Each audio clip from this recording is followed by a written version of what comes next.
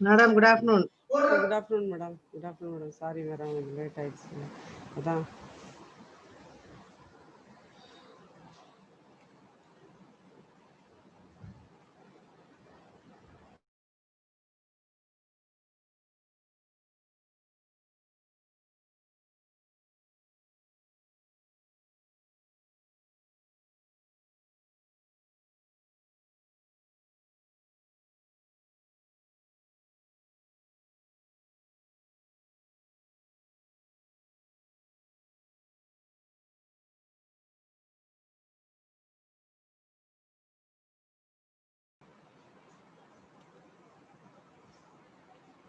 Doctor Premalatha ma'am.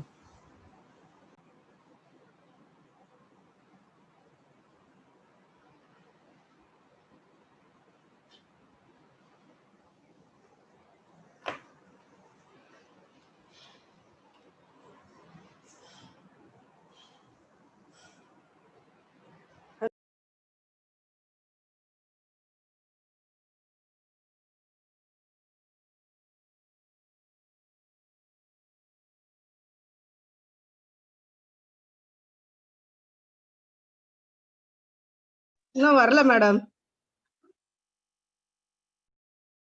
Okay ma'am, okay ma'am.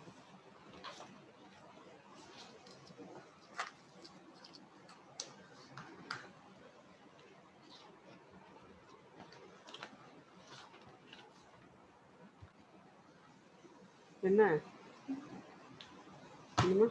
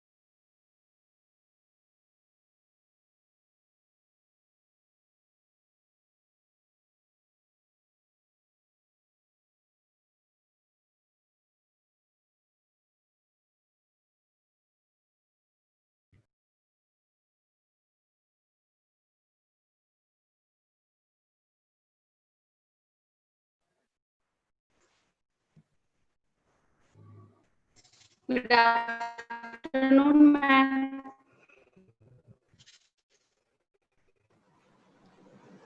Good afternoon, ma'am.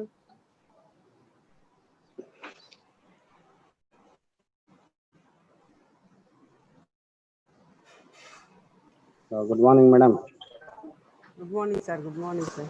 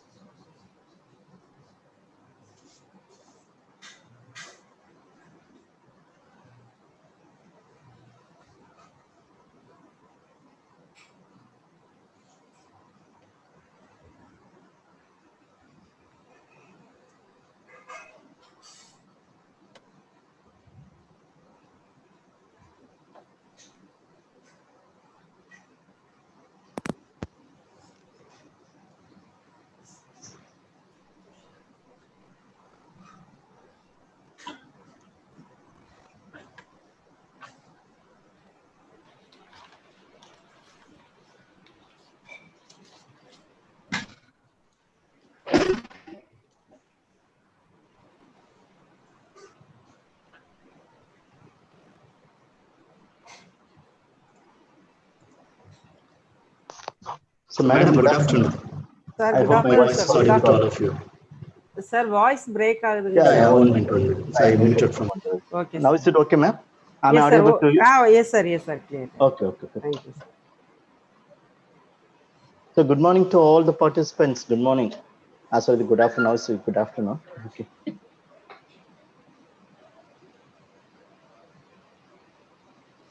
Good afternoon, thank you, sir.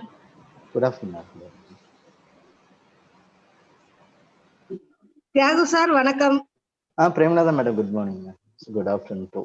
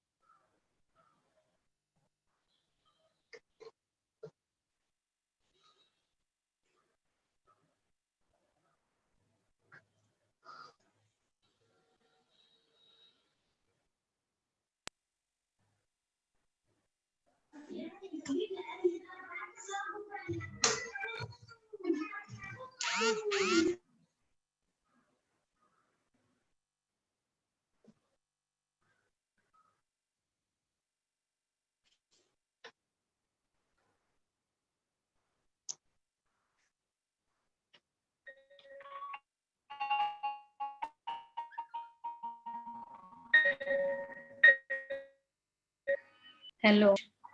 Hello.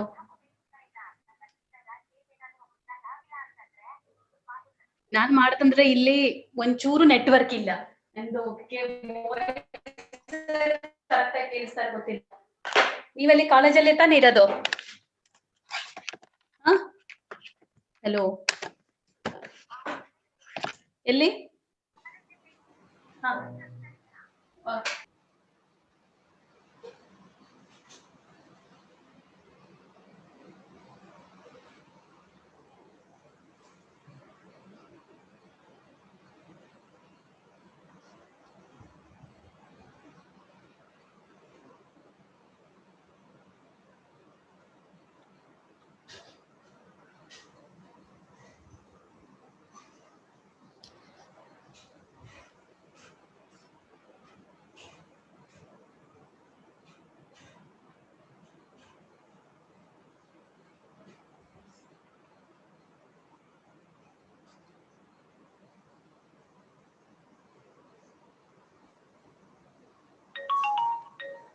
Tamila ma'am, hello.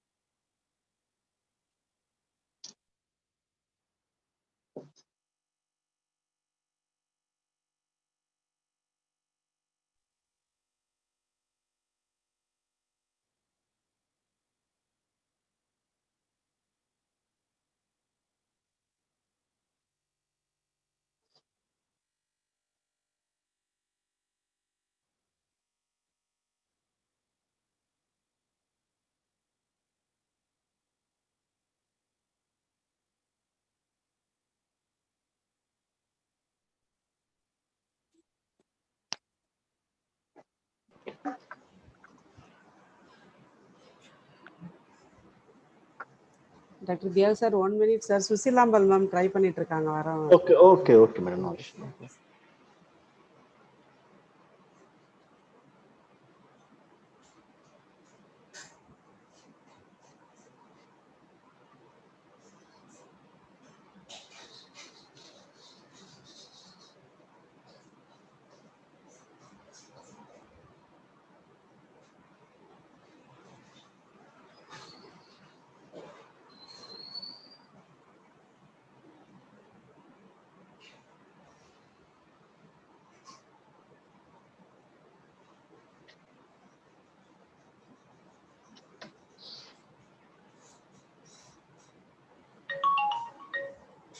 Ma'am, please try, ma'am. We will waiting for you.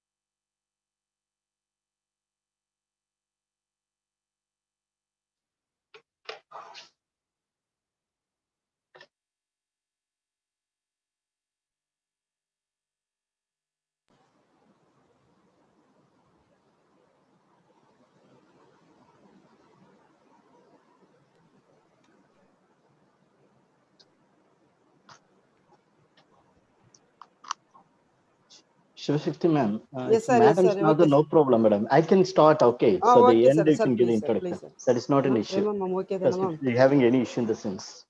Yes, Because we sir. have to Okay, sir. end. Okay, sir. Please, sir. Please. Yes, ma'am. So can I Yes. start directly? Okay, Yes, sir. that's Sir, not an please, issue. please, please. Okay, okay. Please. I will start, please, sir.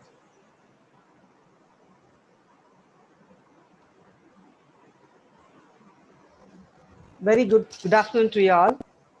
It's a great honor and an immense pleasure for me to welcome you all for this 1 week online capacity building training program on digital pedagogy.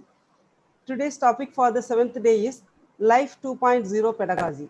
Today's eminent resource person, Dr. K. Tyahu, Assistant Professor, School of Education, Central University of Kerala. I welcome you, sir, with all my pleasant greetings. Thank you, ma'am. Thank you. Once again, I welcome you all on behalf of Center for Capacity Building Programs for School Teachers, Tamil Nadu Teachers Education University, Chennai, and Department of Education, NMKRV College for Women, Bangalore. Now I request Dr. T. Premalata, Assistant Professor, Department of Education, SDE, Bharatiyar University, Coimbatore, to deliver the welcome address. Please, ma'am. Dr. Premalata, ma'am.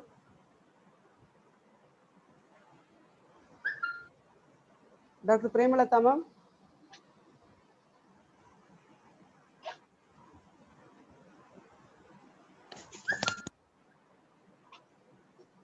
Hello.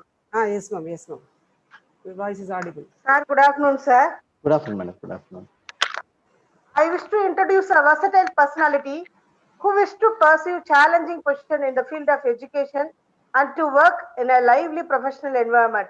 Dr. K. Tahu, Assistant Professor, School of Education, Central University of Kerala, Kasaragod.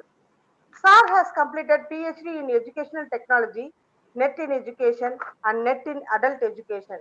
He is an expert in the field of technology, statistics, and mathematics. He is well known and popular in the digital field and has more than 15 years of experience in the field of education.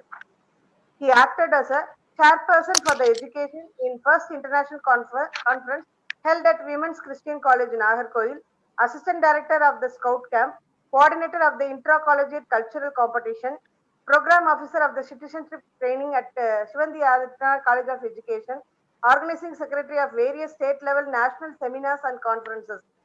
He is a life member of the Indian Society for Education and Allied Department of Education, Mother Teresa Women's University, Kodaikanal. Life member of Council for Teacher Education, Tamil Nadu State Center, Karikudi. He is nominated as a member of Board of Studies in Education for the Department of Educational Technology, Bharati Rajan University, for the period of 3 years from 2014 to 2017. Acted as a panelist in the panel discussion session on the topic Best Practices in Educational Leadership in the Digital Era, held in St. Thomas College of Education, Tutukurin. Acted as guest lecturer in the Mathematics Club celebration, organized by Muhammad Sadak Teacher Training College, Pattinambakam, Ramanathapuram. He got Dr. P.K. Sudhish Kumar Memorial Best Researcher Award, instituted by CTE Kerala State Center on 2012 in connection with the International Education Meet 2012 on education for global excellence held at Thiruvananthapuram. Got a Best Paper Presenter Award in many national seminars. He trained many participants in data analysis in social sciences using statistical packages. Application of SPSS in educational research.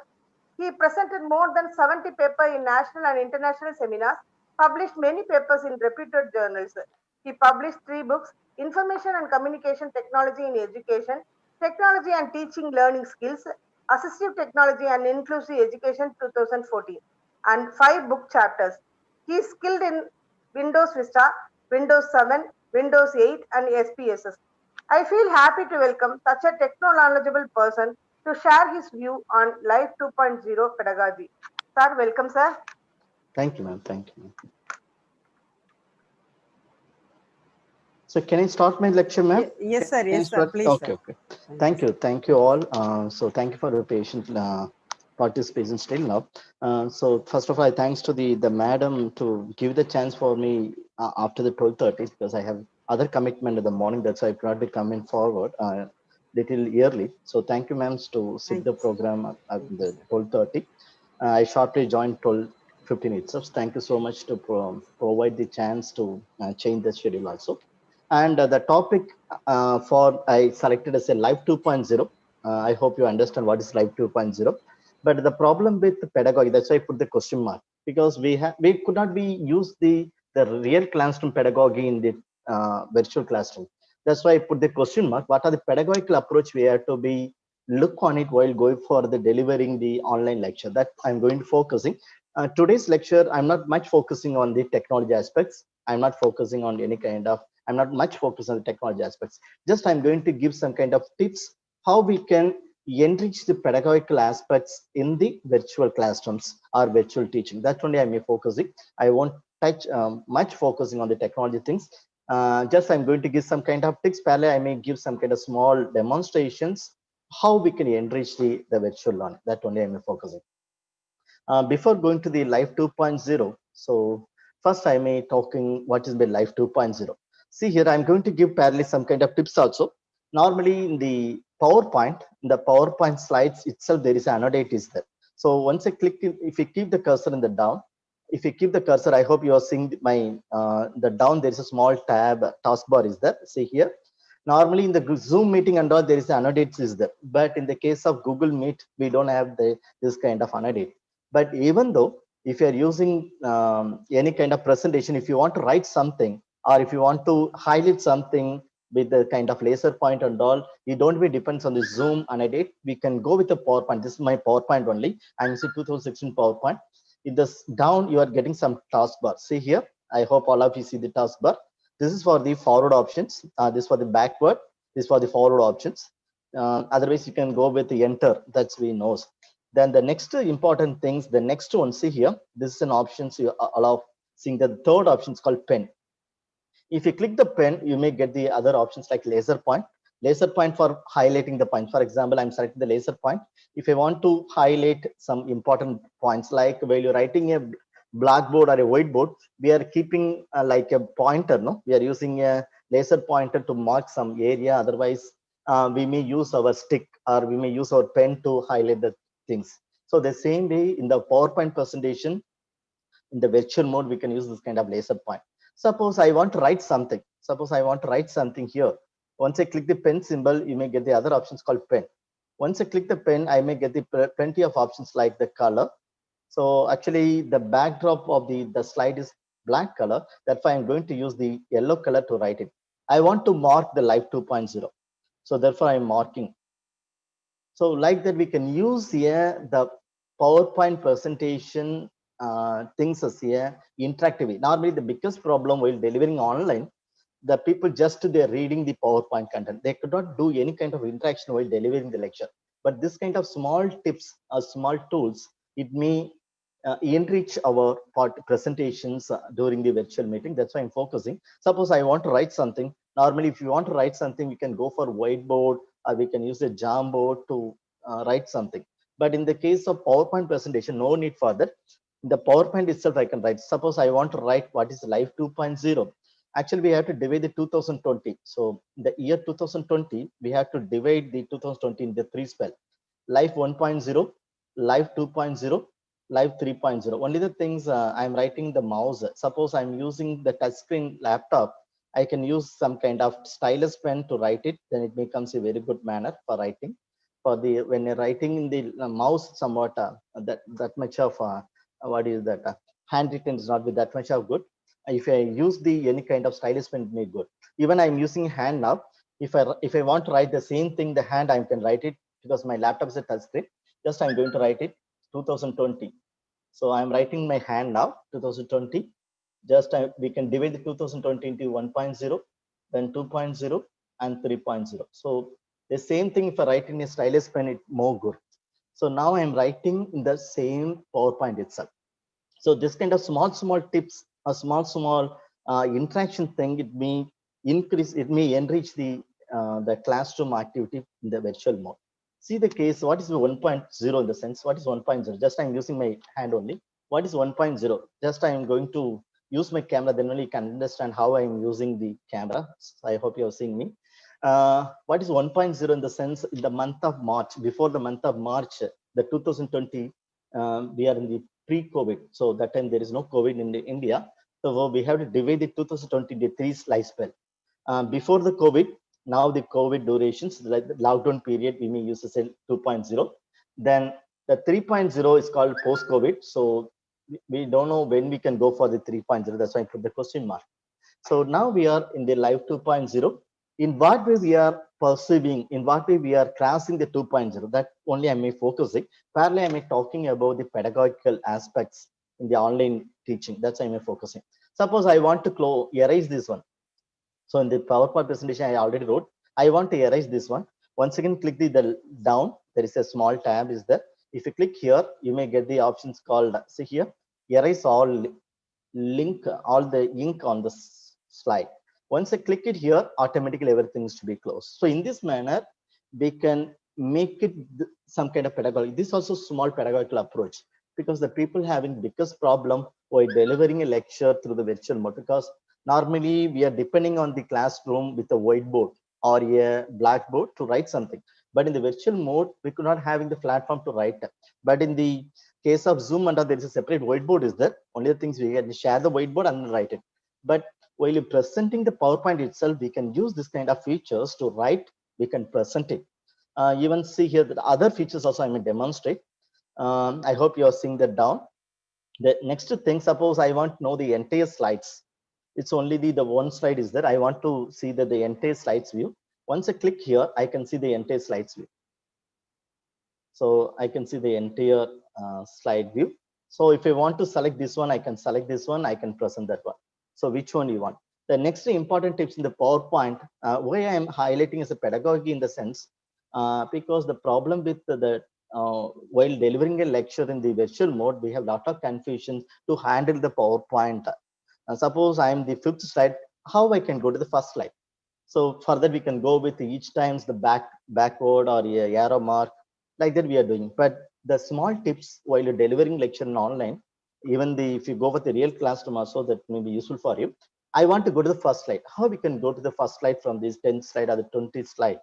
You can go to the 1. So the number 1 and enter. So I'm keeping the hand in the number 1 as well as the enter. Once I click enter, automatically it comes to the first slide. So in this manner, we can go directly to the particular slide. Suppose I want to go to the 7th slide. I can type 7 and enter. So it is a 7th slide. If I want to go to the second slide, number 2 and enter.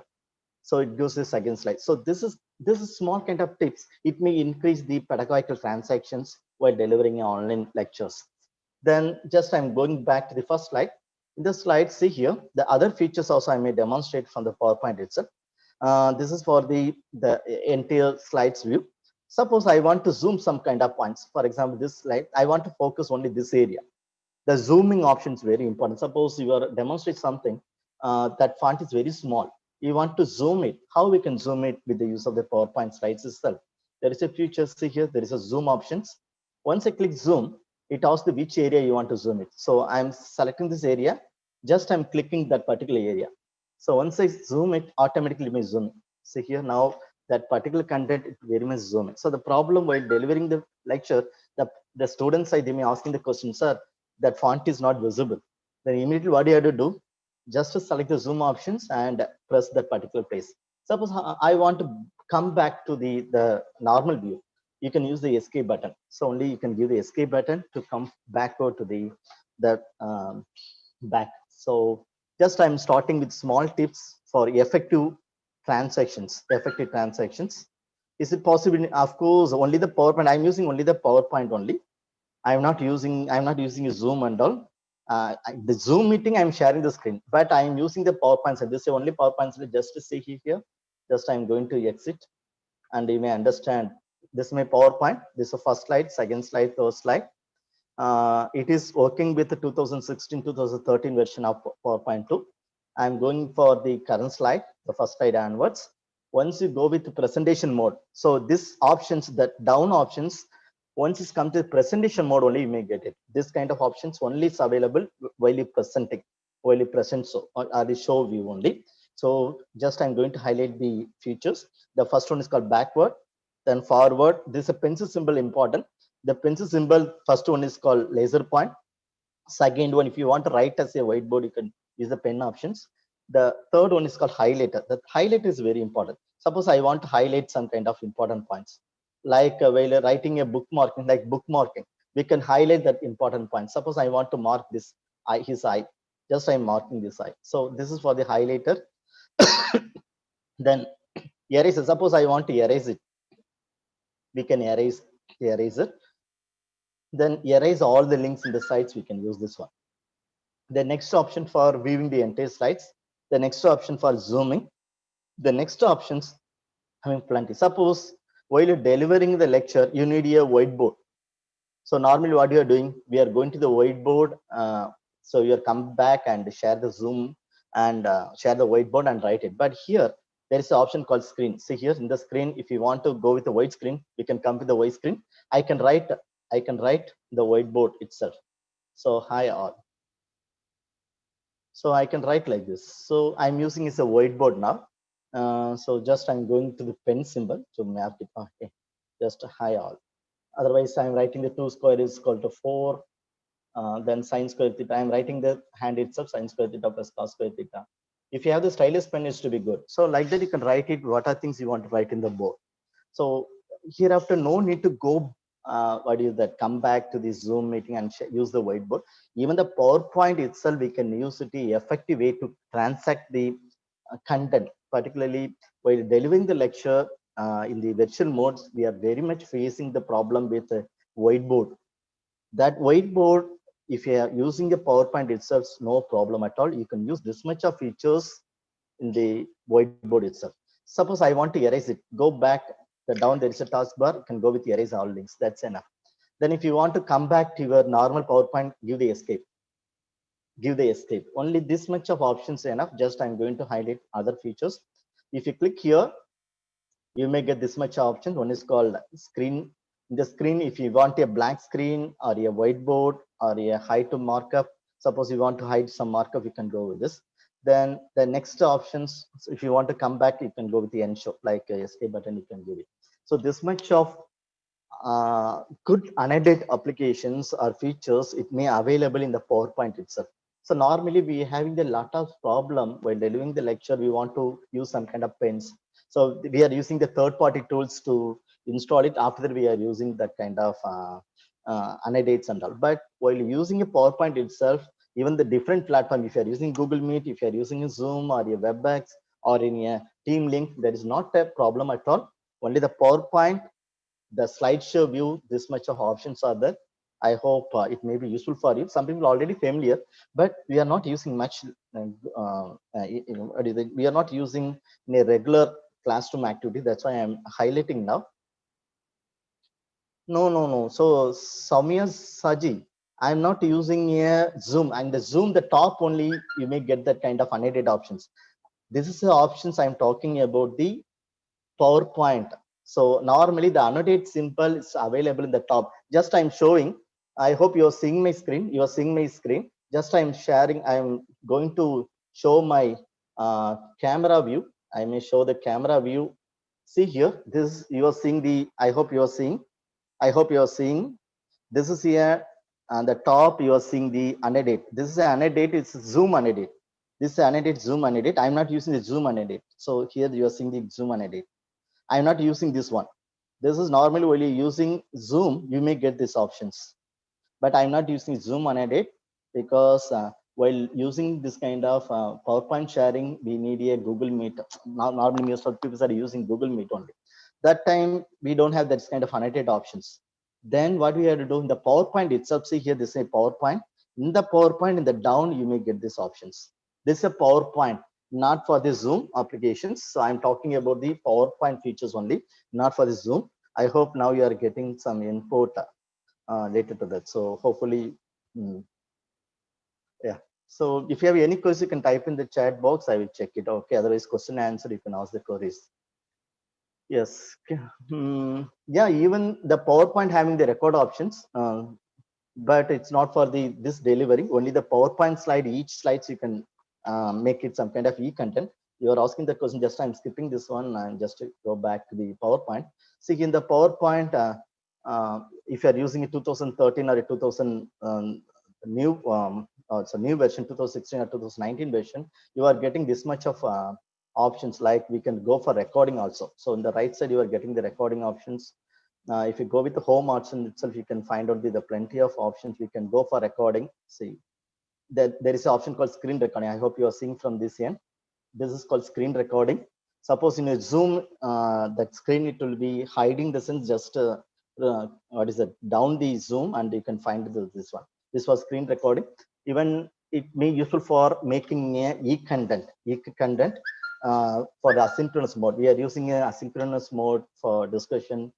This kind of we want to share that video. No, instead of developing, you can use the third-party tool like the Screencastify or Screencast-O-Matic or any OBS Studio. You can use your PPT as a screen recorder. That much is good. No, so the problem, the stylus pen, it may working with the touch screen only.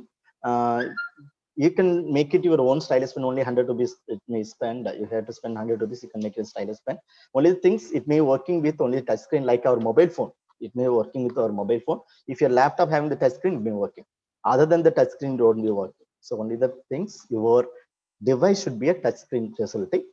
Then only it may working. Just I'm going for go to my presentation. Why I am focusing this area in the sense, because I am talking about the pedagogy. The pedagogy is questionable now. Why in the sense we are not familiar in what we are transacting the content through the online mode. Because the reasons I am emphasizing or I am highlighting this myself small tips to enrich our pedagogical inputs while delivering in online. Yes, now I move to the Life 2.0. This is my task.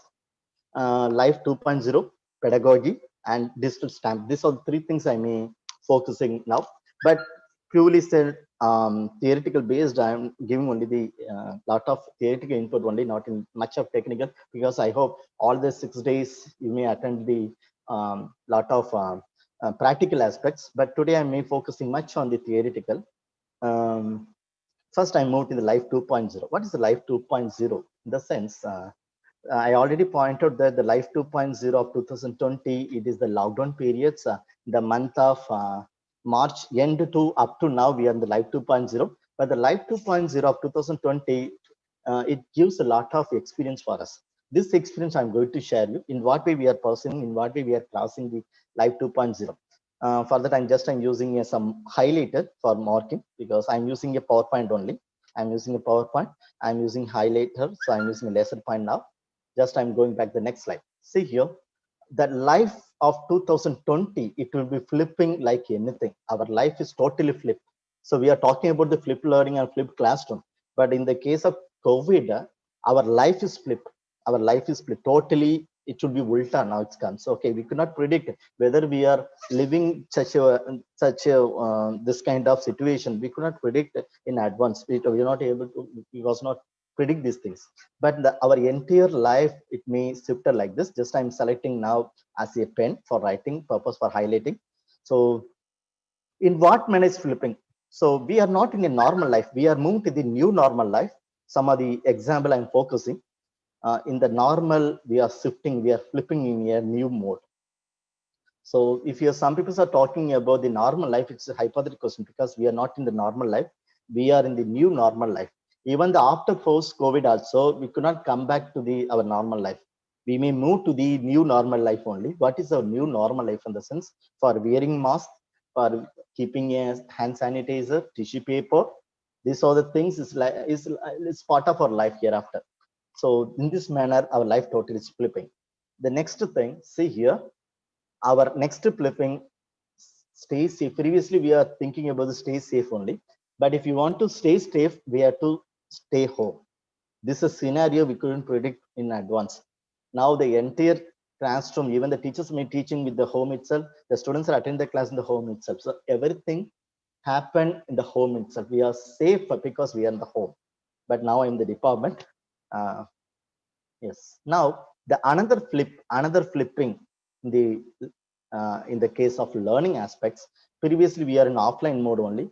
The face-to-face interaction only may happen. But what the flip in the sense, the offline now is moved to the online. Even we are not in the blended mode. So the blended also we are not using, because blended in the sense the face-to-face interaction parallel that some kind of online tools if you incorporate, then it's called blended. But in the case of the COVID time, the Life 2.0, we are totally moving to the virtual mode. That is called virtual in the sense online. You enter A to Z, the teaching, learning, evaluation, everything may happen with the use of online. So the credit goes to the COVID only. The next flip, even the people, we may keep this kind of distances, at least 2 meter distances. We have to keep it. So our life, previously we played together, we sit together, but not now. Even I could not be meet my parents now. So I am sitting in the Kerala, my parents on Tamil Nadu. I could not meet them directly the past 6 months. I'm struggling to go to Tamil Nadu, but the past system and all, it not make me to go there. And this is the biggest problem I am facing from the sector, from the side of the real interaction with my parents. But the only advantage, I may speak them daily with the use of mobile phone, with the use of WhatsApp call and all. So even I'm not seeing directly to them, but daily I'm virtually meeting my parents with the use of this kind of online tools. In this manner, my life is flipping. Then in what manner the flip is happen in the Life 2.0? See, previously only the passions. So those who are having some wheezing issues, those who are having some kind of allergy, air allergy and all that, people's only wearing this kind of mask. Now the entire people, the entire world, the peoples may use this kind of mask. And previously we could not think about this kind of sanitizers. Only the high class people, they're using that kind of hand sanitizer. When you go for flight and all, we may see this one. But now the scenario change. Now the scenario is changed. All the people, even the rural area, so in the hand, when you enter it, they are giving some kind of sanitizer to wash the hand. So we couldn't predict this also in advance. This much of flip it happened like 2.0. The next, once the some of the office they already started, but see the situation in what manner they're sitting and doing the work, in the sense we have to keep some kind of distance. We already make it already focusing. That's why some of the colleges, they're running with 50% of teachers, or some of the factories running with only 33 or 50% of faculty peoples are working. They are going to shift manner. So all the employees, they not go to the directly to the campus or directly to the the particular area which they allotted for them at the same time. So they are fitting some kind of shifting. The next thing, the Life 2.0, the flipping. Previously, when you're taking a selfie without mask, we are taking the selfie. Now even the people are keeping the status with the mask only. So this kind of selfie mode also is knowing. Now now the government also banned the TikTok. That's why the peoples are thinking about the other alternative platform to showcase the talented and talent in the Life of 2.0. So still I'm talking of the Life 2.0. I'm not coming to the pedagogy, because the Life 2.0 is talking much, is giving lot of experiences, positive experiences, negative experiences. In what way the Life 2.0 make changes in the classrooms? That I'm focusing now. That I'm going to focus. See the case, the Life 2.0 after the post-COVID I'm talking. After the post-COVID is called Life 3.0. Once after the post-COVID also, what it happened, we may sit, and the students, we may sit like this in the social distances. But this is not in new for us, because in the 100 years before itself, we started a distance education. Now in the real classroom, we are going to implement the distance education. So it means that the students are sitting in a distance mode. Like I'm not talking about directly it's in distance, but the people are sitting in a distance. That's why I'm using the term as a distance. Even the teachers may stand more than 1 to 2 kilometer away, meters, not kilometer, meter away from the students. They may talk. That is why this is a scenario may happen in the Life 2 3.0 only, but the Life 2.0, the entire things going with online. Now they see the case, the Life 2.0, these are the compulsory devices, are bring your own devices. So BYOD, these are the bring your own devices. We have to keep it always in the bag. What are the devices? The 4 devices we are always keeping. One is called face mask. So if you are wearing, no problem. Otherwise, you can keep some kind of second mask also. So you could not know when the mask may, sometime without knowing, we may get somewhere, we come back. So better we always keep some kind of safe face mask, alternative face mask in your bag, then hand sanitizers, then tissue paper, then one more main devices is nothing but our mobile phone. I hope you are seeing the mobile phone. Even this mobile phone, we are using past 10 years. Some other people are using the past 5 years only. But if you look on to the that comparison, if you do the comparison, if how much you are using a mobile phone for our teaching and learning in the life 1.0 and life 2.0. So I request all to kindly type your views related to the life 2.0 usage in mobile phone. I request all to type in the chat box. Kindly type your views in what man, how much you are using a mobile phone. Previously, we are using mobile phone only for entertainment aspects, for watching a Facebook or watching a for reading the WhatsApp. That much only we are using. But after the course COVID, so did the lockdown period or the lock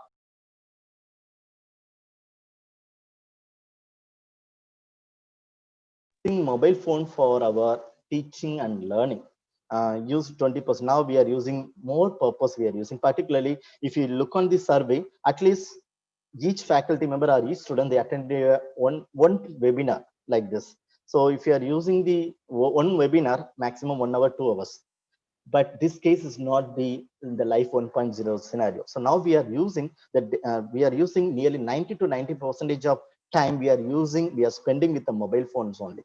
So this is a impact of the technology in the teaching and learning. Previously we are not using much technology in the teaching and learning, but now most of the faculty, even I'm not talking about the teaching one, I'm talking to only even the other company people, even the rural people also, they are much using the mobile technology now.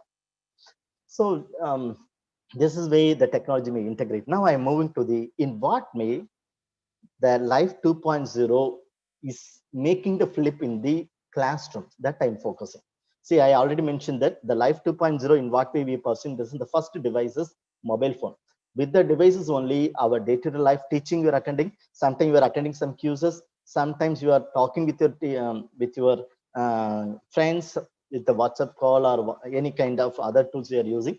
But if you look onto this small survey, if you do some survey, how many tools you downloaded in the month of the last 3 months? Kindly give some kind of input in the chat box. The last 3 months or last 4 months, how many apps you install in your mobile phone? Just you can give the list. I want to know the numbers only.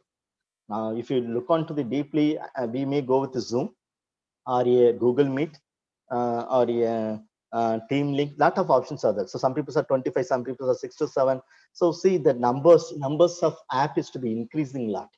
Previously, in the month of March, we could not know whether our mobile phone having this much of plenty of features available in the mobile phone itself for our teaching and learning. So Muniappan Doraisamy and all, he installed more than 25 applications.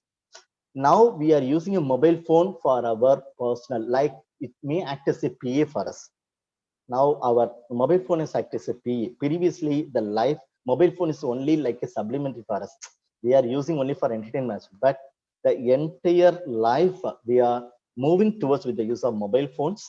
That much of technology integrations it may happen. The next thing, uh, previously, if I want to approach some neighbors in the sense, I may approach the neighbors giving the some sambar or rasam or vadai, something I may approach the neighbors. Nowadays, the childrens or the parents, they approaching the neighbor to share the Wi-Fi connections. I hope you also having some kind of experiences.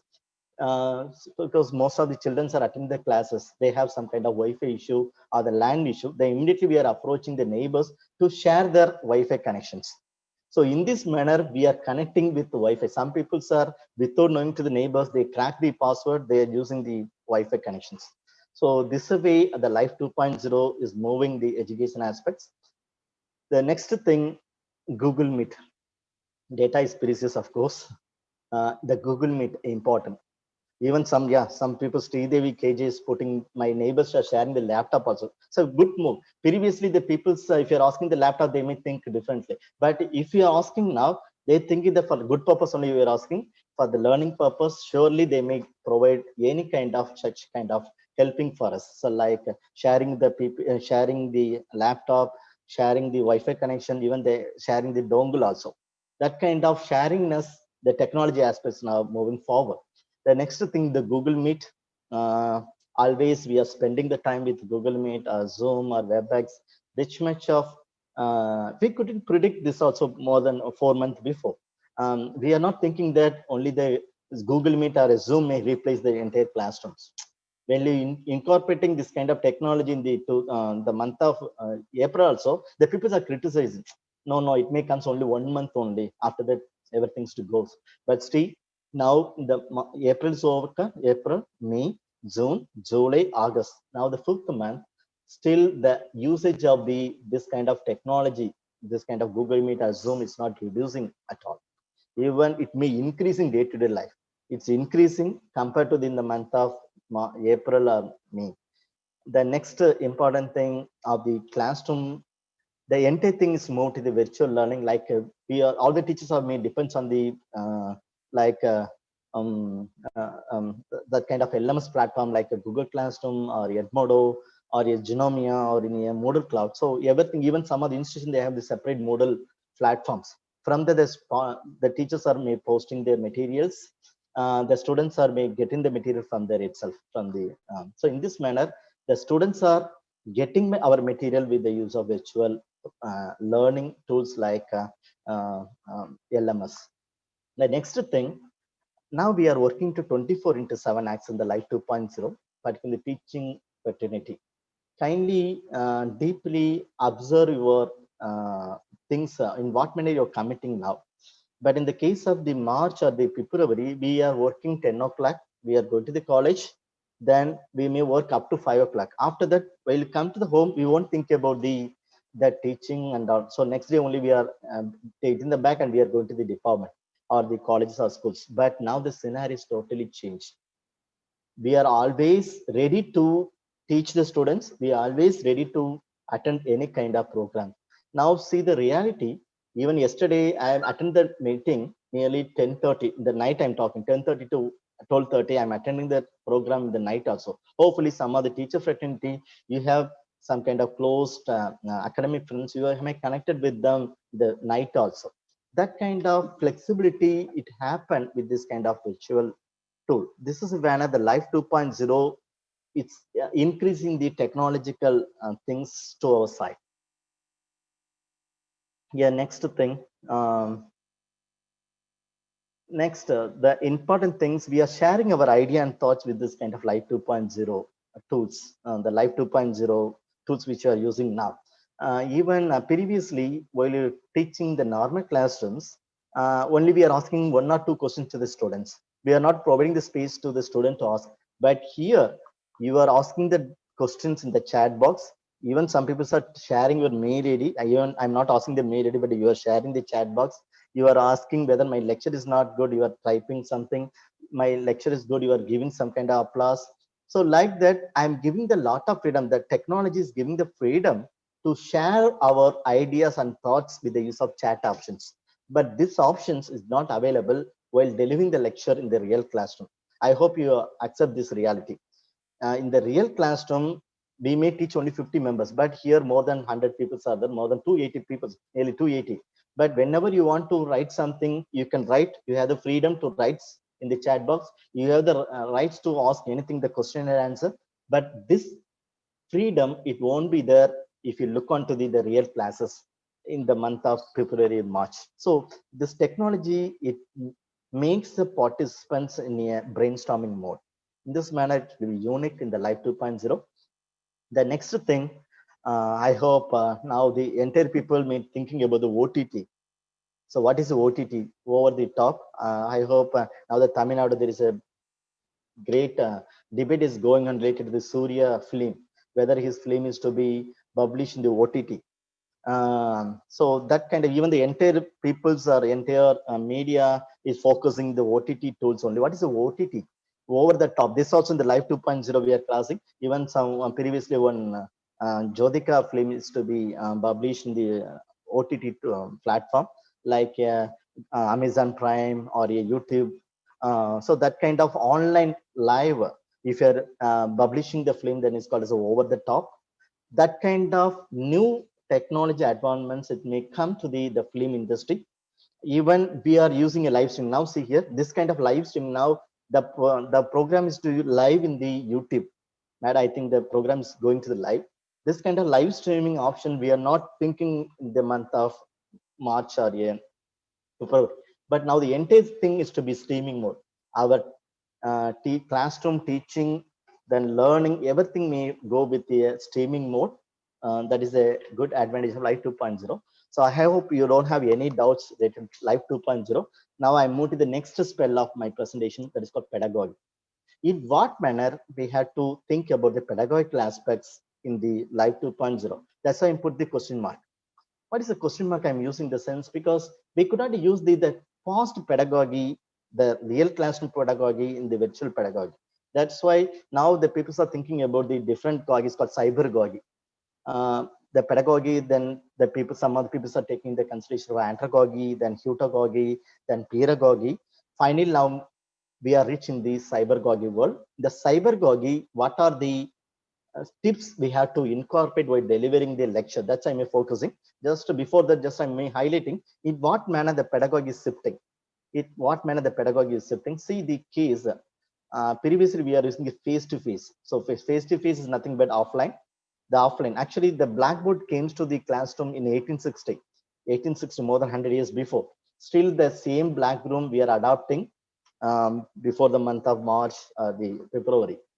But after the FDP, sorry, the F2P, the face-to-face, we are moving to somewhat blended approach, like in the classroom, some kind of LCD projector or interactive whiteboard we are incorporating. This means that we are adding some kind of online tools parallelly with offline, right? Face-to-face with the technology. But now the Live 2.0. So the Live 2.0, it moves totally with the virtual mode. So I'm going with 2.0. So my handwriting is very poor. Kindly adjust with me. The Live 2.0. Now the entire virtual mode is moved to the online. So we could not use the blended also. The blended now is outdated now. The entire teaching, learning, assessment scenario is moving to the virtual mode. Therefore, we have to use, we don't use this kind of pedagogical approach of the past. We have to think about the new pedagogical approach of the virtual classroom teaching. That's why I'm suggesting this much of approaches. Kindly note it. Before going to the pedagogical approach, but this kind of virtual pedagogical approach, it emphasizes the 3 A's. What's the 3 A's? We already know the 2 A's only. One is called anywhere, anytime. These things we know. So the virtual learning may give the space for anywhere and anytime. See, the other one is called any size. See the case, now the program participants nearly 280 now. Some of the participants, they maybe see the YouTube. Even after the program also, the YouTube videos are available. Even after the some peoples, they may watch regularly to the TNT websites. They may watch this lecture in future too. So now the classroom size is any size. There is no boundary of the size. This is a main approach, the technology. Previously, the classroom consisted of 50 member or maximum 20 or 30. But now see the reality, even the Tamil Nadu Teacher Education University, they are organizing the program with 1,000 participants also. More than 1,000 also they plan to organize. So even some other program I attend, more than 1,000 participants participated. But this is not possible while organizing a meeting in a real classroom. The real classroom is not possible. Only the politician, they conduct some kind of conferences in the open places. More than lakhs people are coming. But that kind of scenario in the virtual mode, the teaching community, teacher fraternity, we are organizing with the use of the technological advancements. Therefore, the 3A approaches in the virtual classrooms are anywhere, anytime, as well as any size. This is the 3 pedagogical approaches. Now, the only one thing I may talking to you. So only in the sense, before going to the classroom, virtual classroom, you have to look on this kind of 3 things. This also some kind of pedagogical input, because the pedagogy in the sense, don't think is only for sharing the material. While delivering the lecture also, we have to do some kind of planning. That planning or to check or pre-plan, that also may come to the pedagogical approach. So what is the addressing before the problem, before the meeting? What are the things you have to do in the sense? Check the internet speed. How we can check the internet speed? For that, I'm going to give some tips. The tool name is called www.speedtest.net. Just I'm going to do the highlight. I'm going to do some kind of demonstration now for this. I'm going to speedtest.com. I'm going back to my browser. Just I'm going back. I'm minimizing. I hope all of you seen my screen. I hope all of you seen my screen. Just yeah. This is a speed test So if you want, you can type it. I'm doing the speedtest.net. This is a website, speedtest.net. Just to type the URL ID. So whenever you are, suppose we have any problem, you are not able to connect the meeting, kindly open it. You can check your internet speed. So once you open the speedtest.net, on website may open the interface. Once you click the go, it give the three things. One is being the two things important: the download speed and upload speed. So, but you have to look on the download speed. Now it's rotating. It's checking my internet speed. It's checking my internet speed. I'm using a LAN connection. That's why the internet speed is much good if you compared to the Wi-Fi. I'm using a LAN. That's why it's good. Now see here. Now it will be checking how much the download speed. Now my download speed is 92.7 Mbps. So it is so high. It is so high. So 92.76 is so good. That is why my speaking as well as your receiving is to be synchronizing properly. The same way the upload speed may come. The second one is called upload speed. This also more than 5. This thing you have to check whether the upload speed, download speed is more than 5 should be needed. 5 Mbps is needed. This way we have to check your 1 minute. I'm just keeping this yellow. Yeah. These are first steps before going to the for any presentation, or if you want to attend also, kindly check the internet speed with this tool www.speedtest.net. Then you have to look on whether your speed is 5 Mbps. If you are having 5 Mbps, no problem, or more. If you are reducing 5 Mbps, damn sure you would not get my voice clearly. You could not share your screen. That much of problems may come. Kindly check your internet speed before attending the program. Then slow speed affect the quality of the sound and all. Kindly check this one. The next one, whenever you are attending the program, kindly log in 5 minutes early. 5 minutes early. Particularly the resource person side I'm talking. The resource person may join 5 minutes. Even I am joining this program nearly 12:10. The program is 12:30 only, but I joined 12:10 because I want to check my uh, speaking sound as well as the whether the host can make me as a co-host. Then only I can be able to share it. For that purpose, I'm joining 50 minutes before. So the same things as a participant also you can do it. You can join 5 minutes early and check your sound. How we can check your sound? That is why while the meeting, just I'm owning, just I'm giving the good afternoon, good morning message to the Shivasakti madam, other madams too. Why in the sense I'm checking whether am I audible to others. Instead of that, normally the meeting, what is happened, madam, am I audible? Whether my voice is clear to all of you. In this question only, it's going very most of the programs going like this only. But instead of that kind of word, just you can greetings them. Hi students, how are you? Then you can call one student to ask some questions before the meeting. This kind of small greeting things you have to keep it before going for your class discussions. Then only one important things while using a Zoom or a Google Meet, don't use the other task. So sometimes the people open a 5 or 10 tab. Parallelly it may playing the YouTube, parallelly they open the Gmail, the parallelly they open other things. If you're opening the multitasking, your speed of internet may be reducing. You are not able to participate in well in the program. Even that particularly in the context of the resource person, kindly avoid to open multitask. Multitask, kindly avoid this one. The next thing, always use a headphone. Headphone in the sense, some people are now using a Bluetooth, but instead of using a Bluetooth, better to use this kind of headphone wire headphone. Why in the sense the Bluetooth, sometimes the Bluetooth network issue in the sense some kind of echo it comes, my voice is not reachable to you. Better you can use the headphone for attending the phone, but in a wire based headphone. The second one, better to use a LAN connection if you have the LAN connection compared to the Wi-Fi. Sometimes the Wi-Fi, suppose I'm using this dongle. See, I'm using the dongle also connected with my other laptop. The problem, we could not know whether my charge is there. Sometimes if rain it comes, I'm talking about the rain. We don't have that kind of blue color. It may comes the red color and all. So we could not get that network also. So better to use a LAN if you have in the sense. Otherwise, you can depend on your mobile network itself. This way you can be addressing the technical challenges well in advance before participating in the program. Now I may talking about the pedagogical inputs. What are the pedagogical approach you have to follow while attending the virtual classes? So before starting the program itself, so I've started some kind of demonstration for making to attentive. Then in between, I ask some other questions to you. Why? Because I want to engaging you. Otherwise, you may go for your normal life. So the biggest problem, the virtual classroom, bunk the classrooms. Previously, we bunked the class. Even I bunked the class while doing the B.Ed or M.Ed. Bunk the class in the sense the students, all the students are bunk. They may cut the classes. They may go for film or they may do some other things. That's called bunking the classes. But in the 21st century, in the virtual classroom, how the students are bunking the classrooms, no? In what manner the banking in the sense, the three options, the two options in your laptop or your mobile phone. One is called turn off your mobile camera, then mute your microphone. In this manner, the people start bunking the class. Most of the classrooms, only the teacher's camera is open, the students cannot open. But I recommend you, while you delivering the lecture for your only the students, if you go with this kind of mass audience, no need for open your camera.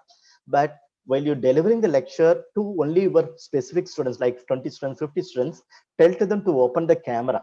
Then only that kind of closeness may happen while talking to them. And you can go with the thumbnail well and you can talk to them. So now the 21st century way of cutting the classroom or bunking the classroom to do the two things: turn off the camera or mute their microphones. So don't allow these things while delivering the classes to your specific students. I'm not talking about this kind of virtual webinar. I'm talking about while you're delivering the classes to your students, tell to them to open at least before the meeting. Before the meeting, you can just interact with them for 5 to 10 minutes in a like a colloquial manner, in an informal manner.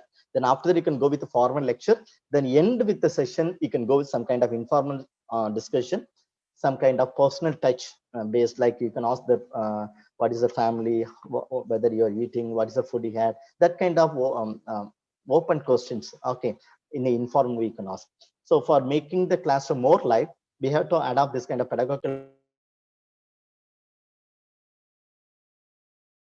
Second one is called poll questions. In between we can ask some kind of poll questions.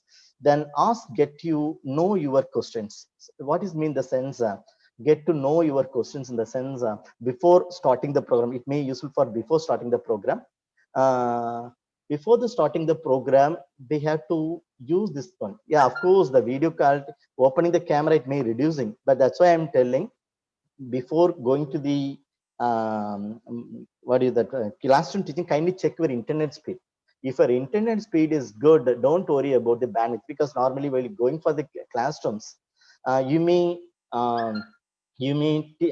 so when you talking about the real classrooms, we have some kind of personal touch happen while you talking with the while you talking with the face. But in the virtual classroom, we are not seeing the face of the students. We are just delivering in front of the laptop. We are pressing that the laptop is the students. That is why I am recommending that don't tell the students to open all the time. Only the time. Suppose you are asking one question to one respective students, one student. Tell the students to turn on a camera, unmute, and then talk to me. So you have to give the preference to each one. Sometimes some gap and the so before the class, you can give some kind of small interaction with all the camera. Then after that, you can tell them to close the camera and then you can give the lecture. The end of the section, you can allow the students to open the camera and interact with them. In this manner, you can customize the classrooms. That is called get know your questions. You can ask the general questions to them to engage them. Otherwise, the small tips for you: when the students are so active in the classroom, in the sense, if you're calling the students with the name, they are so happy. When you're calling the students with the name, they're so happy, because it's like acceptance.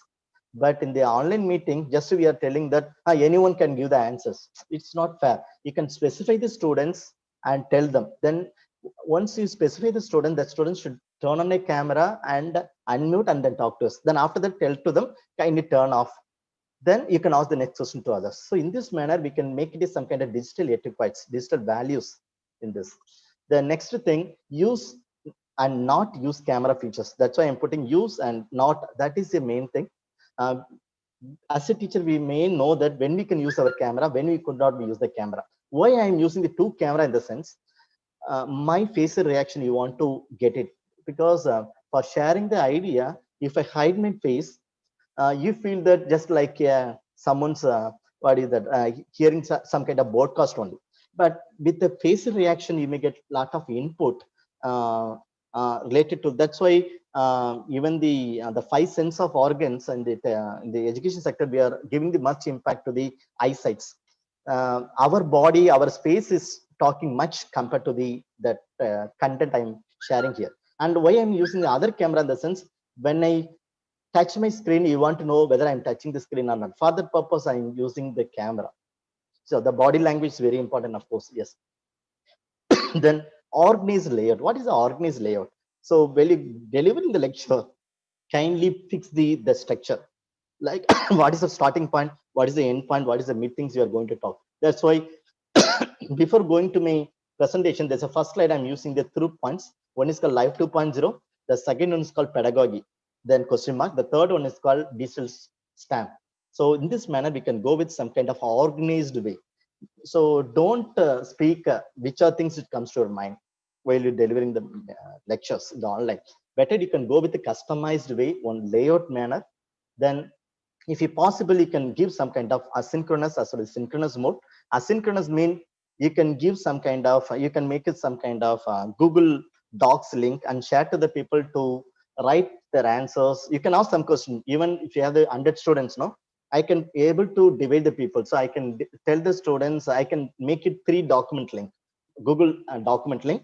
Then I share the link to the WhatsApp group or a chat box or the Zoom, and tell to them the alphabet A to L. So they may use the first Google Sheet link or a Google document link. That next group of people up to say up to the what is that I'm going with up to the yes. So that people may go with the second link. The the third group may go with other group. So in this manner, we can go with the synchronous as well as asynchronous mode. Asynchronous, you know, it is not a real time. Even we can share that link. The students, whenever they feel they're free, they may work together or in a alone manner, they may working. Then breakout room activities. So what is a breakout room activity in the sense? Don't give the 3 hours lecture. Even some of the colleges, what they're doing in the sense, it's not fair. They are organizing these virtual classroom 10 o'clock to 5 o'clock. Don't make this schedule like this. It's not fair in the virtual classroom. Maximum time limitation to fix the virtual meeting 1.5 hours. After 1.5 hours, you can give half-an-hour break. Then after that, you can go for 1.5 hours. Then the lunch break, you can give maximum 1 hour. That kind of space is needed. That's called breakout room activity. Even the 1.5 hours, that first 1.5 hours, you are giving the half-an-hour, no? That half-an-hour, the students do some kind of breakout activities like if you're giving some kind of small assignment, they may do that particular half-an-hour time.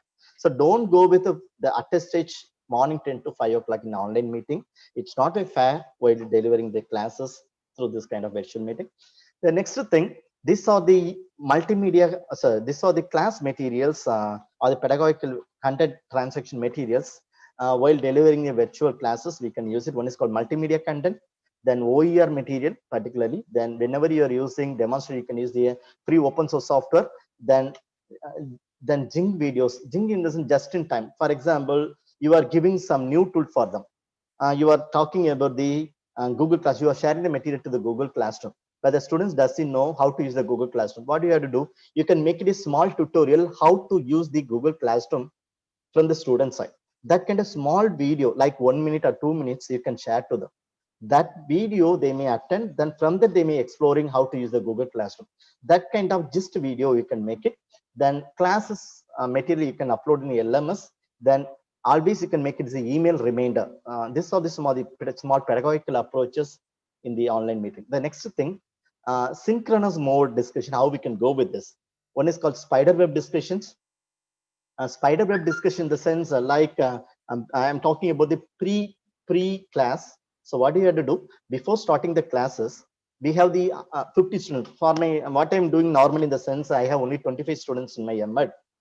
When they join, for example, I fix the meeting 11 o'clock in the sense the students sharply join 11 o'clock. Then after that, I'm giving this freedom to speak 5 minutes. Each one tell hi for the 5 minutes. So each one's just to they share their hi or a good morning, good afternoon to the each students. After that, I'm giving you 10 more times, 10 more minutes for them to give their today's things, what are things it happened at the end. So each one in the sense only 25 students, each students in the alphabetically they will come. I don't tell to them to turn off or mute because they already well versed in this. Once the one student is over, automatically the other students they may open the camera, they open their they unmute, they may talk to me. So in this manner, I'm customizing the spider web discussions before the event. So it's called discussion. Even if you give one question from this, they may be discussed in alphabetical order. Then chat to check. In between also while delivering the lecture, I asked some questions. How many of them using the mobile phone? How many hours you are using? How many apps you are installing? Why I'm asking the sense to check whether the students are attending the classrooms. Parallelly, we may check parallelly. That's called chat to check. Then flip your classroom. It's already we know. So flip your classroom in the sense we have to post the material well in advance. Once the students come to the classroom from the video, they may ask some question. We have to give the answers. Even the synchronous mode, we can use the flip.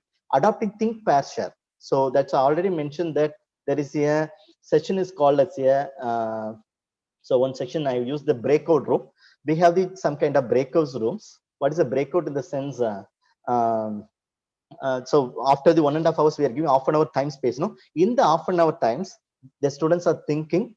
Then they may interact. Even you could not stop the Google Meet or a Zoom meet in the half an hour. So that the half an hour, the students, the in between the half an hour, the students may interact the colloquially with their friends, and if they share some idea in the half an hour, then after the half an hour, if you go for the regular classrooms, when the teachers have started the lecture, the students share their idea about the questions which you asked in the previous sections. The new twist and show and tell. What does it mean? The sense for making the classroom live, just you can open some images and tell to them what you perceive from this image. Like that, you can ask some kind of small images. Don't give 1.5 hour lectures as such. You can give some kind of spaces. You can show some images, or you can ask some questions. From the question, you can interact with the students. But here, I'm not able to interact because I want to share my idea. That's why I'm not able to interact much. Then the synchronous learning, we have to focusing on back forth dialogue. What's a back forth dialogue in the sense, even the Google Classroom, these approaches are there. We have to, if you're, there is a discussion option in the Google Classroom. As a teacher, what you have to do, each students can give their own opinion, or you can criticize the each students responses. At least two students here to like a peer group or peer discussions. We may use the Google Classroom or Edmodo, anything you can use it. Only thing, it's a offline asynchronous mode in the sense that it's not a live mode like WhatsApp group we are discussing. No, that kind of back and forth dialogue may happen back and forth. Then next is a virtual gallery walks. What is a virtual gallery walks in the sense? Suppose the students are sharing their project work. So what do we have to do as a teacher? We can show the project work. We can share the screen. Then the students are seeing the project work of others. Then finally they give some kind of peer evaluations. The students may, after seeing the your share screening of the one person's sharing idea, no, other students they may criticize, they may apply, or they may give some kind of valuable input to enrich the thing. That is called virtual gallery walks. You can use it for the asynchronous as well as synchronous also. Then it's a brainstorming online things. You can ask some question in the Google Classroom or any tool. That questions based the entire day they may go for interactions. That is called asynchronous. Just I'm coming back to the pedagogical approach. For the asynchronous mode as well as the synchronous mode, the interactive is the heart and soul of effective asynchronous learning as well as synchronous learning. So I hope you understand. Without the interactions, if you're teaching anything in the online mode, nothing is equal to the depth of our lecture. So be cautious, make the presentation more lively with kind of some kind of interactions. So because I'm not able to make it interactions because due to the time fact, I want to finish it before 2 o'clock. That's why I'm not giving the space to interact with you. Really sorry for that. But the interactivity is the heart and soul of the effective every e-learning, but with the virtual learning. The next thing, that tomorrow's illiterate will not be the man who can't read. So don't think that those who are not reading, they say illiterate. It's not correct. He will be the man who has not learned how to learn, because we have a lot of tools are available. He doesn't know how to learn, it means that he's illiterate. So be cautious to update yourself And these are the three E's is make the virtual classroom more effectively. One is called engaging, encouraging, as well as the NE tools. So what is the engaging? This and that kind of interaction make the students more engaging. The second one is called encourage. Then the third one is called e-tools. We can make mingle everything. We can integrate the encourage with the use of e-tools, the classrooms to more fruitful. Just I'm coming back to a small hint for you. Whenever you're delivering the lecture in online mode, you can use the tool Google Slide. So normally I'm using a normal PowerPoint, but you can upload a PowerPoint directly there. I'll just tell some kind of input how we can make it a effective interaction with the use of Google Slide itself. Just for 5 minutes, just I'm going with the Google Slides. I hope you know how to go with the Google Slides. Even I'm uploading the Google Slides and the slides there also, I can contact it. So sometimes the network issue, that's why I'm not sharing. But it's better you can make it. So I'm going with the title Live 2.0, Live 2.0. Just I'm doing some demonstration for you. See here, here, suppose I want to ask the question. I'm giving the presentation. So I'm adding the Live 1.0. This is slide Live 1.0. Suppose I want to ask some questions in this slide. So what you have to do? So I'm giving this a live. Yeah, this is a first slide. This is a first slide. In this first slide, you can go for presentation. While you're presenting, I want to ask the questions to you. How I am asking the question without the Zoom? I don't know the Zoom. For example, today I'm using a Google Meet. I don't have a question and answer section. That options are not available. Now we are asking the question and answer.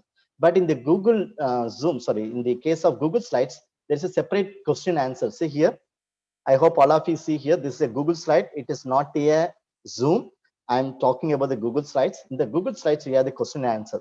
Suppose I want to engage the students in a like a brainstorming or any kind of discussion, I can go with the Q&A.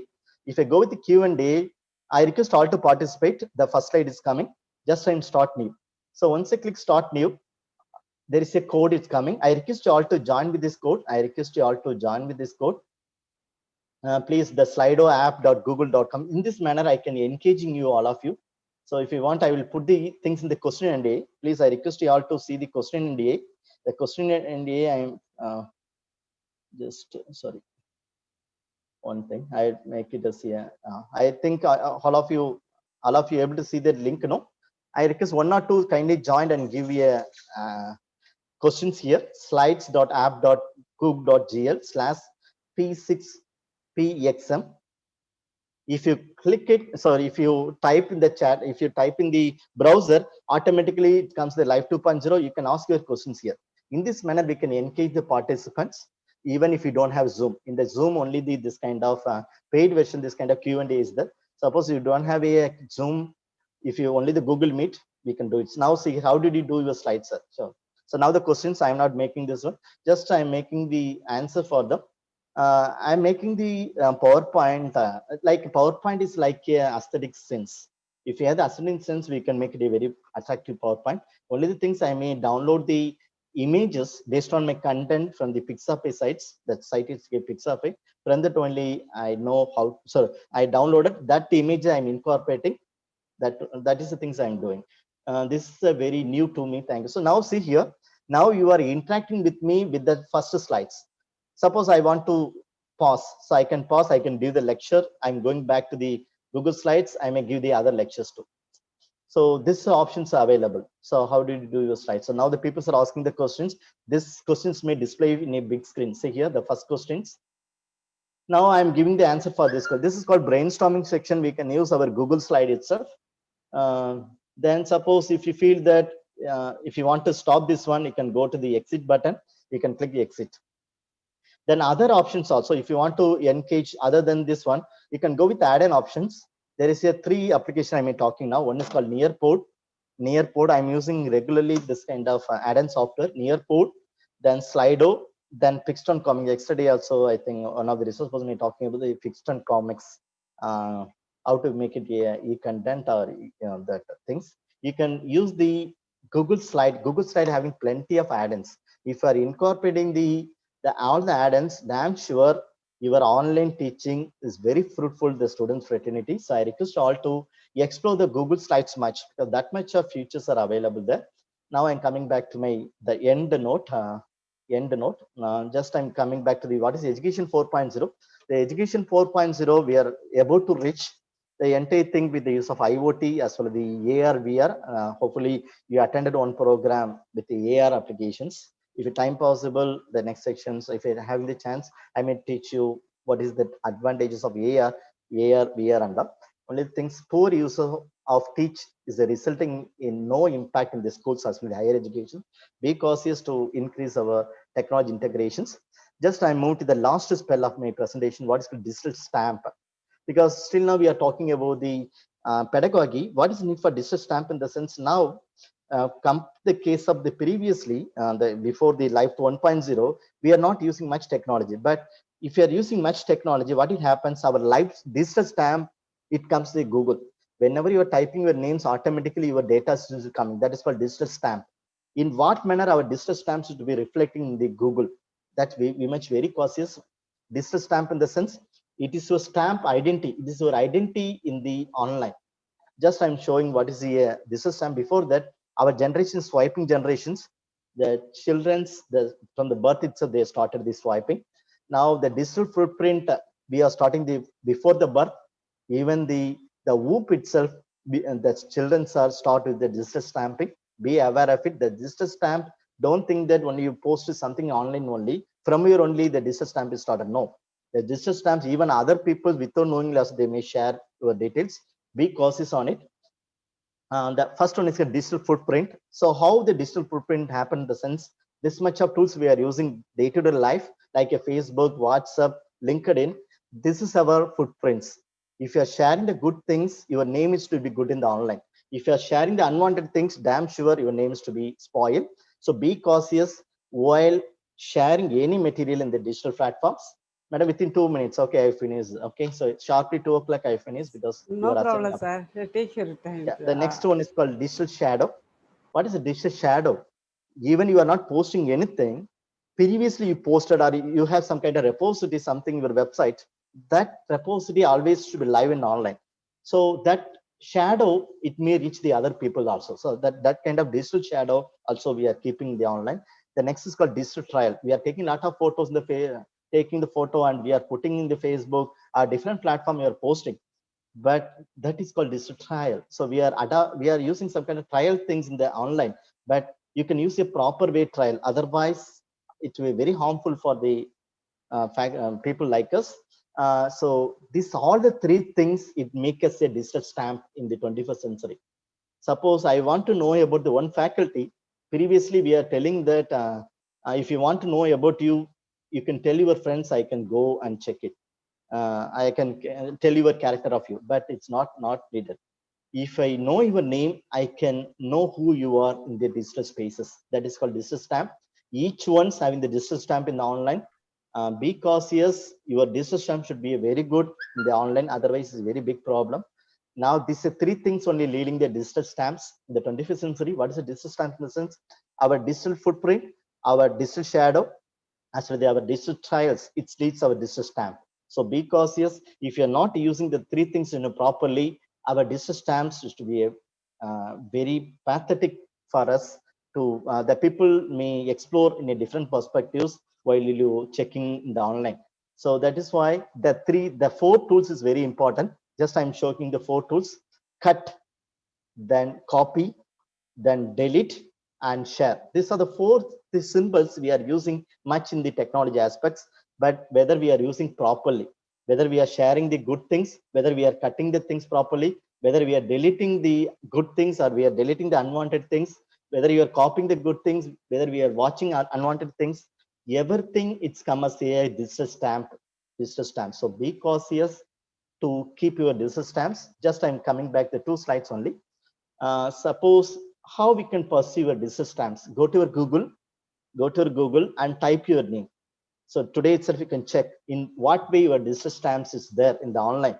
If you type your name, whether what is the first thing it comes up, that is you. Suppose if you about you it comes a good thing, it comes the first one, somewhat is good safer zone, or it's something else is comes, be cautious. You can post a good thing, you can come that other bad things to come back what is that? Go down, your good things comes to front in the Google search. That is called digital stamping.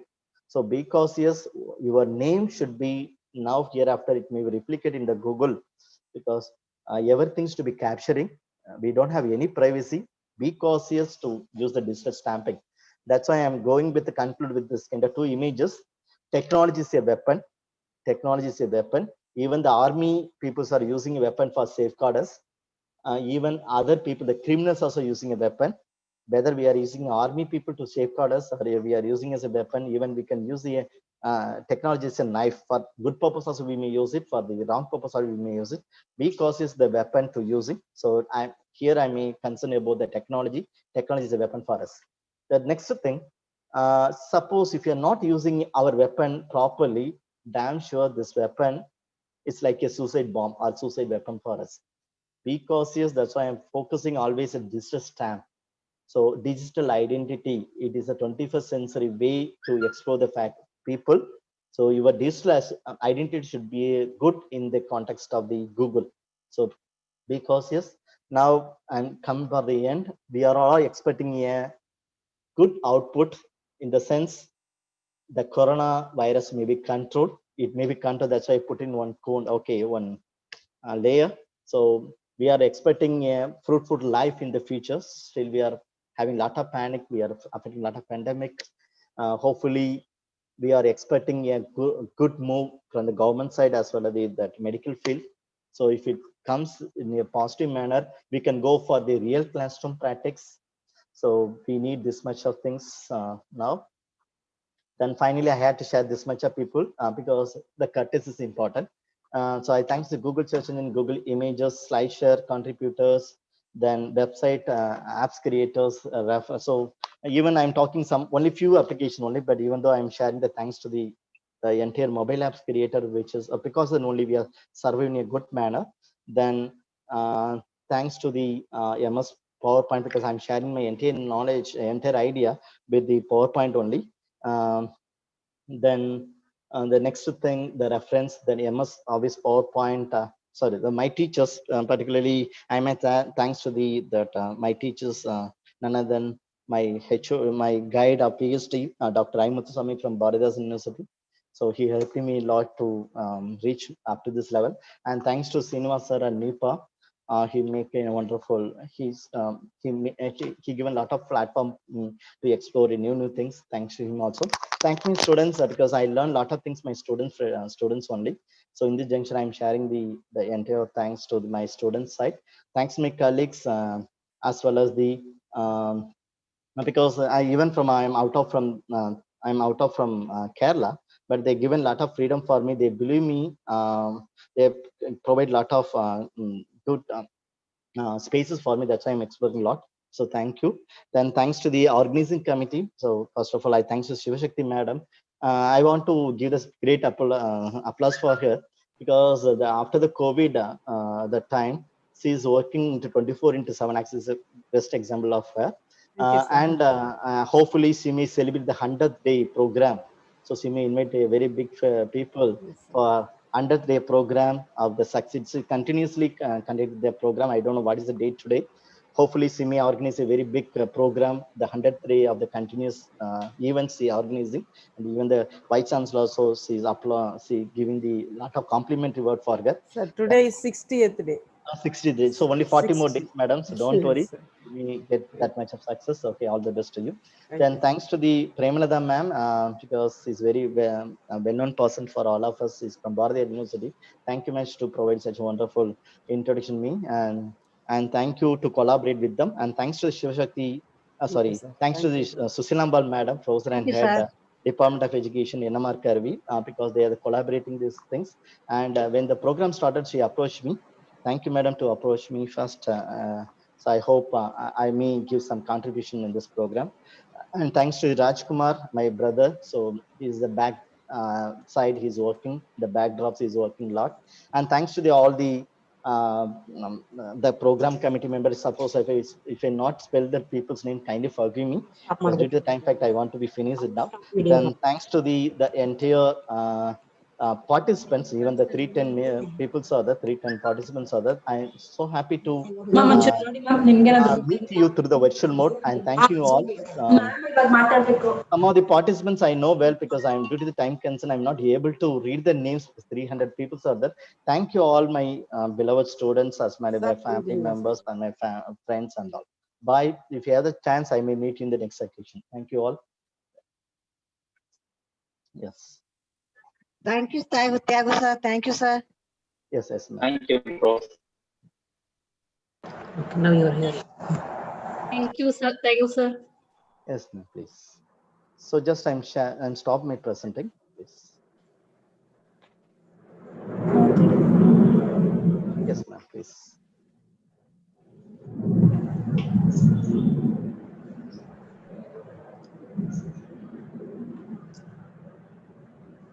Thank you, sir.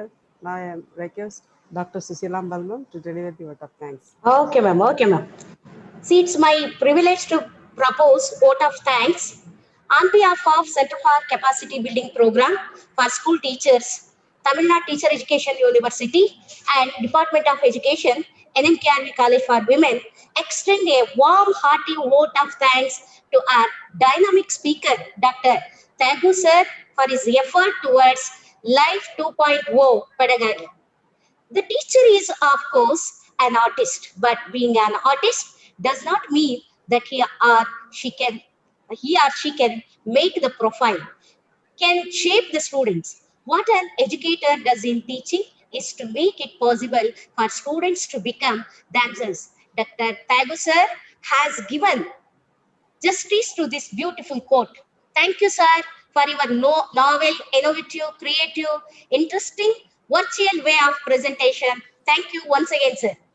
My deep sense of gratitude to Honorable Vice Chancellor, Professor N. Panchanathan, Tamil Nadu Teacher Education University. Thank you, sir. I wish to extend my thanks to respected President Dr. M.K. Panduranga Shetty, Rashtriya Sikshana Samiti, Professor V. Balakrishnan, Registrar, Tamil Nadu Teacher Education University, Secretary AVS Murthy, sir, RSST, for their presence. I also wish to thank Dr. Snehilata G. Nadigar, Principal, NMKRV College for Women, Professor M. Govindan, Dean of Faculty and Ed, Tamil Nadu Teacher Education University, for their enormous cooperation, sir. I would like to take this opportunity to place on record our hearty thanks to Shiv Shakti ma'am, Organizing Secretary, Center for Capacity Building Program for School Teacher, Tamil Nadu Teacher Education University. Thank you, ma'am. I extended my thanks to all joint organizing secretaries. My sincere thanks to Dr. T. Premlata ma'am, resource person, Bhartiyar University, and Dr. Rajkumar sir, Tyagu sir, for your kind support and cooperation, sir. Well, ladies and gentlemen, an event like this cannot roll to success without you, the participants. I thank you all for your active participation. Thank you, one and all.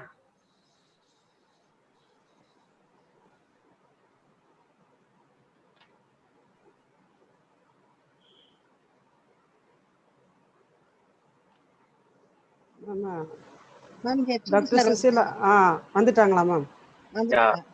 Yeah, chief guest also present, ma'am. Okay, And sir. Okay, sir. we need to check dean of faculty, ma'am. Okay, sir. Okay, sir. வந்துட்டாரு Govindan sir sir வந்துட்டாங்க. வந்தாச்சு Sir, வந்தாச்சு. sir, good evening, sir. Okay, adding. Dean sir, good evening, sir.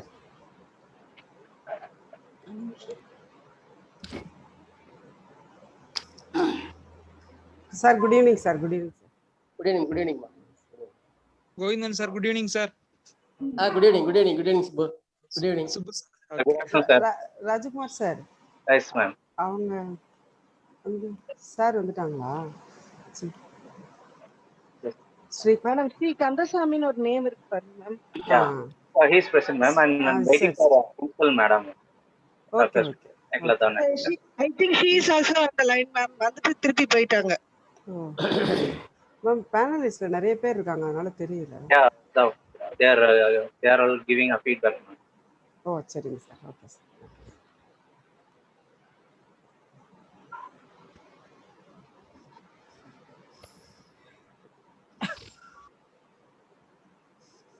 Susilambal ma'am, kindly check it out. Your principal present.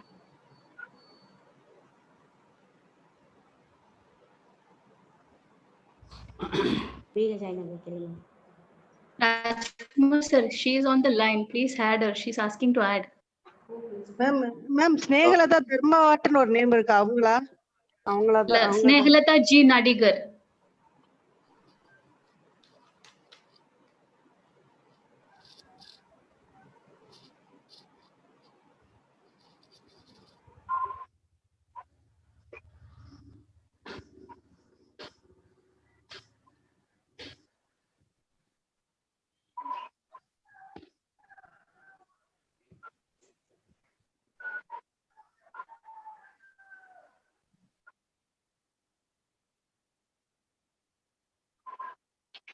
Good afternoon, sir. Good afternoon, Shrikanda sir.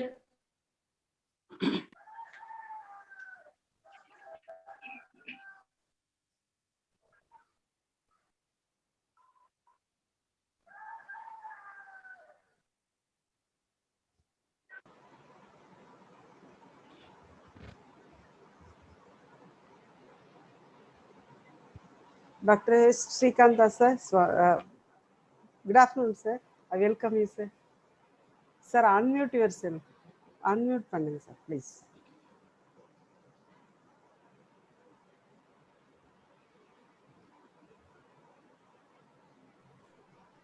Hello, madam. Can you hear me? Yes, sir. Yes, sir. Okay, I thanks. welcome you, sir. Welcome you, sir.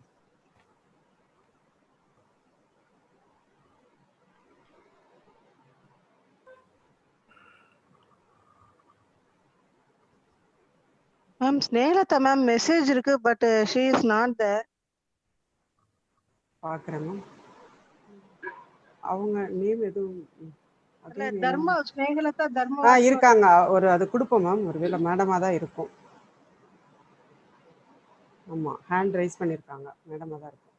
வந்துட்டாங்க பாருங்க.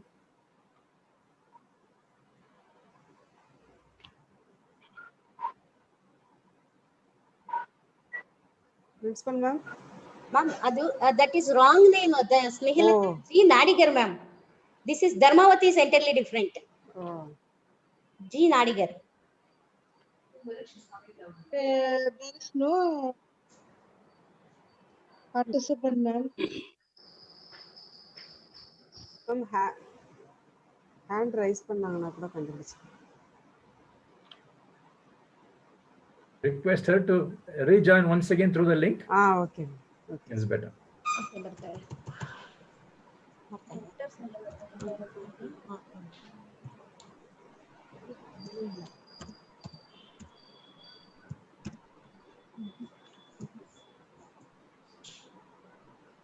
Login ಆದವರ ಕೇಳು madam.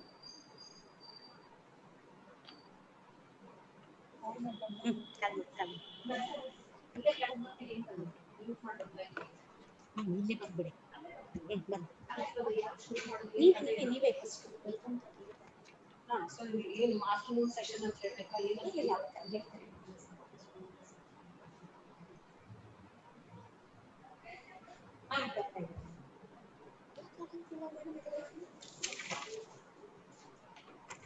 Yeah.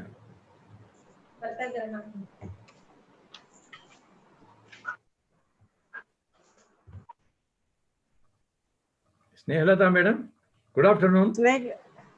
Good afternoon, madam. Good afternoon. Ma'am, unmute பண்ணுங்க. Ma'am, unmute. Ma'am, good afternoon. Good afternoon, ma'am.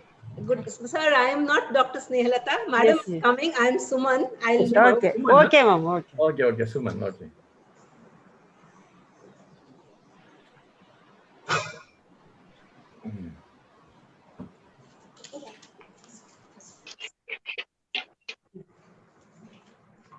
Yeah. Yes. She is Dr. Snehalata. Yeah. I think. Ma'am, good evening, ma'am. Welcome, ma'am. Sir. Yeah. Namaste, madam. Fine. Sir, are we? Yeah. I can remember you. Yes, madam. True. How are you? Fine. Namaskaram. Namaskar. Chanagiddira. Thank you. Fine. ಚೆನ್ನಾಗಿದ್ದೀರಾ sir? Okay, sir.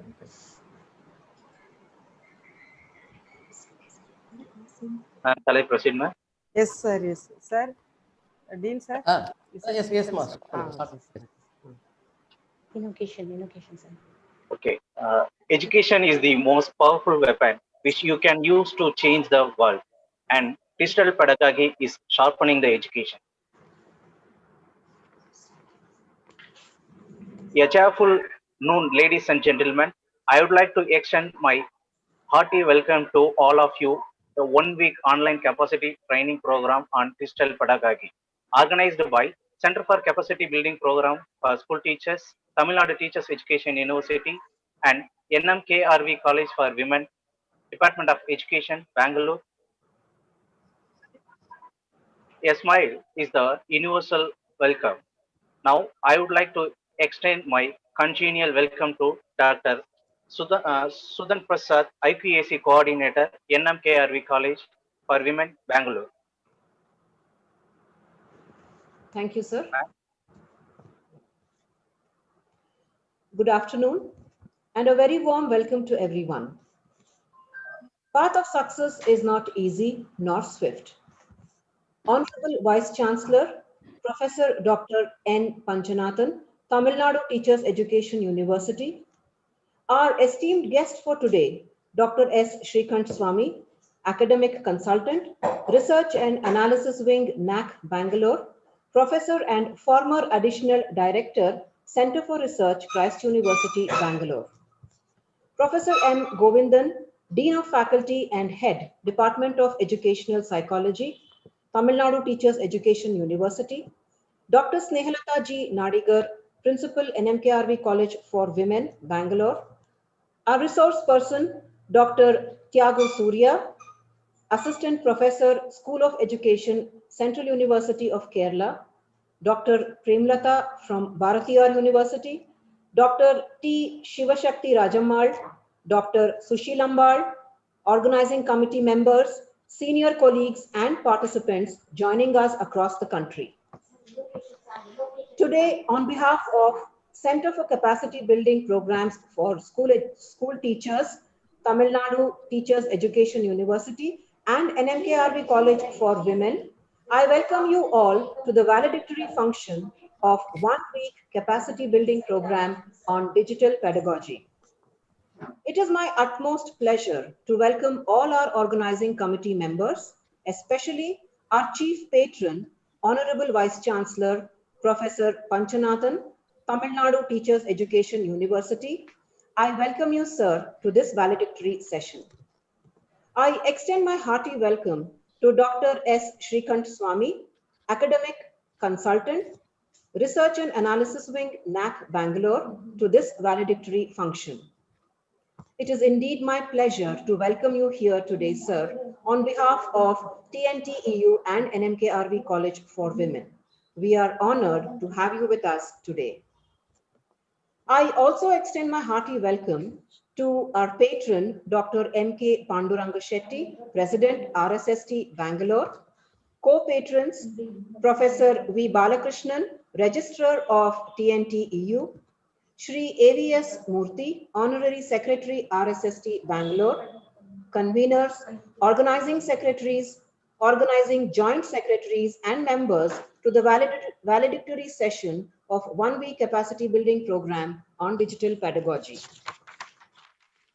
This program is jointly organized by Center for Capacity Building Programs for School Teachers, Tamil Nadu Teachers Education University and NMKRV College for Women. Ladies and gentlemen, our chief guest for today's session, Dr. Shrikant Swami, has made a powerful contribution to the field of education and research. He has 43 years of teaching experience at various levels, ranging from high school to PhD. He is the academic consultant at the Research and Analysis Wing, NAC, Bangalore. He was the professor and former additional director, Center for Research, Christ University, Bangalore. He has also served as a professor of education at IASC RV Teachers College, Bangalore for nearly 25 years. He is the visiting professor to Academic Staff College, Mysore, Tirupati and Bangalore, and has delivered more than 2,500 lectures at various levels. His area of specialization are science education, educational psychology, multimedia systems of education, and research methodology. He's obtained his doctorate in the area of critical thinking skills from Bangalore University. He has completed 5 research projects sponsored by DSERT, NCERT, and Christ University, and has reviewed 2 major research projects. He has participated and presented papers in various national and international conferences and has conducted regional, national, and international conferences on ICT and education. He is also a member of various state level, national level academic organizations and has worked as a chairperson for School Science Syllabus Committee of Karnataka. He has worked as a member and chairman of Textbook Committee, worked as a chairperson for B.Ed syllabus. He has worked as a coordinator for developing B.Ed common curriculum and has was the co-author of D.Ed Science Textbook of Karnataka and co-author of several handbooks published by DSERT. Sir, I really feel proud to introduce you to this incredible program. I once again welcome you, sir. Thank you. Thank you, ma'am.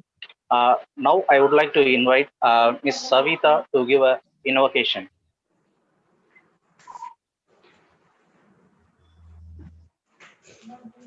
Ms. Savita.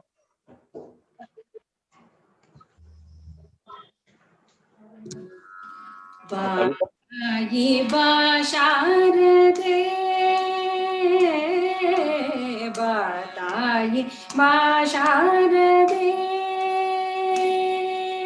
Sringeri शारदे सदा पूजित बंगार शारदे चिरशांति धाते माताई बा शारदे ತುಂಗೆಯ ಗಂಗೆಯೋಳ್ ತನುವನು ಮೀಯಿಸಿ ಶ್ರೀಗಂಧಲೇಪಿಸಿ ಪರಿಮಳ ಪೂಸಿ ತುಂಗೆಯ ಗಂಗೆಯೋಳ್ ತನುವನು ಮೀಯಿಸಿ ಶ್ರೀಗಂಧಲೇಪಿಸಿ ಪರಿಮಳ ಪೂಸಿ ಉಟ್ಟ ಪೀತಾಂಬರ ಹೂಮಾಲೆ ಧರಿಸಿ ಉಟ್ಟ ಪೀತಾಂಬರ ಹೂಮಾಲೆ ಧರಿಸಿ ಬಾರಮ್ಮ ಹರಸಿ ನಸುನಗೆ ಸೂಸಿ ಬಾರಮ್ಮ ಹರಸಿ ನಸುನಗೆ ಸೂಸಿ ಮಾತಾಯಿ ಬಾ ಶಾರದೆ ಗುರುಶಂಕರರೇ ವೇದಗಳ್ನುದಿಸಲಿ ಸಗಗಮ ಮದದನಿ ಸ್ವರಗಳ ನುಡಿಸಲಿ ಗುರುಶಂಕರರೇ ವೇದಗಳ್ನುದಿಸಲಿ ಸಗಗಮ ಮದದನಿ ಸ್ವರಗಳ ನುಡಿಸಲಿ ರಾಗತಾಳಲಯ ಸಾಹಿತ್ಯ ಒದಗಲಿ ರಾಗತಾಳಲಯ ಸಾಹಿತ್ಯ ಒದಗಲಿ ಸಪ್ತಸ್ವರಗಳ ಸಂಗಮವಾಗಲಿ ಸಪ್ತಸ್ವರಗಳ ಸಂಗಮವಾಗಲಿ ಮಾತಾಯಿ ಬಾ ಶಾರದೆ ಮಾತಾಯಿ ಬಾ ಶಾರದೆ ಶೃಂಗೇರಿ ಶಾರದೆ ಸದಾ ಪೂಜಿತೆ ಬಂಗಾರ ಶಾರದೆ ಚಿರಶಾಂತಿ ಧಾತೆ ಮಾತಾಯಿ ಬಾರಮ್ಮ ಮಾತಾಯಿ ಬಾ ಶಾರದೆ ಶಾರದೆ ಶಾರದೆ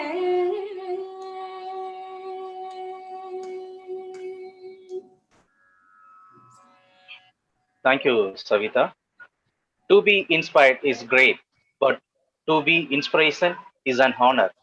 Now, I would like to express my hearty welcome to Dr. Susilambal, Professor and Head, Department of Education, NMKRV College for Women, Bangalore, to give away a report of the program. A very good afternoon. Warm welcome to everyone to this beautiful afternoon. I am Dr. Sushil Ambal on behalf of Center for Capacity Building Program for School Teachers, Tamil Nadu Teacher Education University and Department of Education, NMKRV College for Women, Bangalore, presenting the report.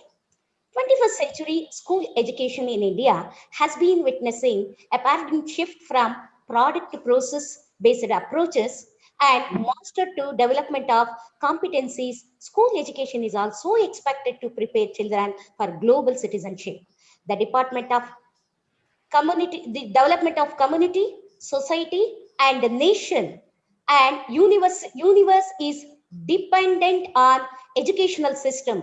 The holistic development of children of any nation is in the hands of teachers. School teachers has a symbolic relationship with teacher education as teachers as the frontline provides of quality education with this paradigm shift of digital era to digital era. Technology integration is a progressive process because teachers need to recognize educational technology and understand that can be used with specific subject. When they try it, they have to form a favorable attitude to accepting it so that they can prepare different activities with the technology. With time applying different experiences, they improve their use of technology, evaluating the result of their decision and finally integrate it effectively in their classroom. Advances in digital technology are dramatically altering the text and tool available to teachers and students. These technology advances have created excitement among many of their potential to be used as an educational instructional tool for literacy education. Coming together is beginning, keeping together is progress, working together is success. The most prestigious university, Tamil Nadu Teacher Education University, Center for Capacity Building for Program for School Teachers and Department of Education NMKRV College for Women, Bangalore has taken an initiative to play a role in organized 7 days capacity building training program on digital pedagogy for teacher educators, school teachers, research scholars, and academicians to provide a common platform for teacher educators and school teachers and academicians to understand and share their experiences and deliberate upon the ideas and its a transaction to bring forth better professional and effective teachers. Today is a significant day for all of us assembled here. It is a day for us to recall the glimpses of 7 days capacity building training program on digital pedagogy.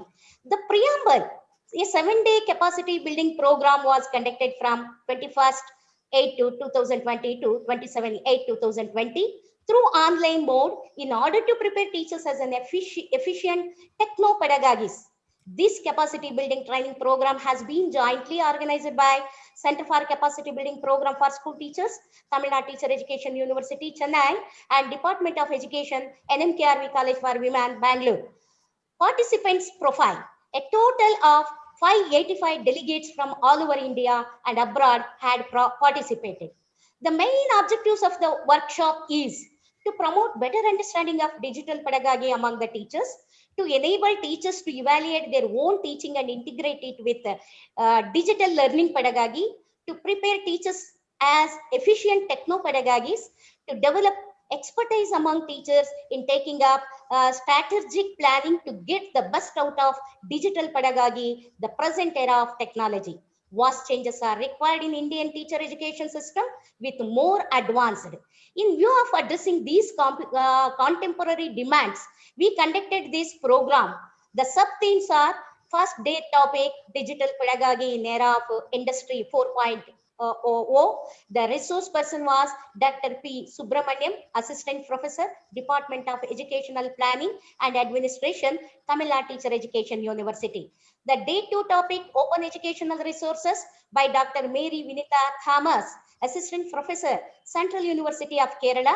Day 3 topic, Web Tool for Interactive Learning, Mr. Sushant Nayak, Kumar Nayak, Assistant Professor, Department of Education, Rajiv Gandhi University. Day 4, Augmented Reality for Teaching and Learning by Dr. Sarjan, Assistant Professor, NSS Training College, Kerala. Day 5, Digital 2 for Classroom Teaching, by Mr. K. Shambulingaya, State Resource Person, DSCRT Bangalore. Day 6, topic Technology for Teacher Education by Mr. Gurumurthy Kashinath, Director, IT for Change. Day 7, topic Life 2.0 Pedagogy by Dr. K. Thagur, Sir, Assistant Professor, Central University of Kerala. The program started with welcome address by Dr. Shivashakti, followed by felicitation of guests by Center for Capacity Building Program for School Teachers, Tamil Nadu Teacher Education University. Inaugural address was delivered by Honorable Vice Chancellor Professor Panchanathan. In his speech, he mentioned necessity is mother of invention. This is the significance of the program. No best teacher can be replaced. Technology are complementary. He conveyed his pivotal message through his humorous talks. Followed by this was the keynote address by Dr. Vijay Kumar R, Regional Director, NCTE, New Delhi, where his prime concern of talk was on teacher educators and them as the backbone of the country, and to ensure the future teachers and teacher educators to fulfill the vision and dream of our nation into quality education. The speakers also pointed out quality is our prime concern, and in order to achieve this NCTE mandate should reach nook and corner of the world. The destiny of our nation is being shaped in our classrooms. This has major role to play by the teachers that we are going to prepare and develop. We are living in the world of digital era in 21st century, and we need to acquaint this era where teachers need to possess technical ability and skill and keep them updated with digital tools. All these needs are accomplished in this platform of capacity building program. His deliberation was very interesting and informative. Dr. Panduranga Shetty, President, RSST, Professor Balakrishnan, Registrar, Tamil Nadu Teacher Education University, Mr. AVS Murthy, Honorable Secretary, Rashtriya Shikshana Samiti, Professor N. Govindan, Dean and Head of the Department of Educational Psychology, Tamil Nadu Teacher Education University, Dr. Snehilata Nadigar, Principal NMKRV College for Women, Dr. Shivashakti, Organizing Secretary, and Joint Organizing Secretaries, members, technical staff, and other support and coordination led for the successful completion of this program. The program was ramped up with vote of thanks by Dr. Balumurugan, Assistant Professor, Department of Education, Educational Psychology, Tamil Nadu Teacher Education University. With the program well planned, we had very interesting cross-sectional panel of people with wide range of experience in thinking about the fundamental issues. All these sessions were informative, inspiring, resourceful, constructive manner. It also created the needs of each one of us in enhancing area and digital pedagogy. Today, I feel the motto is achieved. I hope it will be implemented by all teachers and teacher educators in future classroom. Shivashakti ma'am, keep organizing more program like this in future, and I wish to see Tamil Nadu Teacher Education University as one of the topmost global universities soon. Thank you, Ananda. Thank you, ma'am. Thank you for your crystal clear report of the program. Thank you so much. And the feedback is a motivation, and the feedback is a corrective message. Now, I would like to call upon Mrs. Manasa Anjan, Scotland, Glasgow University, to give a feedback.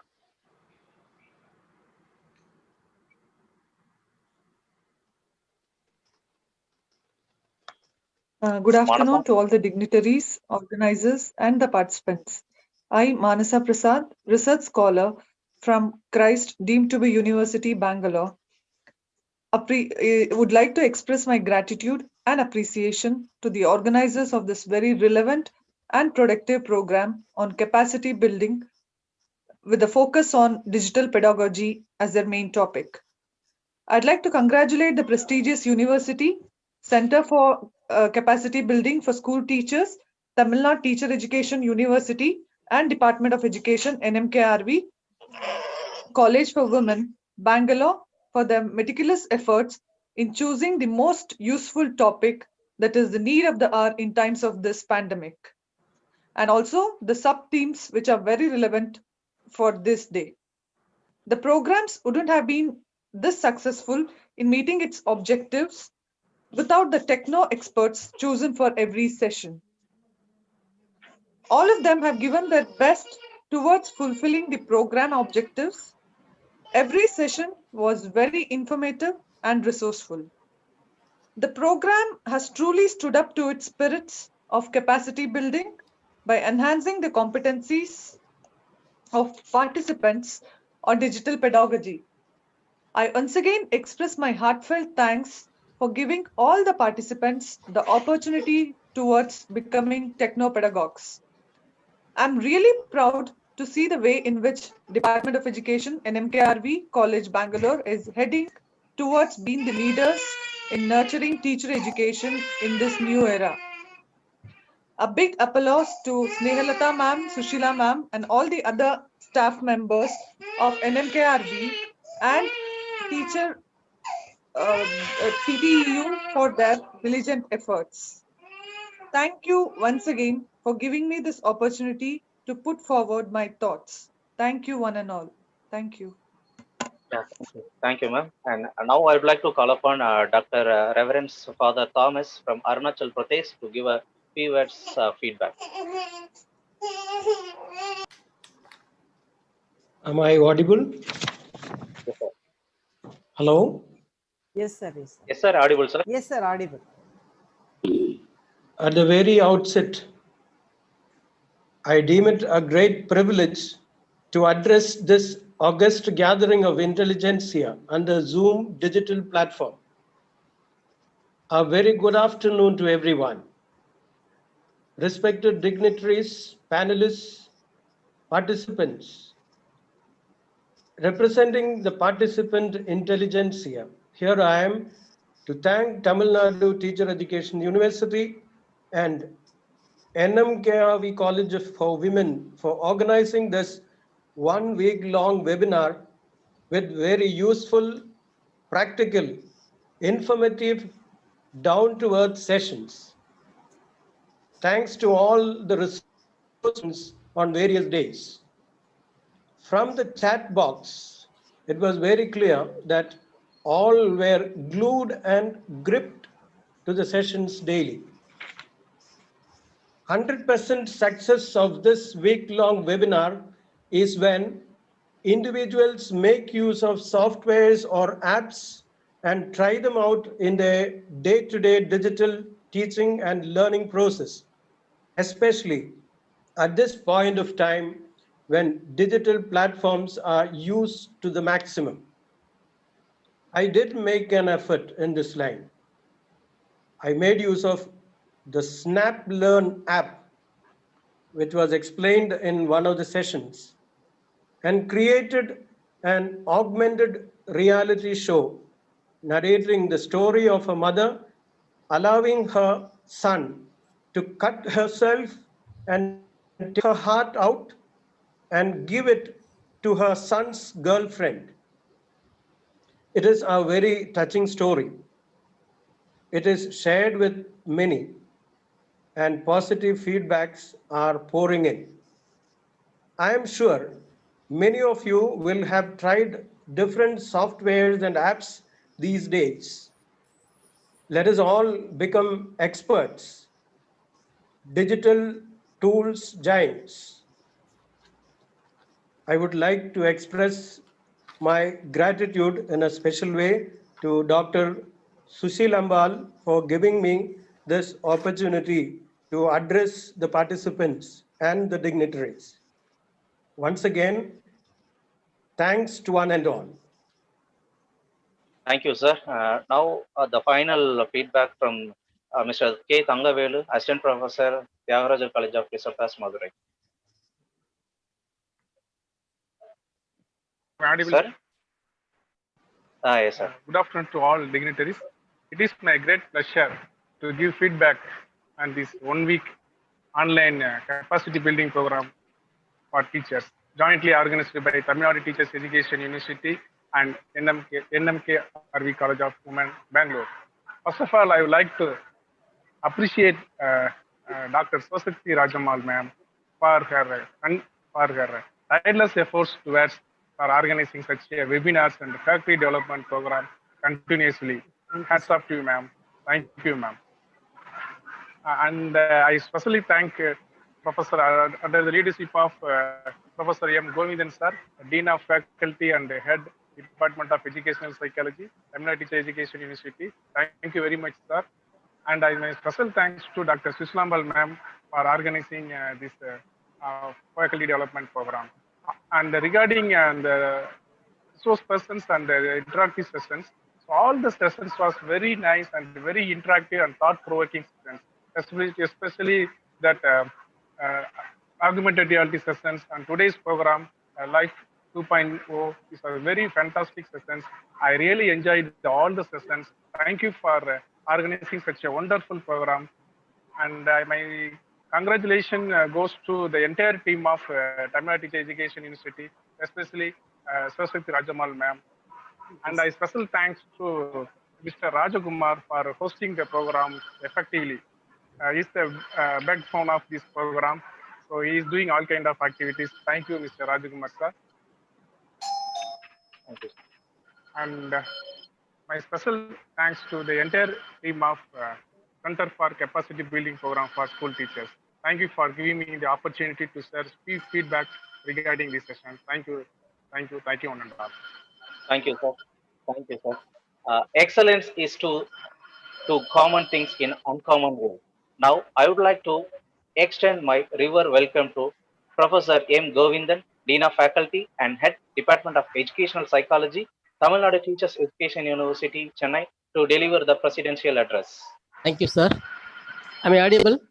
Yes, sir. Yes, sir. Audible. Yes, sir. Thank you. Thank you. Good afternoon, all. Respected Professor Dr. Diagu, Assistant Professor, School of Education, Central University of Kerala. Respected Madam Dr. Femila Bangat, Assistant Professor, Department of Education, NM RKV College for Women, Bangalore.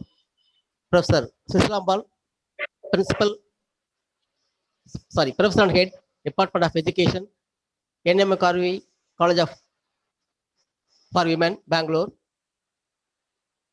Today's guest of the program, Dr. S.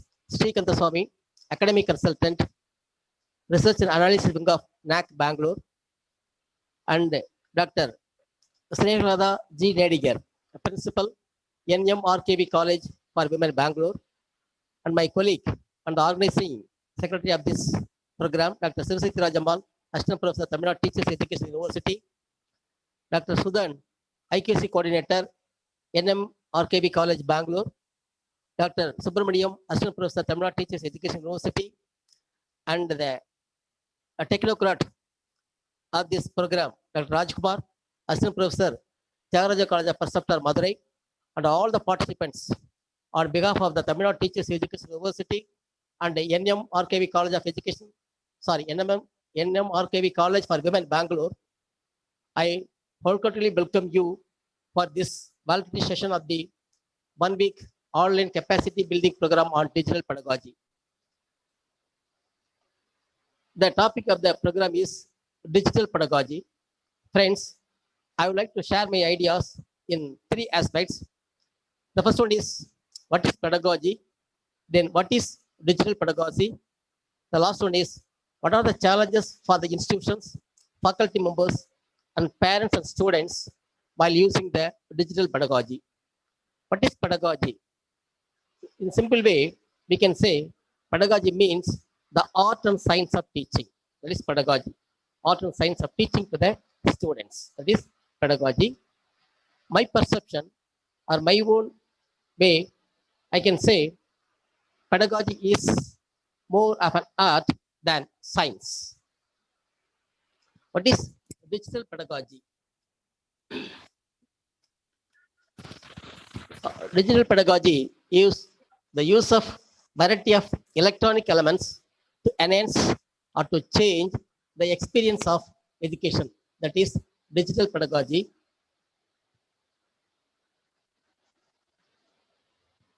Then, what are the challenges for using digital pedagogy? The first and foremost challenge is experiment with curriculum. To finalize the length of the various courses and programs to be conducted through online platform. This is the major challenge. Then second one is evaluation criteria. This is the, are we ready for the online examination?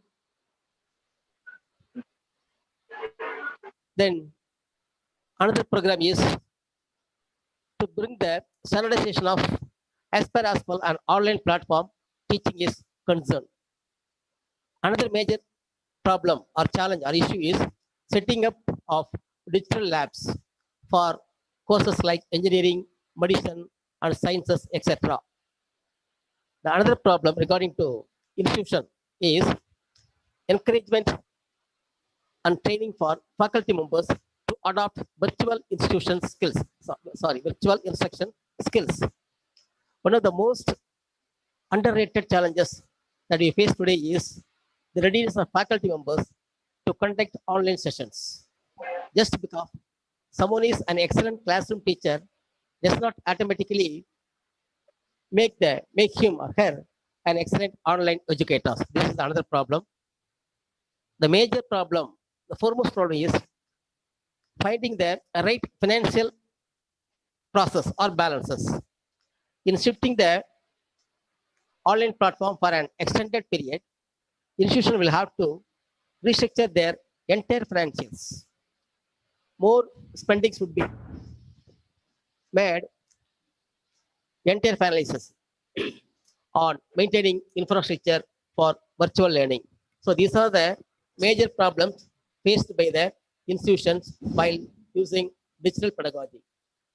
Then regarding to faculty members, the most significant challenge today for any online educator is that of the low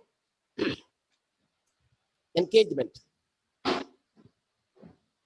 Then continuous assessment for students.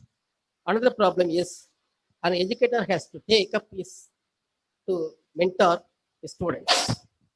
Then teachers will have to extra hard work and find on medium to connect with their students to know them at a personal level.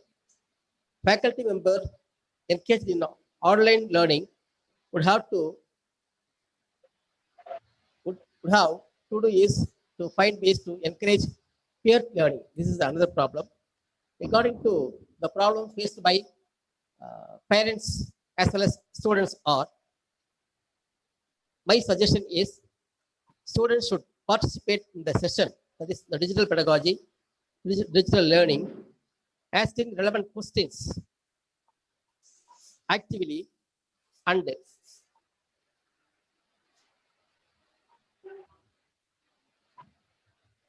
applying the learnings in the real world.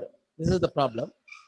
Then another problem is it's important for both parents and students to undergo a mind change or the mindset. This is another problem. Then regarding to digital pedagogy, parents must encourage students to take online sessions seriously and there should be a proper schedule activities. There would be several challenges in journey for both the learners and the educators. But if done right, the current challenges will lead a better paradigm shift. These are the major challenges faced by the parents as well as students by using the digital pedagogy. Friends, I can say, as rightly pointed out our Honorable Vice Chancellor in his inaugural address, any pedagogy, any electronic pedagogy, any electronic system can helpful or can supplement to the teachers, but it never supplant the teachers. This is the right way we can say. And I can further say the digital pedagogy can fulfill or cater the needs of the students' cognitive and psychomotor domain. But regarding to affective domain, there is a question mark regarding digital pedagogy. With these words, I once again congratulate the entire team of the Tamil Nadu Teachers Education University and the NMRKV College for Women Bangalore for their effort to organize this 7-day training program during this pandemic period. Thank you for the opportunity. Thank you very much, sir. Thank you. And your words are real facts, sir. Thank you so much. And set excellent performance as your standard and strive to achieve it each day. Now, I take this opportunity to welcome Dr. S. Srikanda Swami, Academic Counselor, Research and Analysis Wing, NAC Bangalore, to deliver the Chief Guest Address. Sir, please unmute your mic, sir. Fine? Yeah, Can fine, you hear sir. me, sir? Yeah, audible, sir. Good afternoon to all of you. And at the outset, I'm really thankful for the organizers for having given me this opportunity to participate in this final valedictory function. Respected Professor Govindan, Dr. Rajkumar, Madam Premalata, and Professor Snehalata from our NMKRV, Principal of NMKRV Women's College, Dr. Sushil Ambal, Professor and HOD, and Dr. Susuman Prasad, who is the IQAC coordinator of NMKRV, and all other participants from different parts of India.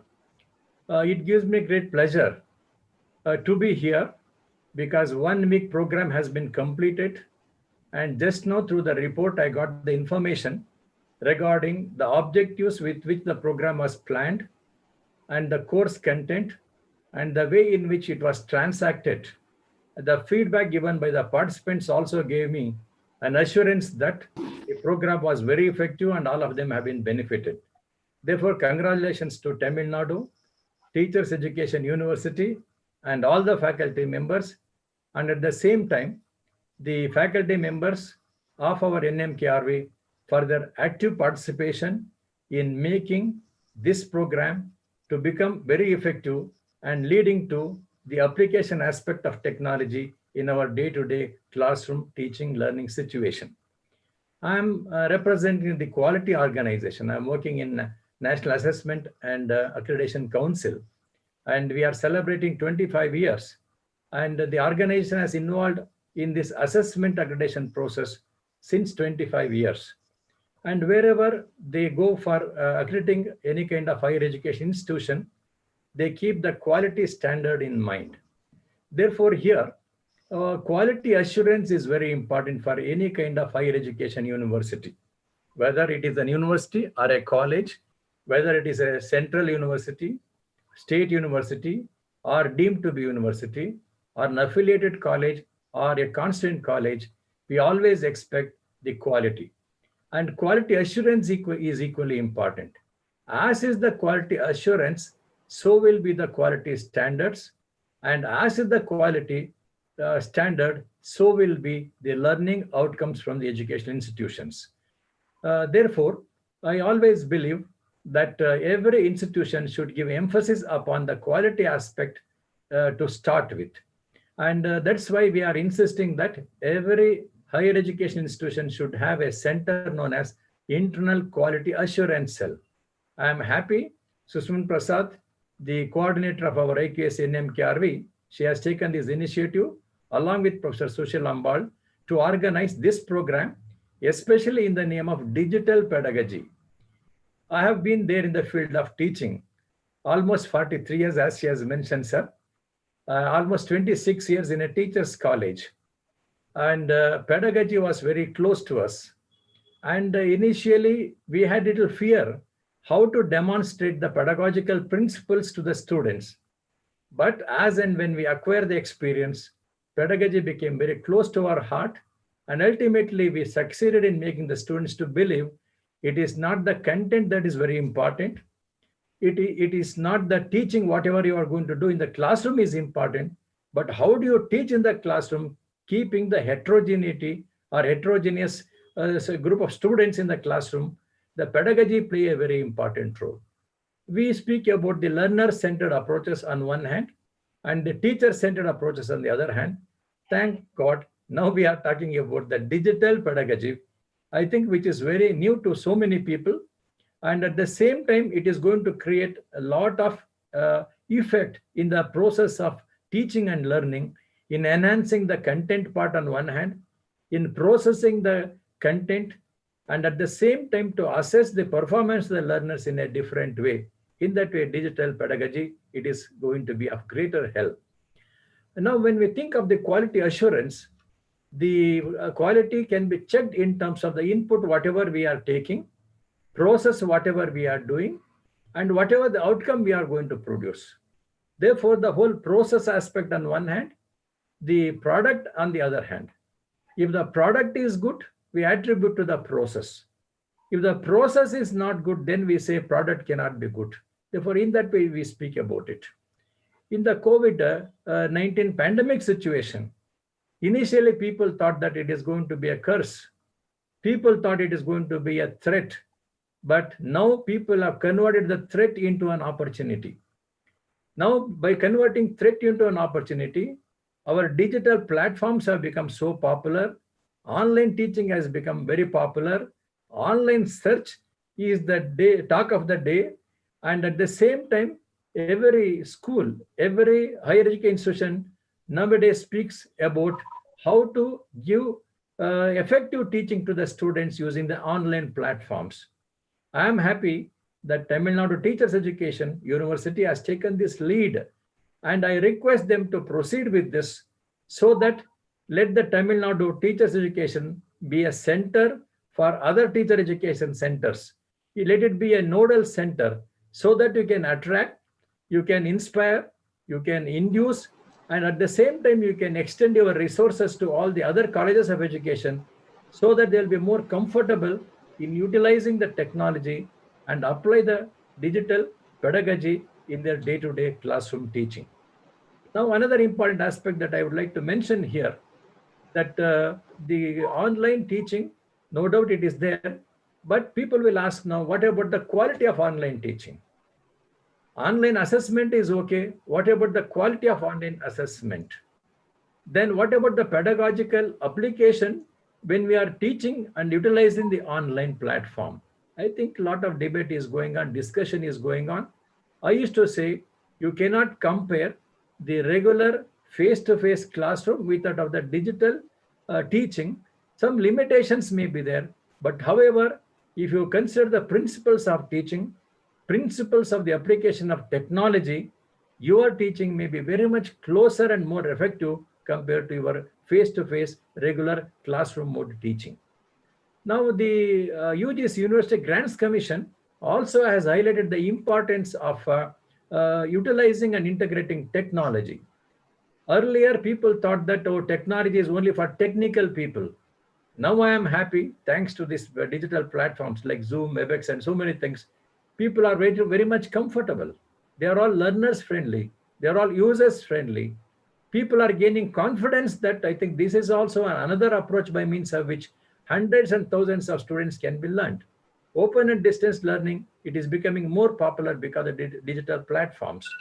Therefore, in my opinion, even the UGC says it is very much necessary to see that the digital platform should be created and more educational software should also be developed.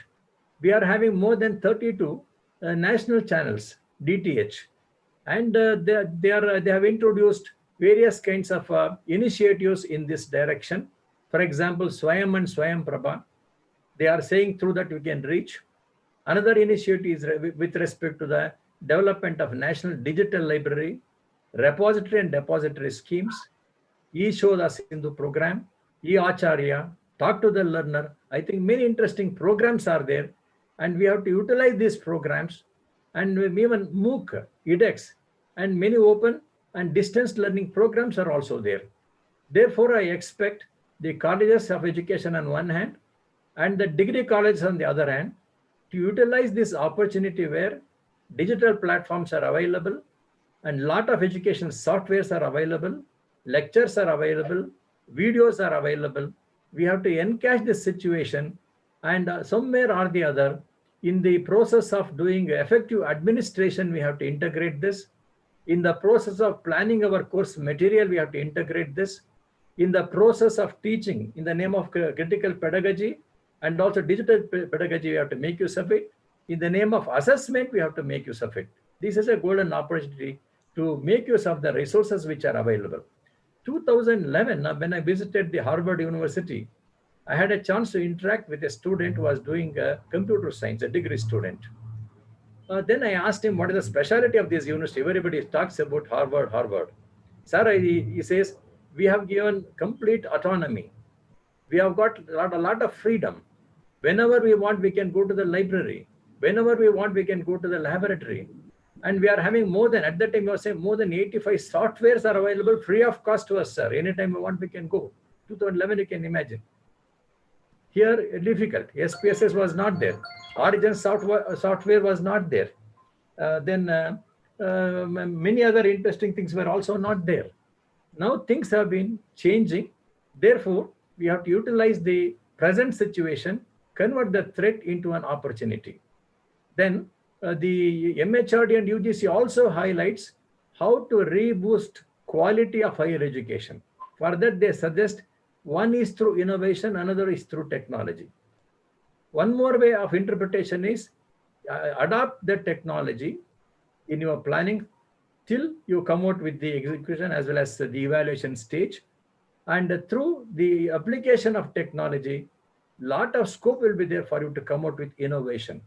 All great universities in the name of research universities across the globe, they are doing so well because they believe in innovation, and they also trust that the technology is going to help them to come out with various kinds of innovative practices. MHRD also says there is a need to establish a cell known as the innovation cell, utilizing the technology so that every learner is creative potential. Lot of abilities are there, but how are we able to make those abilities to come out? A great challenge is there. Only 30-40%, those who come to our visible limelight will be enlightened, and they are going to blossom and they are going to be visible. What about the other 50-60 students? They have got God gifted abilities and skills. Therefore, we have to nurture and we have to nourish those qualities. Therefore, in this way, they are also talking about the innovations. They are also highlighting about the technology, and all technological universities also should support. Many people will say, urban side, no problem. People can use the technology to a greater extent. What about the rural side, hilly region? What technical universities are doing?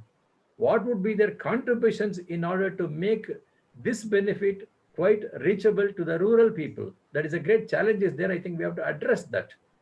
Therefore, the technology is a boon according to me. I am happy that the Tamil Nadu Teachers Education University has come forward, and I expect more programs under this category, few more programs. And then you also can think, and a lot of money is available. You must be knowing, central government is also talking about establishment of innovative universities for which they are ready to give 100 to 300 crores. In turn, some of the universities collaborate with these innovative universities.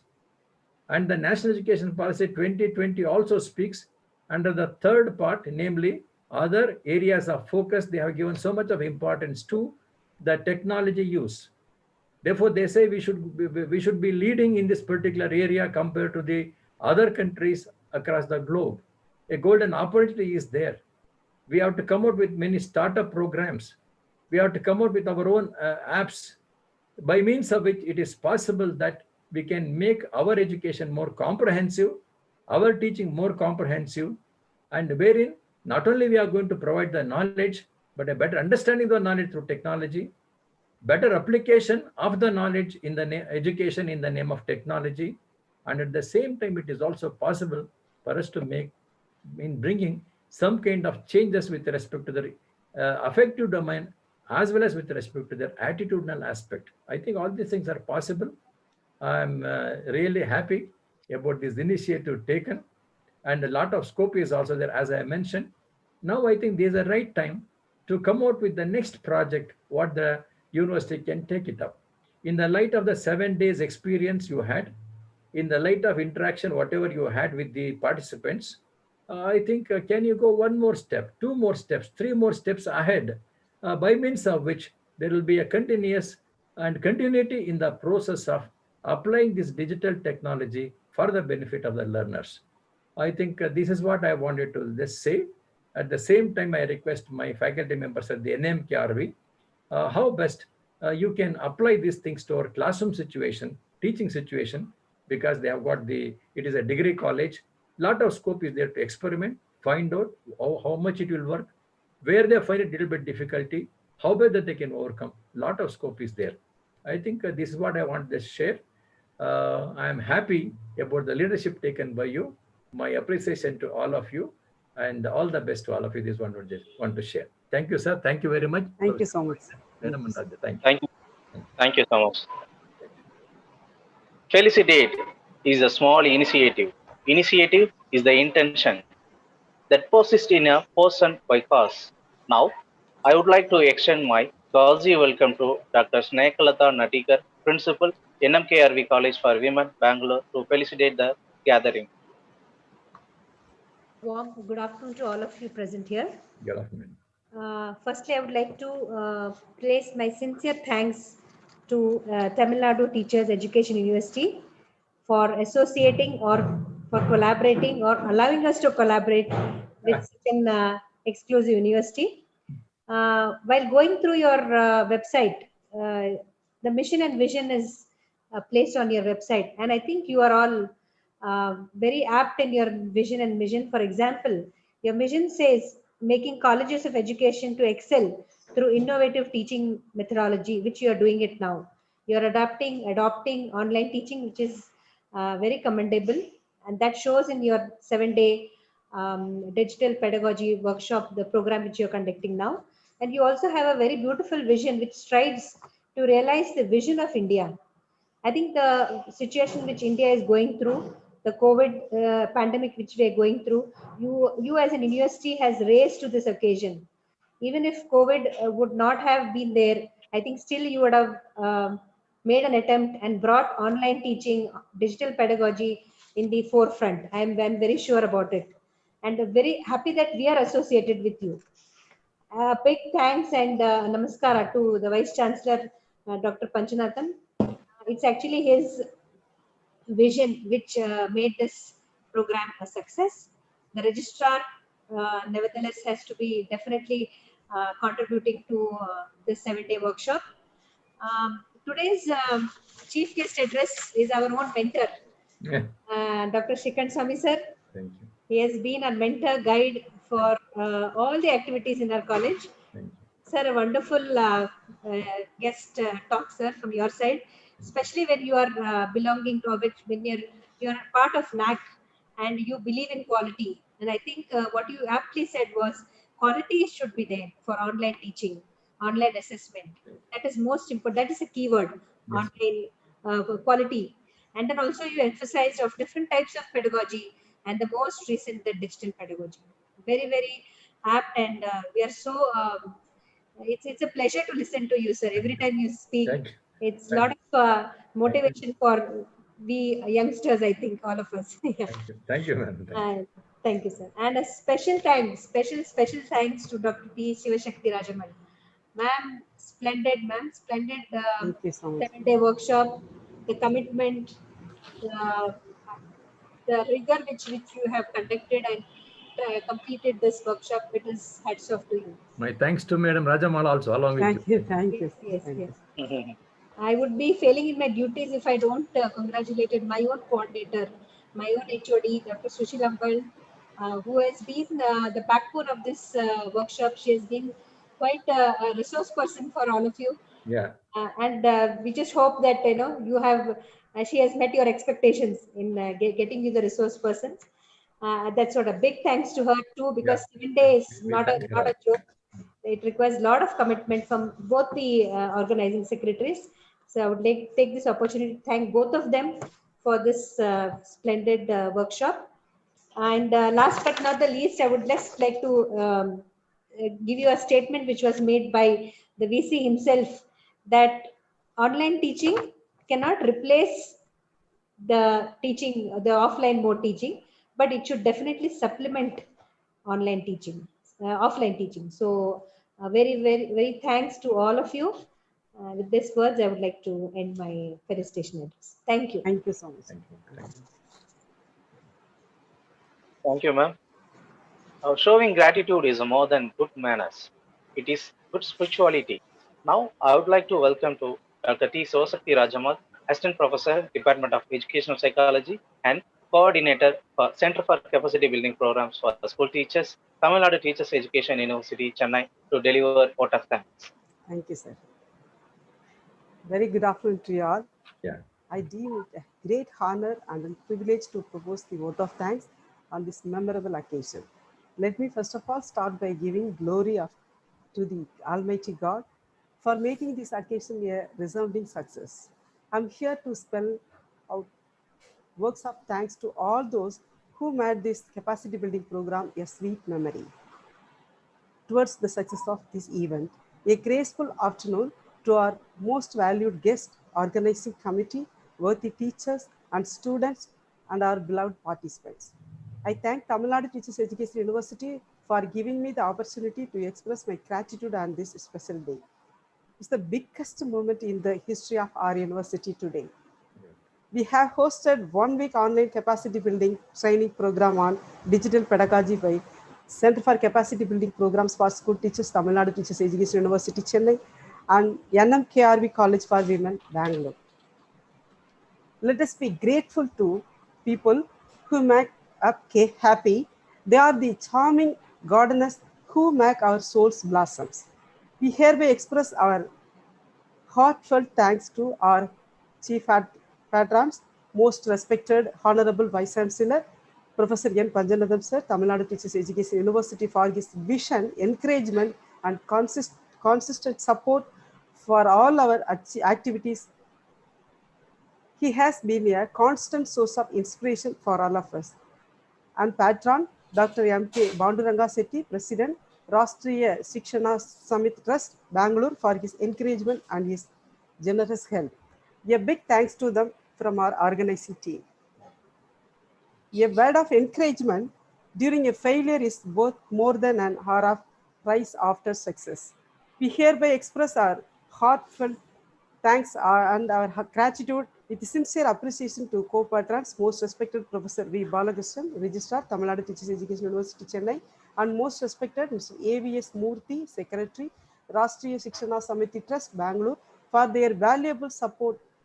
Their personal commitment was incredibly generous and helped our team to reach and achieve the goal.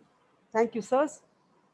Giving encouragement to others is a most welcome gift for the results of it are lifted spirits, increased self-worth, and a hopeful future. We are very happy to express our gratitude and sincere appreciation to our conveners, most respected Professor M. Govindan, Controller of Examinations, Dean of Faculty, the Head of the Department of Education Psychology, Tamil Nadu Teachers Education University, Chennai, and most respected Dr. Snekalata G. Nadikar, Principal, NMKRV College for Women, Bangalore, for their valuable support. Their personal involvement was very remarkable and helped our team to reach the top. We are very grateful to you, sir and ma'am, for supporting us in a great manner. We really appreciate your guidance, passions, and guidance. Thank you, sir and madam. No words and enough to appreciate to Dr. Susilambal, Professor and Head, Department of Education, NMKRV College for Women, Bangalore, for her wonderful report of the programs. We are very glad to state that you have done a wonderful job, ma'am. Thank you, Dr. Susilambal, ma'am.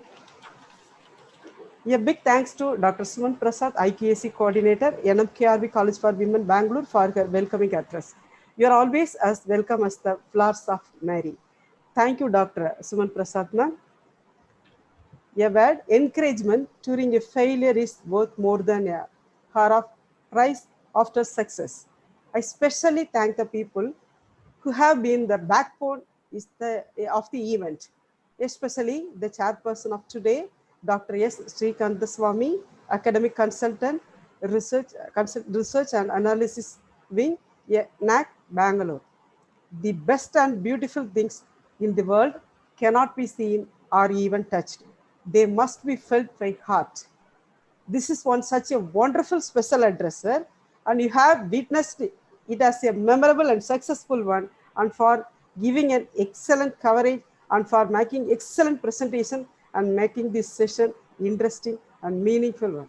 Thank you so much, sir. Thank you. Thank you. Thank you. If your actions inspire others to dream more, learn more, do more, and become more, you are a leader.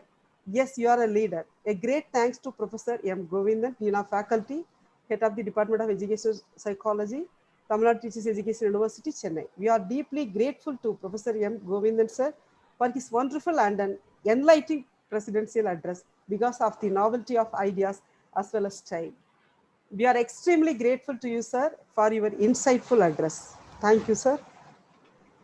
I mention our deepest sense of appreciation and would place on record our hearty thanks to Dr. Snehalata C. Nadikar, Principal, NMKRV College for Women, Bangalore, for her felicitation address for this program. Ma'am, you are always motivated and dedicated to us, ma'am. Thank you so much, ma'am. My special thanks to Dr. Diagu, sir, Assistant Professor, Central University of Kerala, for his more support of this online capacity building programs. Thank you so much, sir. My heartfelt thanks to Dr. B. Subramanian, Dr. Radiswari, Mr. S. Balamurugan, Assistant Professors, Tamil Nadu Teachers Education University, and Dr. T. Premalata, Assistant Professors, Bharatiyar University, Coimbatore, and Dr. Araki Elizabeth Josephine, Assistant Professor, Stella Matrona College of Education, Chennai, and Dr. Femila Bangat, Assistant Professors, Department of Education, NMKRV College for Women, Bangalore, Dr. T. N. Logesh, Assistant Professor, Department of Education, NMKRV College for Women, Coimbatore, for their great support, guidance, and encouragement of the successful capacity building training programs. Thank you, sirs and madams. A big thanks to Mr. S. Rajakumar, Assistant Professor, Dyaharaja College of Preceptors, Madurai, for being such a careful and such a gracious host. You really outdid yourself, sir. You are doing an outstanding job and extremely glad for what you are doing. Thank you very much, sir. Thank you. Last but not least, I extend our thanks to the organizing committee members, Dr. Joseph Catherine, Principal, Stella Matrona College of Education, Chennai, Dr. K. Mohan, Deputy Registrar, Tamil Nadu Teachers Education University, Chennai, Mr. S. Anbuselvam, CEO, EXO-CHAM, Perungudi, Chennai, Mr. R. Tirupati, Block Educational Officer, Arimalam Union, Pudukottai, and Dr. S. Vijayalakshmi, alumnus, Tamil Nadu Teacher Education University, Mr. S. Arokya Sami, PhD Research Scholar, Tamil Nadu Teachers Education University, Mr. J.T. Augustine Javakumar, M.Ed Scholar, Tamil Nadu Teachers Education University. I am very happy to express our thanks to all the participants who have made this program a grand success. Ends are not bad things. They just mean that something else is about to begin. Thank you, Ananda. Thank you, ma'am. Thank you, At sir. last, Thank you. Okay. at last, I owe my sincere gratitude to all ladies and gentlemen for you all valuable presence. Once again, I thank you for all. Thank you so much. Thank you, sir. Thank you, Dean sir. Thank you so much, sir. Dr. Sri Kandaswamy, Thank sir. you. Thank you, Thank madam. you so much, sir. Oh, thank you for you also. Thank You've you, done a sir. wonderful job. Thank you. You, sir. Dr. Sushilambal, ma'am, thank you so much. Dr. Snehalata, Principal, ma'am, thank you so much. Dr. Femila, ma'am, thank you so much. Dr. Premalata, ma'am, thank you so much. Dr. Josephine, ma'am, thank you so much. Dr. Subramanian, sir, thank you so much. Thank you, madam. Thank you, all the participants. Thank you so much. Thank you all. Thank you, ma'am. Special thanks to you. Thank you. Thank you, Dr. Dyag, sir. Thank you, Dr. Logesh, sir. Thank you, sir. Ma'am, once again post the feedback into the chat box. Yes, sir. Okay, sir. Okay, sir. Thank you.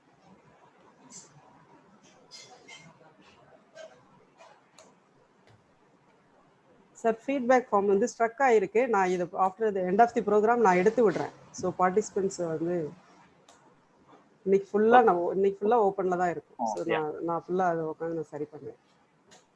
Okay, madam. I think I can leave. Thank you. Yes, sir. Thank you very much. Thank you. Thank you, sir. Thank you, sir. Thank you, sir. Thank you, Yeah, sir. sir. Thank you so much. Thank you all, and thank you also. I just last, I could see one or two slides before I could join this meeting. Good, thank you.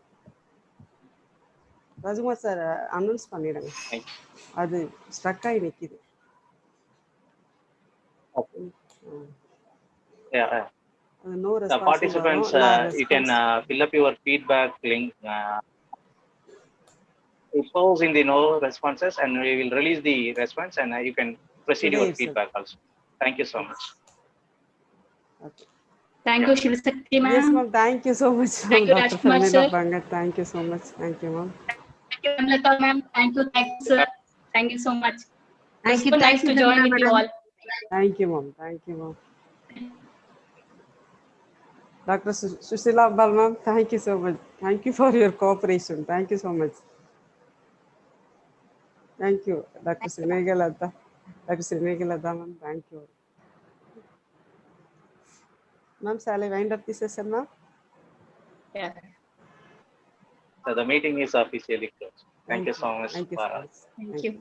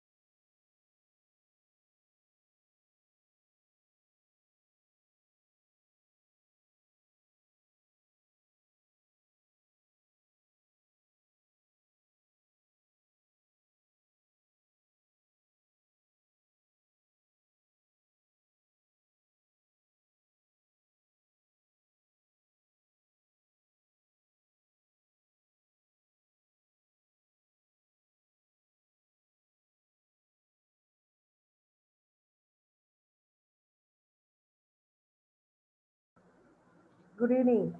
Good evening, ma'am. Good evening. Good evening, Dr. Premalata. Dr. Josephine, ma'am. Hello. Hello. Dr. Josephine, ma'am. Yes, ma'am. Ma'am Sandhya கட்டி ma'am host ஆக்குங்க ma'am. Premalatha ma'am அவங்களையும் அவங்க screen share பண்ணணும்.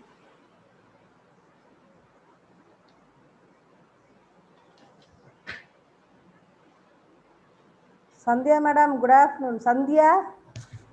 Oh, madam, Sandhya only. Yes, ma'am. Good afternoon. Sandhya, Good good afternoon. afternoon. How are you? I'm fine, thank you. Premalatha ma'am Naseema ma'am வந்துட்டாங்களா பாருங்க. பாருங்க வரும்.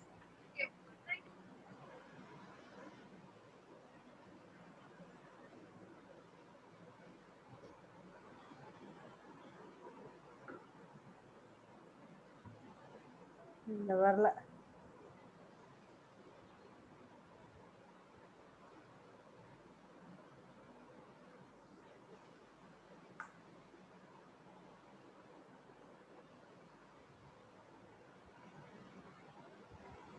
Sir வருவாங்கல்ல?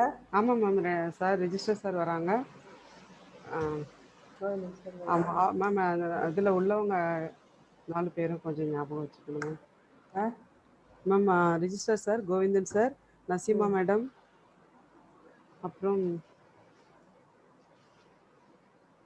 அவ்வளோதான். அப்புறம் சுப்பிரமணியம் சார் வந்தாங்கன்னா இவங்க 3 பேர்.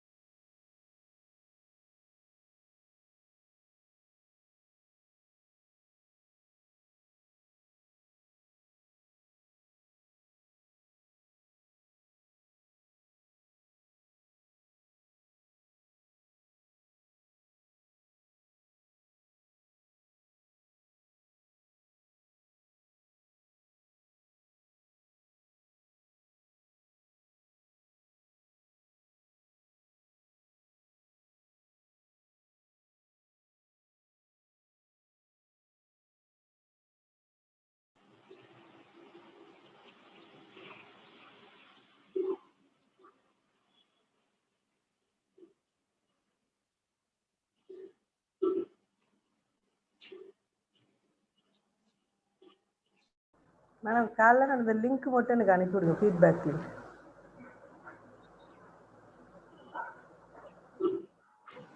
ஓகே மேம், கொஞ்சம் லேட்டாக அனுப்புகிறேன், அதுவே கொஞ்சம் ஸ்ட்ரக் ஆகி இருக்குது. நிறைய பேர் கேட்டு கேட்டு மெசேஜ் அனுப்புறாங்க. இல்லை பண்ணுறாங்க, பண்ணால் கூட இப்போ அவங்களால ரெஸ்பாண்ட் பண்ண முடியாது. ஓகே. அதனால் அது சரி பண்ணிவிட்டு அனுப்புகிறோம். அனுப்புகிறேன். Okay.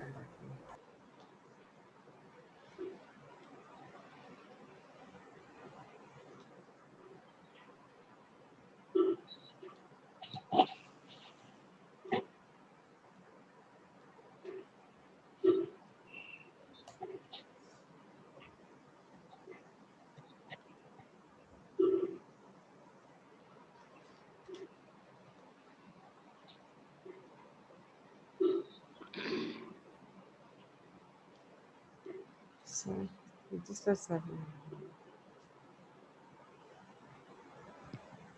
Hello sir register sir. Register பண்ண எனக்கு வீடியோ வந்து ஸ்டாப் ஆயிருக்குது.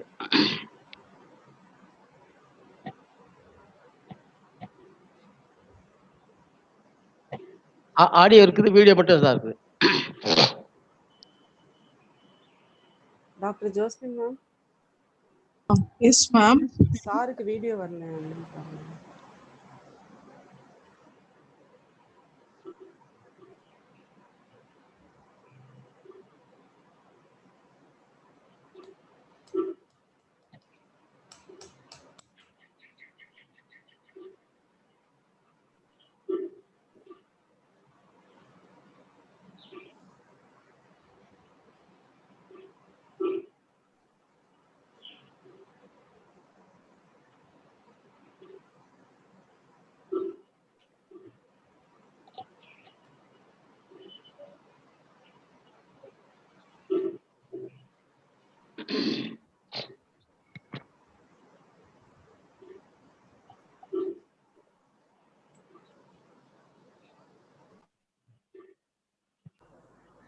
சார் வணக்கம் சார். வணக்கம் மேடம். வணக்கம் மேடம். வீடியோ வந்துருச்சு.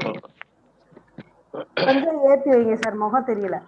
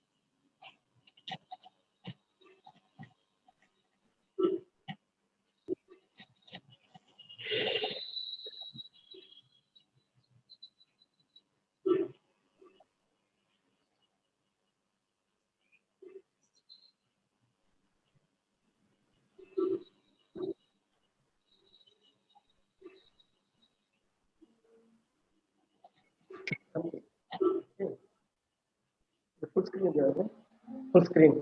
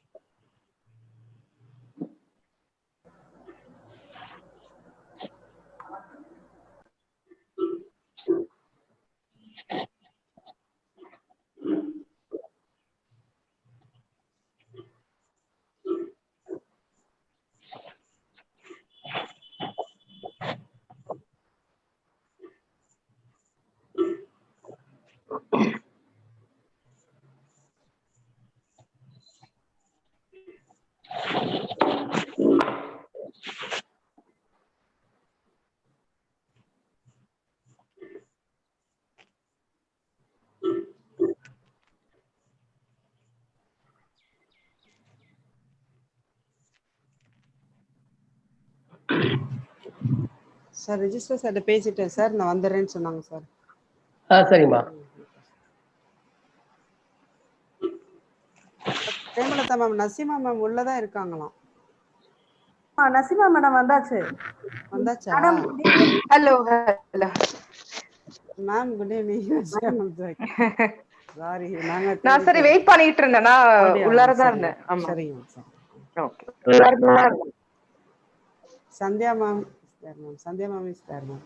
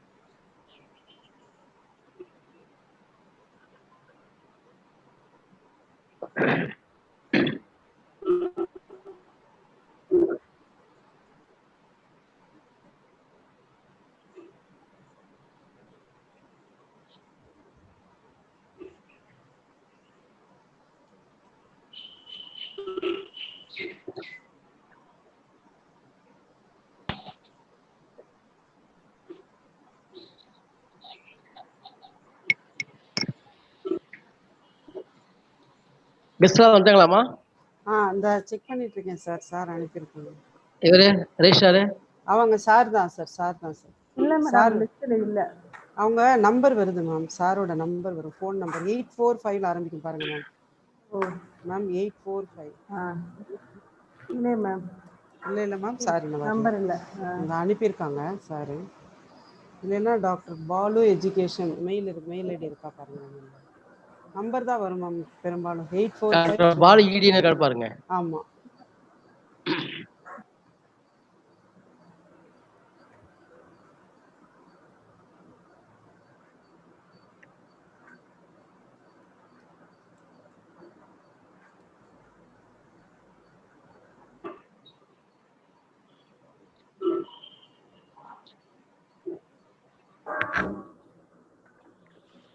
ஹலோ சார், இங்க மழை பெஞ்சிட்டு இருக்கீங்க எங்க ஊர்ல.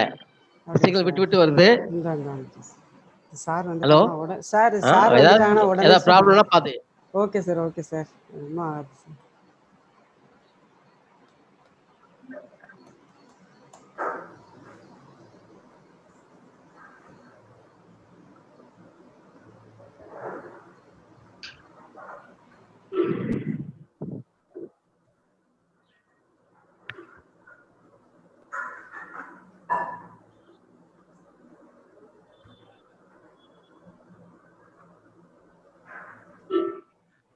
மேடம், சிவசுமதின்றது யாரு? தெரியல மேம். அது அவங்கள அன்மியூட் பண்ணுங்களேன். நானு அவங்க உள்ள இருக்காங்க, பேனலிஸ்ட்ல இருக்காங்க. அதான் நான் அந்த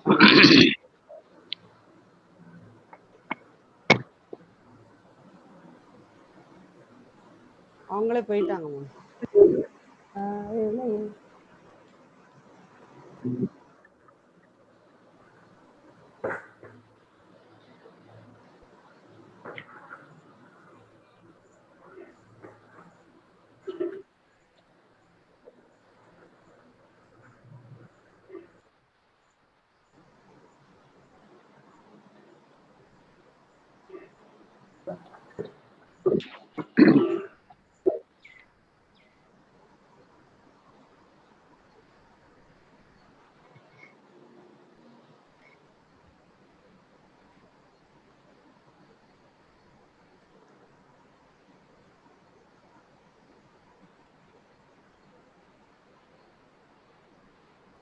சார் வந்துட்டாங்க ma'am.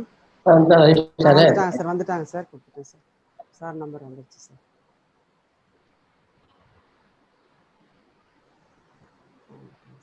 S sir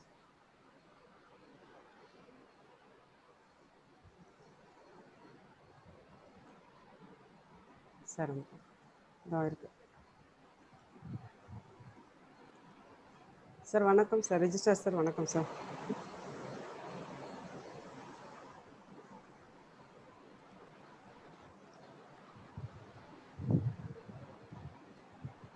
sir unmute பண்ணுங்க சார் சரி கேக்குது சார் கேக்குது சார் ஆரம்பிக்கலாம் சார் டீன் சார் ஸ்டார்ட் பண்ணலாமா sir sir dean sir start பண்ணலாமா சார் ஸ்டார்ட் பண்ணுங்கம்மா doctor Jasmine madam yes ma'am yes ma'am start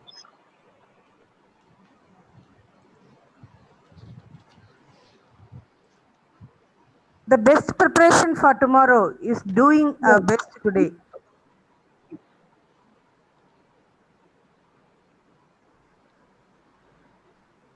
Srishti madam. Yes ma'am. Yes ma'am. Yes ma'am, please you proceed. Ma'am. Hello. Yes ma'am. Yes ma'am. The best preparation for tomorrow is doing our best today. Yes, we are going to do our best today. Wishing all a good evening. Honorable Vice Chancellor of Tamil Nadu Teachers Education University, respectful Registrar Professor V. Balakrishnan, respected Dean Professor M. Govindan, founder of Teachering Ms. Sandhya, Ms. Nasima of Brainokid, learned dignitaries and other participants. With immense pleasure, I wholeheartedly welcome you all to 1 week online training program on reflective teaching practices organized by Center for Capacity Building Programs for School Teachers, Tamil Nadu Teachers Education University, collaboration with Teacher Inc., Bangalore and Brainokid, Dubai. Teacher is a person who always helps everybody. A reflective practitioner is a one who considers the immediate and long-term consequence of all educational decisions with the goal of constant refinement of the teaching learning process. Reflective teaching is a systematic reflection on teacher practices within the classroom. With this note, with immense pleasure, I invite Dr. T. Shivashakti Rajamal, Organizing Secretary and Coordinator for Center for Capacity Building Program for Teachers, to welcome the gathering. Welcome, Thank you, madam. Thank you, ma'am. Thank you. Very good evening to you all. Your mind is a powerful thing. When you fill it with positive thoughts, your life will start to change. I extend a very warm welcome to all of you presented here for the 1 week training program on reflective teaching practices, inaugural function on behalf of Center for Capacity Building Program for School Teachers, Tamil Nadu Teachers Education University, Chennai, Teacher Inc., Bangalore, and Brainokid, Dubai. I take this opportunity to welcome you all for rendering your precious time and your presence here today. It's a great honor and an immense pleasure for me, and I extend a very warm welcome to you all. I take this opportunity to welcome and thank our chief guest of today. I feel very honored, and it is a glorious moment to extend very warm welcome to most respected Professor V. Balakrishnan Sir, Registrar, Tamil Nadu Teachers Education University, Chennai. He is always bold in his thinking and determined in his action, able to take risk and think creatively about the future. He is very fond of loving books, especially Tirukkural. He is always mindful and aware, attentive to himself. He is a great communicator, positive outlook, courageous, and humble, problem solves, honest, and motivated. He has the ability to build caring relationship with students, very friendliness and approachable, excellent preparation and organization skills. I welcome you, sir, with all my pleasant greetings. Thank you. Thank you. I feel very honored and extend my warm welcome to most respected Professor M. Govindan, sir, Controller of Examinations, Dean of Faculty, Head and Department of Educational Psychology, Tamil Nadu Teachers Education University, Chennai. He is very kind and he is an able administrator and a good leader. Although his career, He is identified for a successful contribution as a teacher and a good developer of the students. He has a deep knowledge and passion for his subject matter. I welcome you, sir. I heartily welcome Sandhya Katti, founder and director of Teacher in Bangalore. She is very kind and very caring person. She likes to comfort in the best of her ability and she is super smart. She has a good experiences and she is an inspiring teacher. Not every teacher deserves to be called one because the title is reserved for great one like her. I welcome you, ma'am. Thank you so I much. heartily welcome Mrs. Nasima Razak, Managing Director, Brainohit, Dubai. She has a good personality traits like communication, organization, creativity, focus on the students, passions, a teaching ability, and adaptability. She always encourages minds to think, hands to create, and hearts to hear. She is very lovable, affectionate, and self-nature. I welcome you, ma'am. I welcome you all the joint organizing secretaries of this webinar, Dr. B. Subramanian, Assistant Professor, TNTU, Dr. K. Ratiswari, Assistant Professor, TNTU, Mr. S. Balamurugan, Assistant Professor, TNTU, Dr. T. Premalada, Assistant Professor, Bharadiyar University, Dr. S. Aroki Elizabeth Josephine, Assistant Professor of Biological Science, Stella Matricula College of Education, Chennai. I welcome Mr. S. Rajakumar, Assistant Professor, Tyagaraja College of Preceptor, Madurai. And I welcome all the organizing committee members of this webinar. Dr. Joseph Catherine, Principal, Stella Matricula College of Education, Chennai, Dr. K. Mohan, Deputy Registrar, Tamil Nadu Teacher Education University, Chennai, Dr. K. S. Anbuchelvan, CEO, Exosam Perungudi, Chennai, Mr. R. Tirupati, Block Educational Officer, Arimalam Union, Pudukkottai, Dr. S. Vijayalakshmi, Alumnus, TNTU, Mr. S. R.K. Sami, PhD Research Scholar, TNTU, Mr. J.T. Agustin Javakumar, M.Ed Scholar, TNTU. I most welcome all the participants from different parts of the country. Once again, I welcome one and all. Thank you. Thank you, madam. Thank you for your warm welcome. I invite Ms. Sandhya Gatti, founder and director, Teacher in Bangalore, to give the theme of this program. The theme of this week is how to make teaching and learning effective. What are the effective teaching learning practices through being reflective and through learning, continuously all the time. I'm looking forward to, these sessions, and I hope all of you will be able to learn quite a bit from it. Thank you very much. Thank you, Sandhya, for your brief note. Thank you. The excellent administrator is the one who brings together and streamlines both the team and the organization together. He is the one who is multi-talented and a miracle worker. With pleasure, I invite the versatile, optimistic, lovable, enthusiastic administrator, Professor V. Balakrishnan, Registrar in Charge, Tamil Nadu Teachers Education University, to deliver the presidential address. A pleasant evening to all of you. At the outset, let me thank the Almighty for giving me an opportunity to deliver presidential address on the remarkable occasion of 1 week online training on reflective teaching practices organized by the Center for Capacity Building Program for the School Teachers, Tamil Nadu Teachers Education University, in collaboration with Teaching and Brainwork Kit for the teacher educators.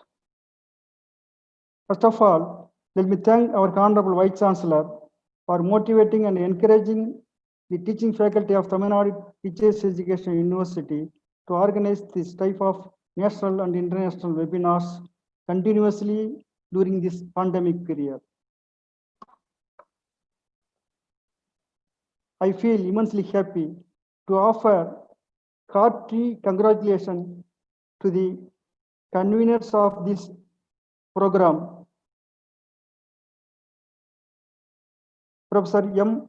Govindan, Dean of Faculty, Tamil Nadu Teachers Education University, Control of Examination, and Mrs. Sandhya and Mrs. Nasima for their effort for organizing this wonderful program.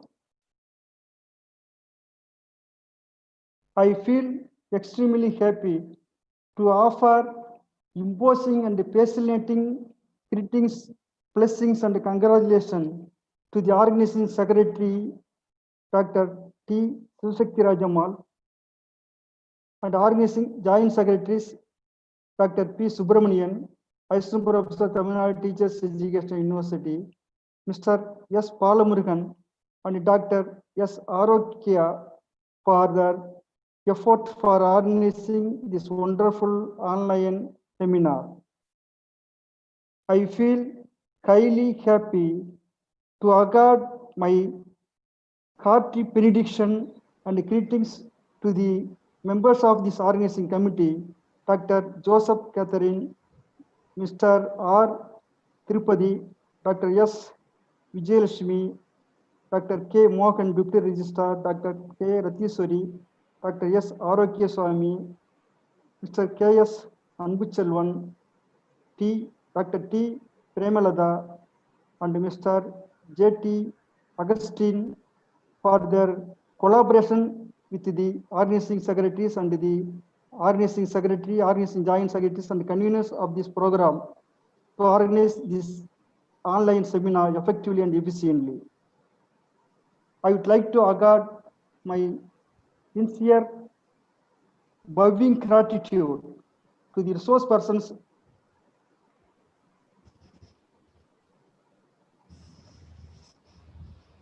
Ms. Sandhya Katti,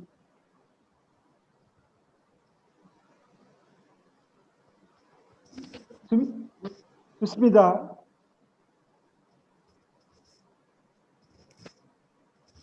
and Mrs. Shiba John, Mr. S. Palamurugan for their acceptance to deliver the personal address on the occasion of this program on various topics such as reflective practice in action, understanding teaching and learning, innovative teaching strategies, behavior management in the classroom, master approach to teaching, addition and subtraction, and a teacher as a reflective practitioner. Once again, I award a bowing gratitude to all the resource persons for accepting our invitation to deliver the special address. Wish you all the best. Thank you, Ananda. Thank you, sir. Thank you, sir. Thank you very much. Felicitation is an inspiration to others and a motivation to whom we are felicitating. I would like to invite Professor M. Govindan, Dean of Faculty and Head, Department of Educational Psychology, Tamil Nadu Teachers Education University, to felicitate the gathering. Thank you, madam. Can you hear me? Yes, sir. Yes, sir. Thank you, madam. Good evening to one and all. First of all, I welcome and thank to our most respected Honorable Vice Chancellor for his constant support, encouragement to organize this one-week training program on reflective teaching practices. I utilize this platform to welcome and thank to our most respected Registrar, Professor V. Balakrishnan Sir, for accepting our invitation and delivered the wonderful presidential address in this training program. I congratulate Ms. Sandhya Gatti, founder and director, Teacher in Bangalore, and Mrs. Nasima Razak, managing director, BrainoGit, Dubai, and my own colleague, Dr. and the organizer of this webinar program, Dr. T. Susakti Rajamal, assistant professor, Tamil Nadu Teachers Education University, and Dr. T. Prebalada, assistant professor, School of Education, Bharathiar University, Coimbatore, for organizing this online training program during this pandemic period. The topic of the program is reflective teaching practices. First, we should know something about what is teaching. Today, there is a misconception about the profession of teaching. Today, teaching is considered as the noblest profession in the world, and some people think that teaching is a time-bound profession. It's not correct. Teaching profession is 24/7 profession. For effective teaching, for the teachers, There should be mastery in three angles, in three aspects. The first one is everyone should be mastery in the content matter or subject. The second one is the methodology. What methodology they are going to adopt for the particular group, methodology group. The third one is the communication process. These are the major important aspects of any teaching learning process. For effective teacher, for a best teacher, the teacher must be a teacher in the day, but he should be or she should be turned as a student in the night. Then only he can present or deliver his ideas or deliver his content in a proper way to the students. Here, the topic is reflective teaching. Being a teacher of psychology, in my opinion, in my view, reflection means nothing but introspection. That is the reflection. Here, why I am saying is, today we are practicing the student-centered learning instead of teacher-centered learning. We have to teach. We have to turn our teaching, or we have to modify our teaching according to the students' interest, students' needs, students' attitude, students' aptitude. Then only the teaching process will be effective. And also, I can say real teaching or reflective teaching means to reach all the students. That is, each teacher should come down to the level of the students. That is the real sense, that is the real meaning of the process of reflective teaching. So, in this consideration, while considering this in mind, the organizing committee, including me, selected the topic, that is reflective teaching practices for this 7-day training program. I once again congratulate the organizing team, especially Ms. Sandhya Gatti, teacher in Bangalore, Mrs. Nasima Razak, Managing Director, Pedagogy Dubai, and Dr. Sivasati Rajamal, the organizing secretary of this program, for organizing such a wonderful program during this COVID period. With this note, I once again welcome and congratulate you on behalf of the Tamil Nadu Teachers Education University and teacher in Bangalore and Barino Gate, Dubai. Thank you for all. Thank you, sir. Thank you for your crystal clear description. Thank you. Thank you, It's madam. not a word. It is a heartfelt meaning. I would like to invite Mrs. Nasima Razak, Managing Director, Braino Kid, Dubai, to thank the gathering. Welcome, Nasima, madam. Thank you so much, Dr. Premlata ma'am. It takes really immense pleasure to thank Honorable Vice Chancellor and of Tamil Nadu Education University and Registrar Professor V. Balakrishnan for joining hands with Teachers Inc. Teacher Inc. and Braino Kit for creating such a knowledgeable platform. I'm sure this workshop, 7-day workshop will be very useful for all the teachers around the world. And I thank Ms. Sandhya Gatti for is going to give us such a resourceful and a very meaningful webinar on a very new topic, reflective practitioner. And kudos to the organizing committee member, Dr.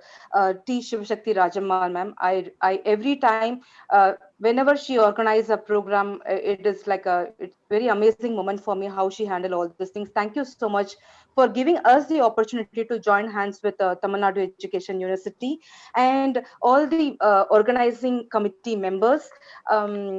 Joint Secretaries, Dr. P. Subramanian, Assistant Professor, Tamil Nadu Education University, Mr. S. Balamurugan, Assistant Professor of Tamil Nadu Education University, and Dr. S. Arokya Elizabeth Josephine, Assistant Professor, and the other members, including Dr. Joseph Catherine, Dr. K. Mohan, Dr. K. S. Anbuselvan, Mr. R. Tripati, Dr. K. Ratishwari, Dr. T. Premalata, Dr. S. Vijayalakshmi, Dr. Mr. S. Arokyasamy, Mr. J.T. Augustine. I'm really honored to be here, a part of this wonderful webinar. Thank you so much, all the participants, for making this to happen. Thank you so much. Thank you, ma'am. Thank you so Okay, much. thank you, madam. Shruti madam, Yes, ma'am. shall we I start am the ready. session? Yes, ma'am. Yes, ma'am.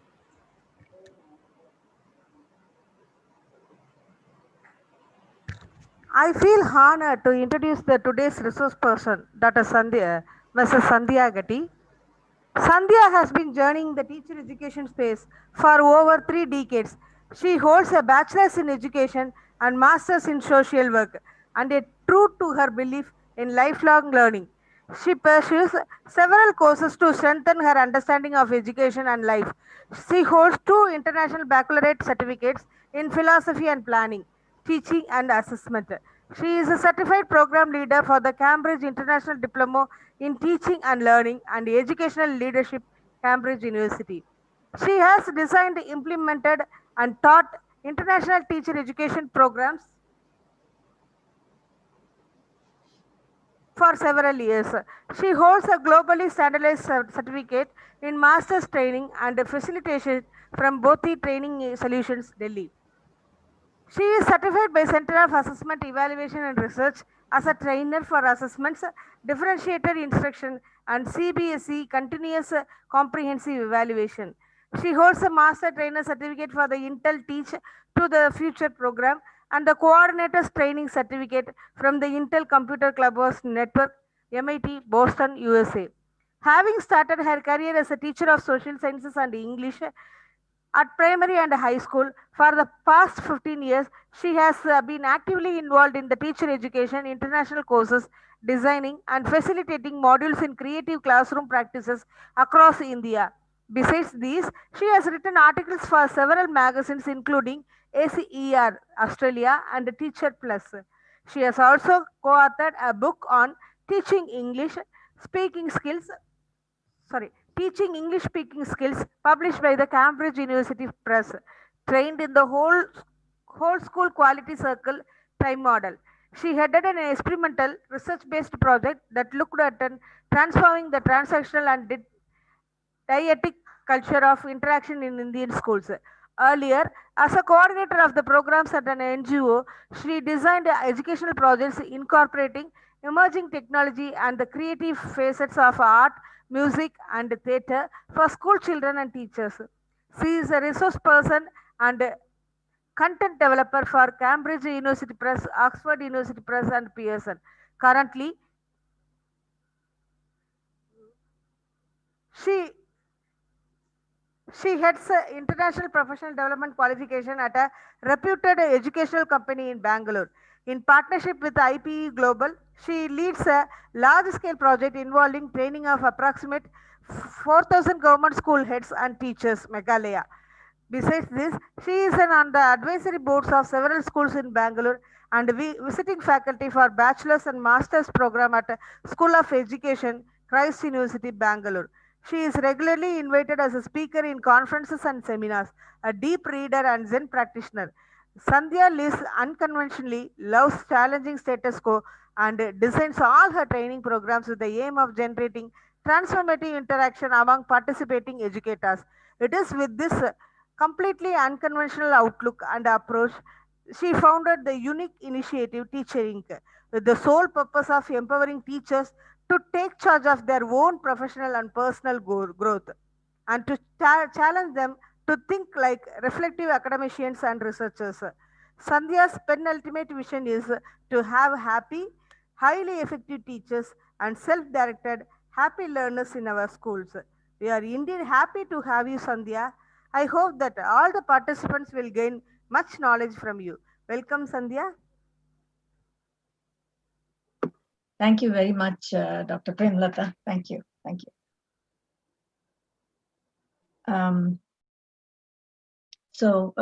Shall I begin now? Yes, ma'am. You can proceed. Okay. I need to share screen. So Also, I wanted to know if the participants can put their thoughts on the chat. Na, if I ask a question, Yes, yes. can they do that? Participants, kindly share your suggestions while she is asking. Yeah, yeah. If they could do that, because I thought they'll be able to talk with each other and I could hear them. Will I be able to hear them? Yes. Oh, okay, great, great. Um,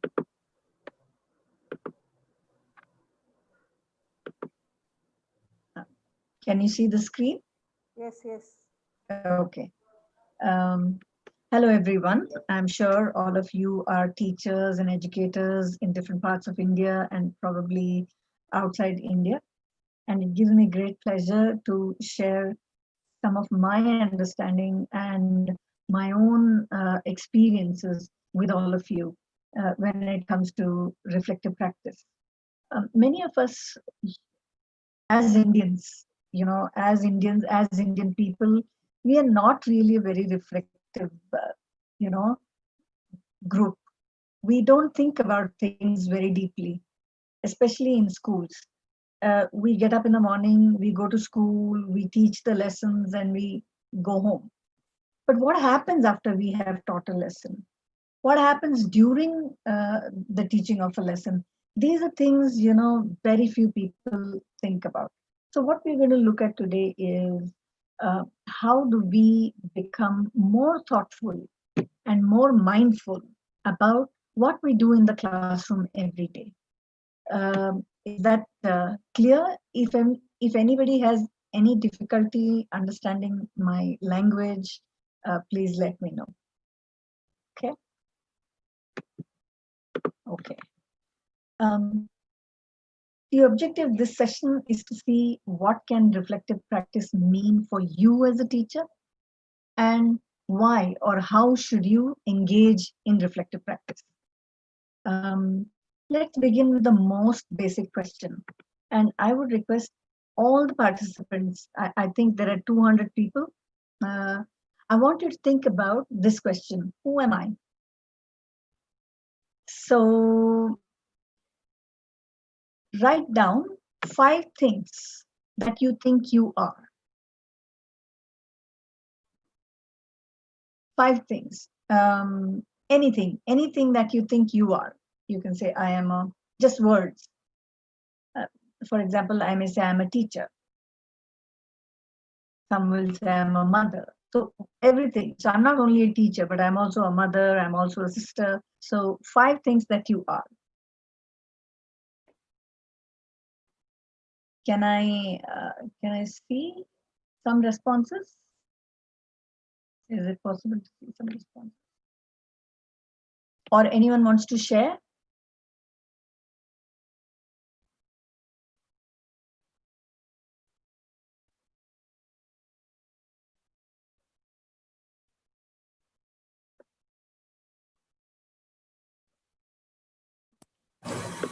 There are some answers in the chat box. Okay. I'm unable to see the chat box. If you can I am a peaceful soul. I am a teacher educator. I am a Okay. mother. I am the good influencer towards a student. I am a living being. I am a friend. I am a counselor. I am a mentor. I am a guide. Like that. Okay, lovely. So you see, when you have responded, you have called yourself a particular role.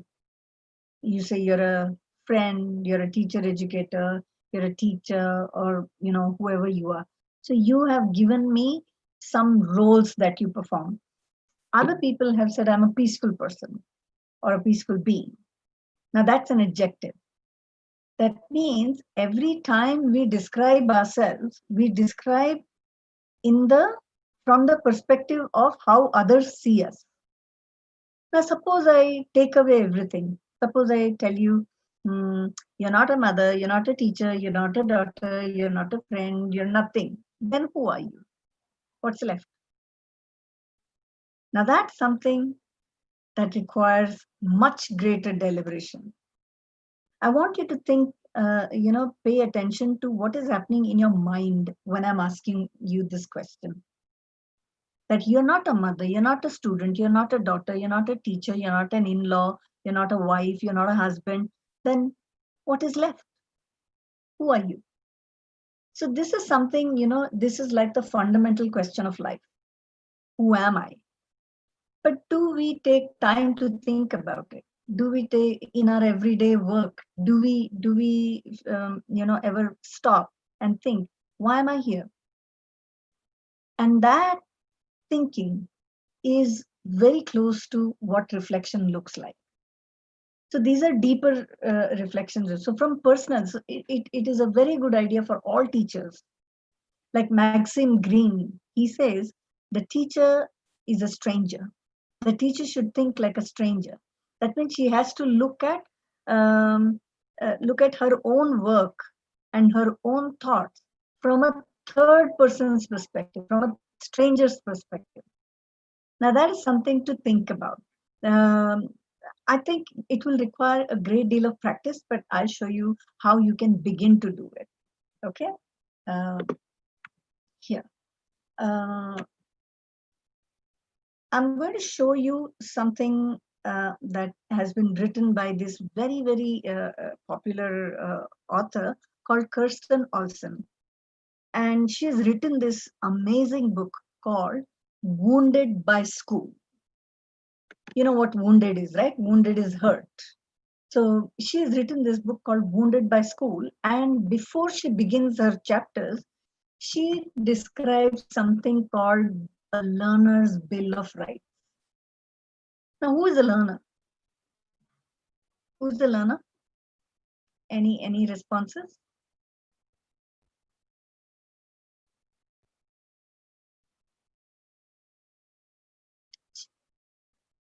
Who would you call a learner? A learner is someone who is learning, isn't it? It's very simple. If I'm learning ABCD, I'm a learner. If I'm learning something in PhD, I'm a learner. Can people who are not in school or college be a learner?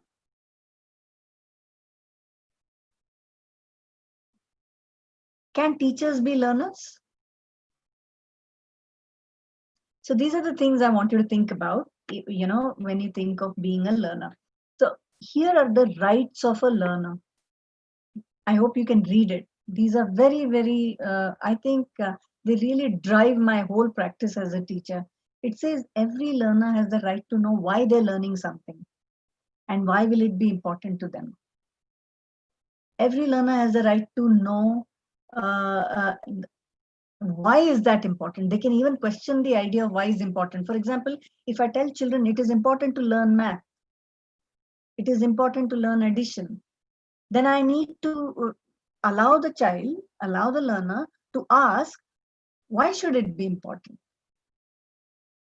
We also, the other right also says that as a learner, I have the right to be confused and to express that confusion openly, honestly, and without shame. What happens normally in our schools is we are not allowed to make mistakes. If we fail, everybody laughs at us. The teachers scold, parents scold. Everybody makes a big deal. Oh, you're so useless. You can't do simple math. You're not able to study. You can't get 80%. You can't get 90%. So every time, a child makes a mistake, the child is made to feel terrible. And that is something that we need to really question. Great people say there is no learning without mistakes. So we need to understand that mistakes are very, very helpful. Edison, before he found the right, the right material to create the bulb, he used close to 1,000 things, 1,000 materials before he got the right one.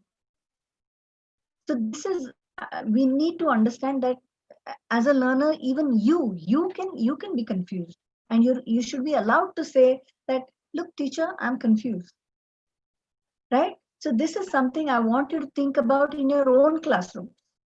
When some child does something wrong, what do you do? Think about it, right? Also, every learner has a right to multiple paths to understanding a concept. How do we teach normally? If I had to ask you, how do we teach? We usually say we give a lecture. First, we read the lesson, then we ask questions to children. In hundreds and hundreds of schools in India, that's how teaching happens. Only one way. The teacher explains, the child listens. But you must understand that there are 100 ways of learning. Some children learn by seeing, some children learn by doing, some children learn when they move, some children learn when they are very, very quiet by themselves. Some people want to learn with other people, in groups, and some of them want to learn by themselves. And some learn through a video, some learn through YouTube, some learn through opening a book. Now, as a teacher, how much do we do? This is something I want everyone on this panel to think about, everyone in the audience to think about. How many, if I want to teach, say, addition, how many ways do I use to teach addition? Because each child, they learn through visual mode, they learn through the audio mode, they learn through kinesthetic modes and tactile modes. How do we know? And what do we do to make sure all children learn through all these means? The other is every learner has a right to understand his or her own mind. What is their intellectual inclinations? We need to understand how does child A's mind work? How does child B's mind work? If without understanding the child's mind, without helping the child to understand his or her own mind, it is impossible to create a good lesson plan. The other thing is every teacher must think about the learner's right to interrogate and question the means through which his learning is assessed. What do we do when we have to examine children? We just give a test and then give some marks and give some percentage or grades, and that's it. But there are some children, if you ask them a question, they will tell you the correct answer. They may not write. So we test children or we assess children only in one way, but can we think of different ways of assessing children? Through role play, through a group activity, through worksheets, through graphic organizer, through music, through dance? Can we assess children, what they've learned? Can addition be assessed through, say, a game? This is something we need to think about. Every learner is entitled to privacy in their imagination. Many of you, I'm sure your teachers, even in colleges, you may find some people are dreaming because they're imagining things, isn't it, in your classroom? And you think they're not paying attention. But everybody must have an imagination. That is one of the things our schools don't do. We say, what are you dreaming about? Yes or no? That's what we do. Stop dreaming, start working. That's what we tell people, isn't it? But dreaming is necessary. It's very important in the growth of the brain. And every learner has a right to take their imagining and thinking seriously. You can't say, hey, that's nothing. What's that stupid dream? Or what's that stupid idea? We can't say that. We always have to be very, very careful about how we treat our learners in the class and how do we plan our lessons, keeping in mind all these rights. So that brings us to how we should teach. I want you to think about these things. What was your experience as a student like? Who influenced you? What are your aesthetic and absurd learning moments? When I say aesthetic means happy learning moments and absurd means confusing or scary. And what qualities of aesthetic and absurd learning moments do you think you see? For example, in an aesthetic learning moment, how do you feel? What is happening when you're having a happy learning experience? Can you type some of your responses, like explaining your aesthetic and absurd learning moments? Like one experience where you felt very happy you were learning, and one experience when you were very scared.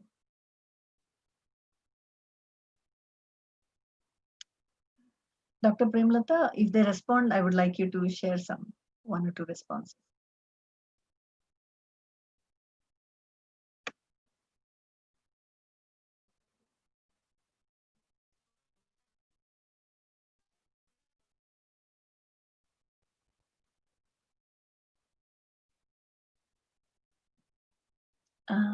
Anybody?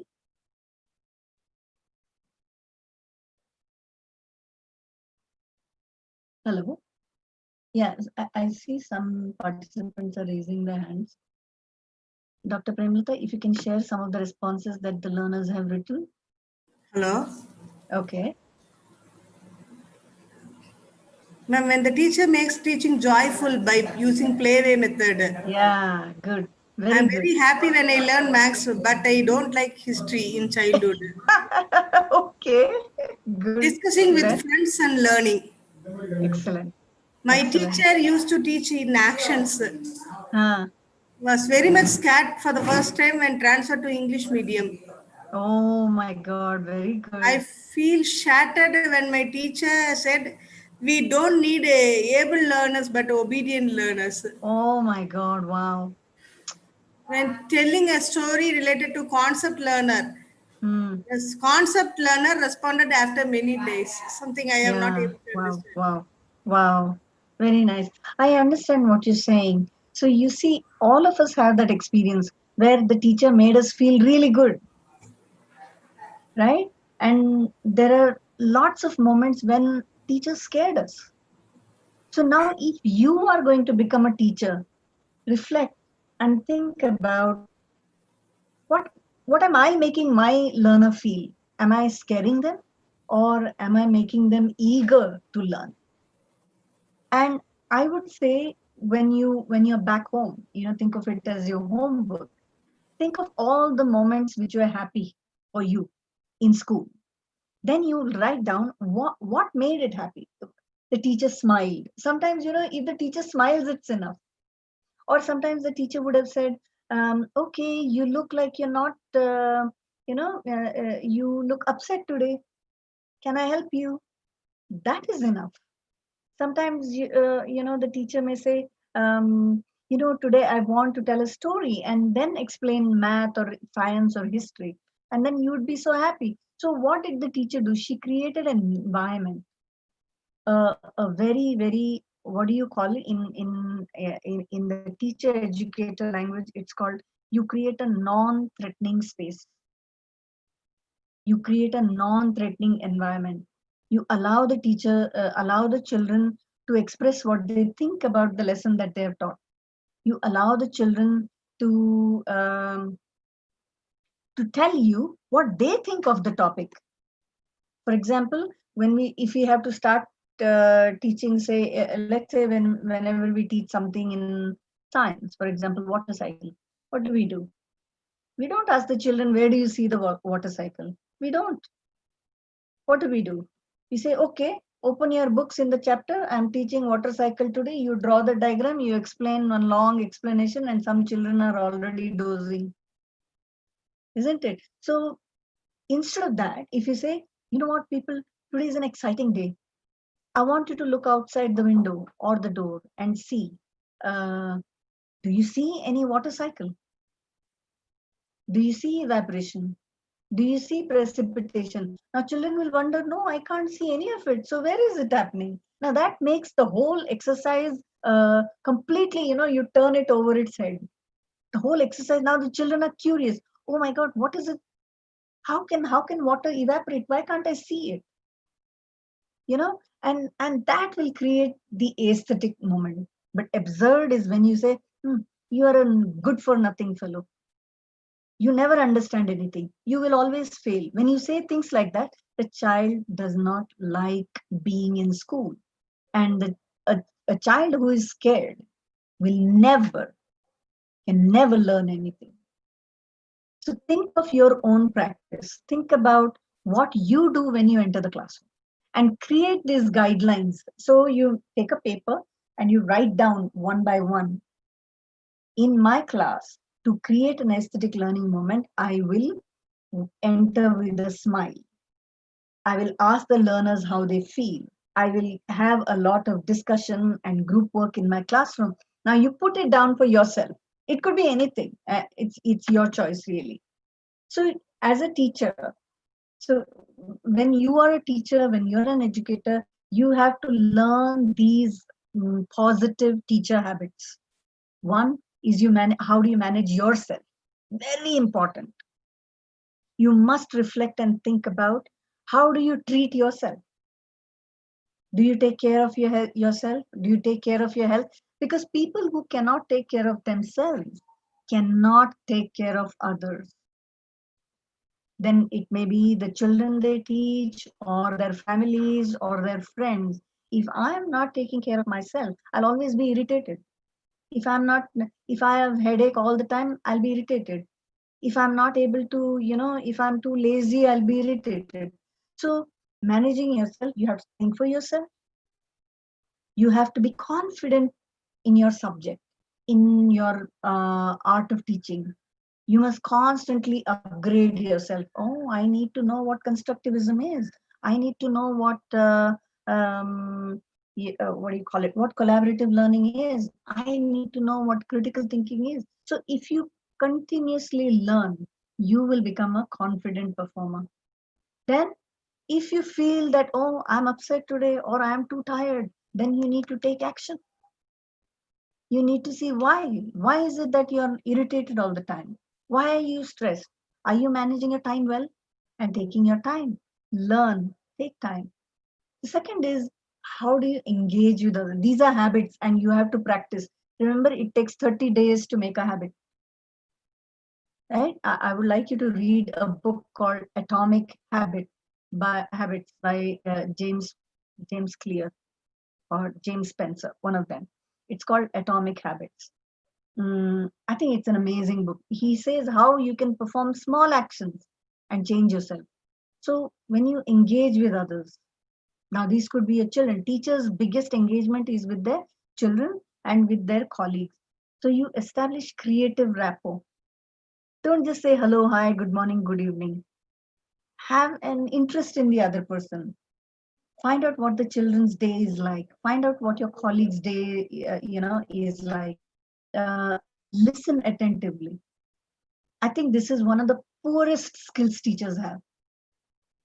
We are constantly worried about, I need to tell you something, but we never think about, I need to listen. I need to see what the child is telling me. I need to be able to see, even if the child, by body language, I need to be able to say, oh, I don't think my children are interested today. I think my child is struggling. I think my teacher is not feeling very good today. My colleague is not feeling very good today. So these are the things that only a very reflective person will be able to, discern and fathom. Also practice behaviors of influence. Teachers are the biggest influencers on the planet because they influence children. They influence people around them. So you have to think, do I want to make a positive influence or do I want to make a negative influence? And once you determine whether your influence is positive or negative, especially if it is positive, you need to spread it. You need to talk to, as a leader, is the teacher a leader? Of course she is. As a teacher leader, what are your leadership, what is your leadership looking like? Then you tell other people, you tell your colleagues, if you're coordinators, you tell your teachers that, look, it's great to be positive. It's great to be cheerful. It's great to be passionate about what you're doing and extend it. Extend it to others. Don't keep the positivity to yourself and your classroom and your learners. Extend it to others. Share your ideas with people. Collaborate and plan. Talk about different ideas and ways of teaching effectively and creatively and innovatively with your children. So these are things you need to do. But how do you get there? So one of the what I'm going to share with you now is what I call models of reflection, in the sense, I hope all of you are taking notes because these are absolutely important. These models, they give you, it's like a hook, it gives you an idea of how to reflect. So suppose you have taught a class, right? You can use one of these models. These are just some. There are many models, but I picked the easiest ones because I think it is important to begin first, and then you can do complex reflection. But to begin simple reflection, these are the 4 models I'm going to share with you. This is, I hope you can see it. It's, gives cycle. Suppose you have taken a lesson, okay, or something has happened to you. It could be anything. Maybe you had a fight with your husband or your friend or your wife, or anybody. The first thing, you should do is think to yourself, what happened? What happened? Why did I get mad? Why did we fight? Who started it? Was I the reason? Did that person start it? What was the topic that started it? So only describe, don't judge it. Don't say, oh, that was terrible, he did that. No, just say, no, I walked into the room and I said this, and my friend responded like that. So just make a list of what happened. Why did the fight even happen in the first place? Then you think about how you feel. Suppose you've taken a class in math, okay, and you just taught a lesson on geometry, and you finished it. You come out and you say, okay, are my children happy? Am I happy about what I did? Was that strategy the correct one? Was that assessment very good? Oh, that child was very happy. What did I do? I'm feeling very happy because of it. Right? So you start thinking of the feelings associated with that situation, event, or classroom. Then you evaluate. When you evaluate, you think, oh, I did this really well. My children were very, very active and they were talking and responding and discussing. So that was wonderful. I think I will do that again. Or it could be, oh, 5 learners could not pay attention at all. I have to think about how do I teach them again. Remember, teaching better is not teaching many times.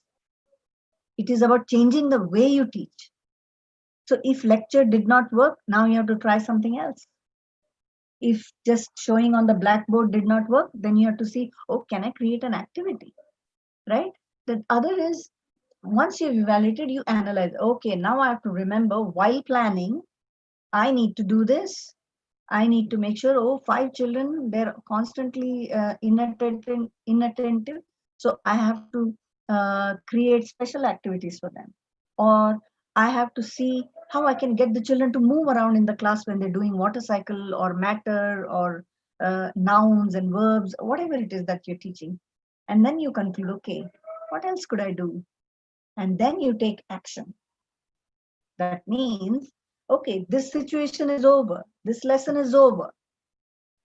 Next, when I plan my next lesson or next time I'm with my friend, what will I do? Next time I'm in a situation where, the situation is very angry and heated, I'm going to be very calm. So you plan and you continue.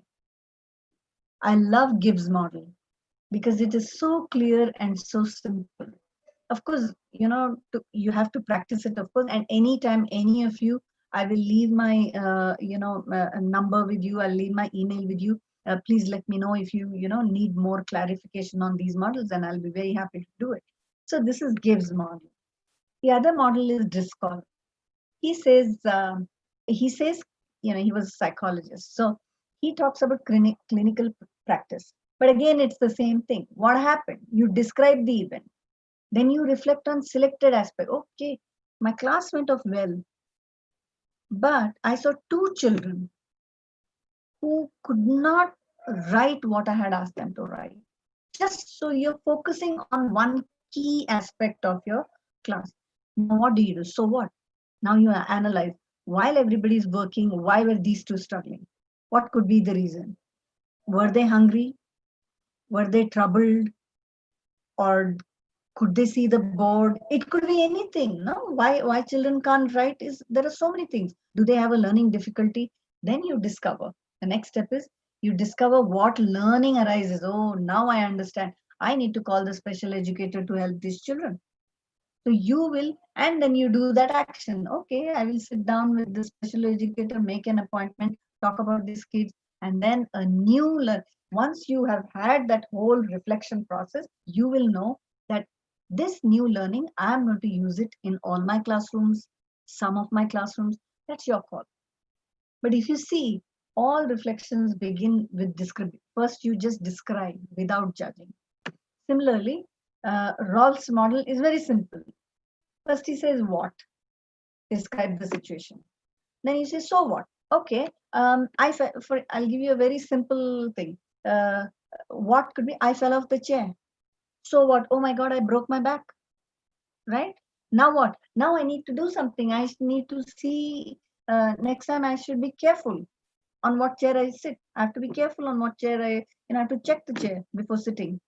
I have to go to the doctor. So you see, it's very simple, but what means you describe the situation, describe the achievement, describe the consequence, the response, feelings, problem, only description. So what is, discuss what did you learn? What did you learn about yourself? What did you learn about your children? What did you learn about relationship, your attitude, your culture, anything? You can reflect on how you pray. You can reflect on how you eat. You can reflect on how you are with your friends. You can reflect on how do you respond to situations, right? So there are 100 things to reflect. Whole life is open for reflection. And then you decide, now what? Now that I've thought about it and this happened, I need to see, okay, how can I improve? What actions can I take? How do I make sure that I don't make these mistakes in future? So how do I learn from my mistakes? So these are the things. And finally, Atkins and Murphy, again, describe the situation, analyze feelings.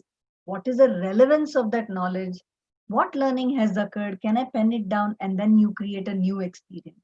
So if you look, what is common in all reflection models are that it begins with description. Then it talks about analyzing the feelings, analyzing what has happened. Then you evaluate your situation and then you come up with new learning. If you don't reflect, there is no new learning.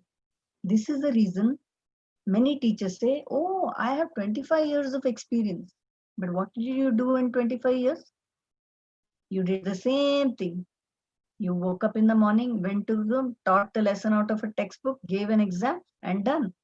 So that is not 25 years of experience. That is 1 into 25. If you reflect, then it will become 25 into 25. Do you see the difference? So that is what reflection does to you. It multiplies your abilities. It multiplies your skills. And it changes your mindset. So this is, to continue reflecting on teaching.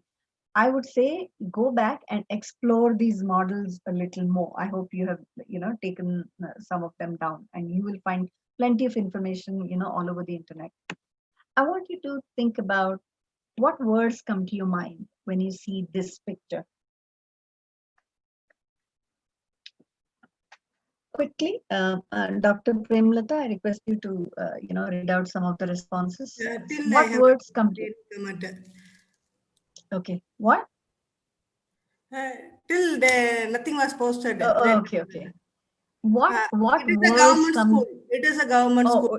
Okay, it's a government Traditional school. method of teaching. Traditional method, okay. Then? Curious children. Huh? Curious children. Children. Curious Helping children. children to find out something. Helping children to find something, okay. A normal classroom situation. Normal class, okay. What else? Teacher correcting the notebooks. Teacher correcting, everybody sitting. Yeah, lovely. Adaptable Okay. teacher, approachable teacher. Okay, that's an adaptable teacher and an approachable teacher. You can tell that? Can you And tell then that? chalk and talk method. Okay, chalk and talk method.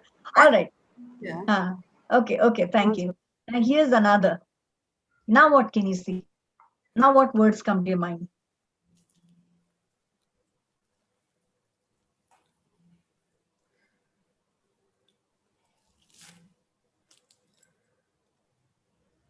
Friendly teacher. Okay. Awesome teaching. self-learning, Okay. child-centered, See? joyful learning. Yeah, Students absolutely. learn by themselves. Wonderful, wonderful.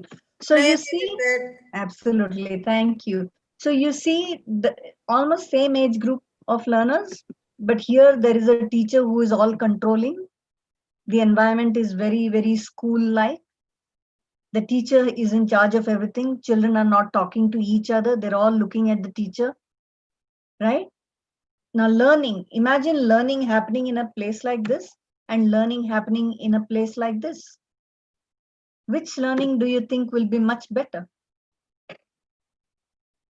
So this is something. So normally what I would do is I would show you a classroom and ask you to reflect. But of course, we are, it's hard to do that over here. And there are 200 and almost 300 participants. And Second type. Yeah, definitely, definitely. I do this for 6 hours, by the way. So you see, just reflecting on the kind of classroom you see. Look at the element of threat. If the child doesn't do the work, probably the child may be punished, right? But you see here, the teacher is not even seen. The teacher is there somewhere, but the children are working with each other. They're working on manipulatives. They're probably learning math. You'll see the difference between this space and this space. This is a reflective teacher's classroom. Whereas this is a traditional teacher who doesn't think about it. I'm very sure next day morning she'll come back and she'll do the same thing, isn't it? So we need to think about how can we make our classrooms more and more like this. If you see here, look on some children's faces. It has created absurd learning moment. Whereas this is aesthetic learning moment. Children are happy. They're engaged. They're not running around beating each other up, or there is no indiscipline. They're all doing their work. So the teacher has created an environment because she has thought about, oh, this is how children will learn best. This is how the environment should be created. The children must have place to move, not just, like this in one place the whole day. It's unhealthy. If you keep children morning to evening in classroom sitting at a desk like this, it is very, very unhealthy. But here, the child gets enough exercise. The child is allowed to move in the classroom. The child is allowed to speak to each other, right? So this is one of the, I think, I'm sure in Indian class, now I know many people will say things like, oh, but, this is some international school, but we have, small schools. Place has got nothing to do. National, international has got nothing to do with education itself. What is more important is how, wherever you are, how can you create space in the mind of the child? So even if the class is small and there are many children, at least every now and then stand up, get the children to do something, some nice activities, or say, okay, do jelly beans, or just move your hand up and down like this, and they will be more interested in your class. Sing a song, stand up, sing a song, and that will change everything for the child. The child will look forward. So you don't have to bring them, the moon. You just have to give them more openness, more freedom to express what they think about their learning. And that's when, and only a reflective teacher can do that. All right. So one thing that you need to do if you ought to reflect is when you plan something, you plan it well, you implement it, you gather feedback. Whose feedback will you gather? That's a critical question. I alone can't reflect. If I alone reflect, if I only reflect in my classroom, I say, oh, yeah, I did very well, very good job. I'll say, good Sandhya Gatti, you did a good job. And that won't be very fair. So what can I do? I can call other people. I can call my colleague, come and sit in my classroom, see what I'm doing, and then give me feedback, and then share your reflections. Once you get that feedback, you share your. In fact, there is a process called lesson study that the Japanese came up with. They actually came up with it for math, but I use it for any kind of teacher. So what happens is the teacher records her lesson, and I tried this in Tamil Nadu only, in one school in Tamil Nadu. Coimbatore to be precise. I use this method called lesson study. You know what the teachers did? Oh my God, they were so good. They all recorded their lessons, video recorded their lessons. And the day we went there, all the teachers sat together and they showed this video of their lessons and everybody gave feedback. It was so awesome. They learned so much from what other colleagues were doing. So exciting. So, but of course, there is a process to it. You can't just video record and you can't just say, "Oh, that was a terrible lesson." No, you don't do that. So you treat yourself like you treat your learners. So one of the how to take critical feedback is also an art. In our country, feedback means, oh, who are you? What is that teacher? Why is your class so noisy? That's the kind of feedback we get most of it. When I was a teacher, there used to be noise in my classroom because children were collaborating, discussing, doing activities. So the principal would walk in and say, "Oh my God, Sandhya, your class is always noisy." They didn't see that the children were engaged, that they were happy learning, that they were not sitting in a desk and just passively listening, right? They didn't see that. They said, "Oh, what's going on in your class? Please keep quiet." Ask them to keep quiet. Now that hurt me a lot. It really made me very sad. And if the children are not talking, not expressing, then there is no learning happening. So I think schools are changing now. And at least in many Bangalore schools, I do see that a lot of activities happen. But in a large part of our country, schools are still very, very sad and difficult spaces. And as teachers, we are the ones who can change that. Nobody else can change it. We have to change it. So, that's something to reflect on for everybody. Now, to make your reflection, to make your practice of reflecting very, very sharp, you have to do something called journaling. Journaling means making a diary as a teacher. So, say for example, after I finish my session today, I go back and say, "Oh, I could have done this today. I enjoyed talking to, I was surprised to see 200 teachers today. Oh, that means I reached 200 teachers. I love the way the program was organized. And I think my presentation today was like this. I could have done better. I could have gotten, everybody's, what do you call it? Mm, how do participate? I could have read more of your responses, or I could have done some other activity to get everybody to respond." So all this, you find a place. You can see this is where I sit and reflect. This is my place where I sit and I reflect. Here nobody disturbs me. I can think about all the work that I did in my office today, what I did with my teachers, what I did with students, what I did with. I make a note of everything, and then I make a journal like this. You see, I make a journal like this, where I keep noting. Oh, today this is what I did. This is how. So I make notes like this. Can you see?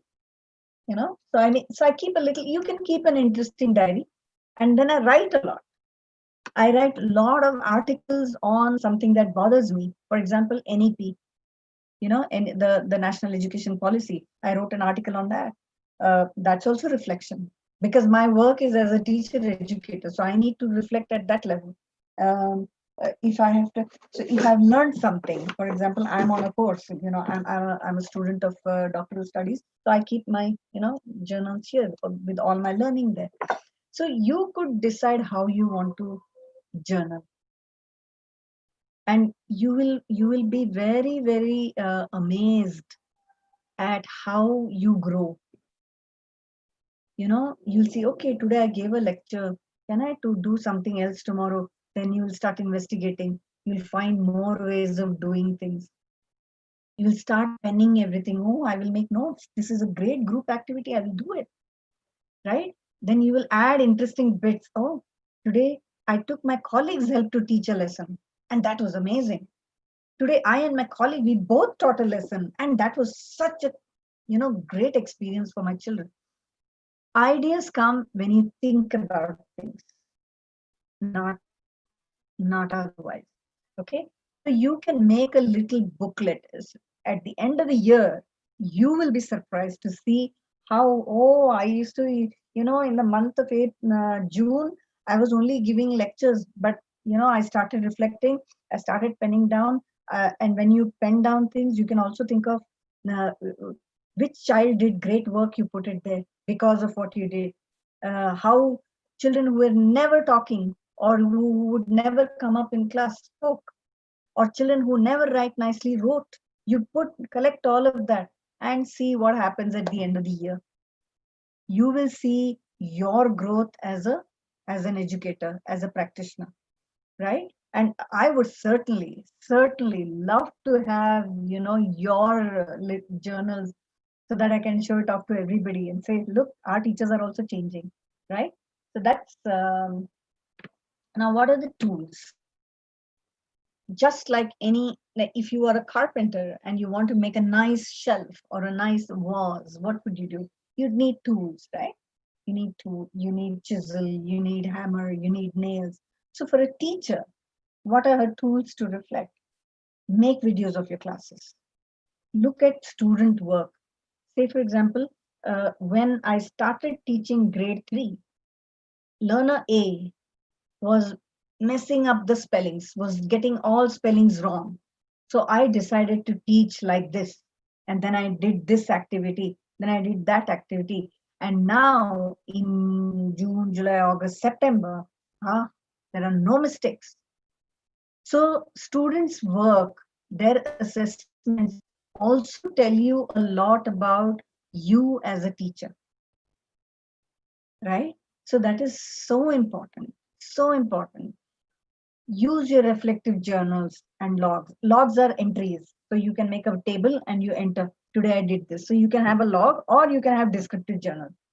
Also constant questioning.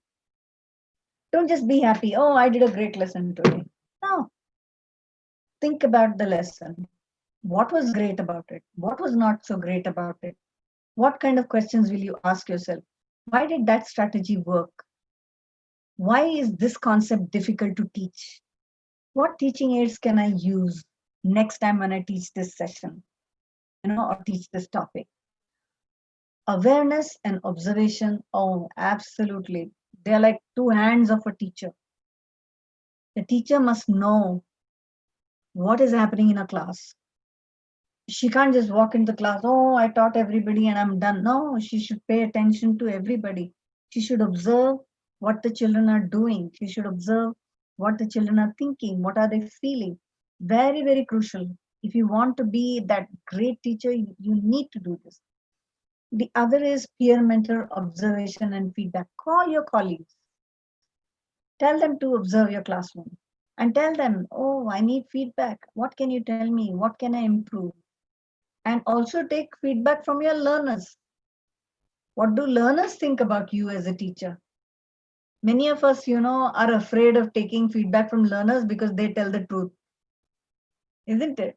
They tell the truth. They say, oh, it was very boring.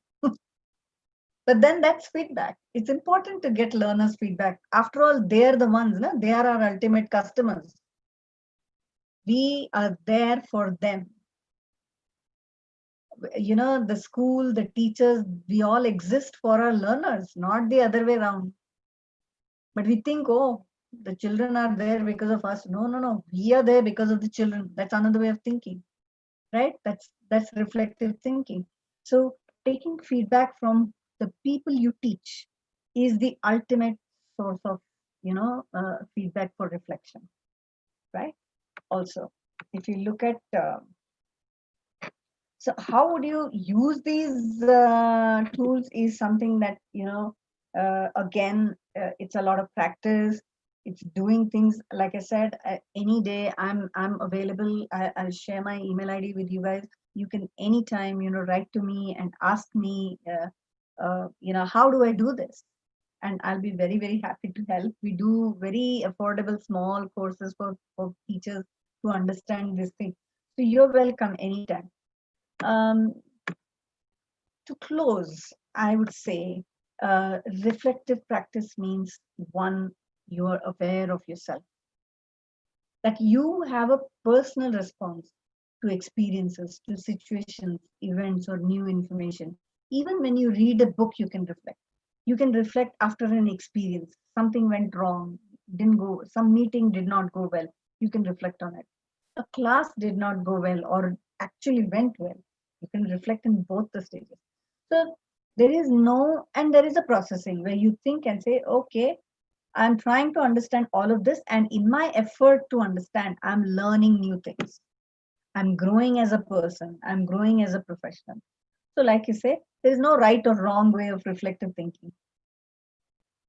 There are just questions. You ask questions on the lessons you do, on the way you teach, the way you assess, the way you communicate with your children. For example, sometimes we just scold our children, right? The child did not complete homework. We say, oh, get out of the class. Many times that happened. So we can go back and think, oh my God, I punished the child because the child didn't complete the homework. And I sent the child outside the class. Now, I wonder why the child did not do the homework. Maybe there was problem at home. Maybe there was something wrong. Maybe the child did not understand what the homework was. Maybe there was no support. Maybe the child was sad, something had happened. And now what about the punishment I gave? I sent the child outside the class. Now, if I've sent the child outside the class, didn't he miss more learning because he was out? Which makes him even worse than he was today. So, can I change the response? Next time a child doesn't do homework, can I do something else?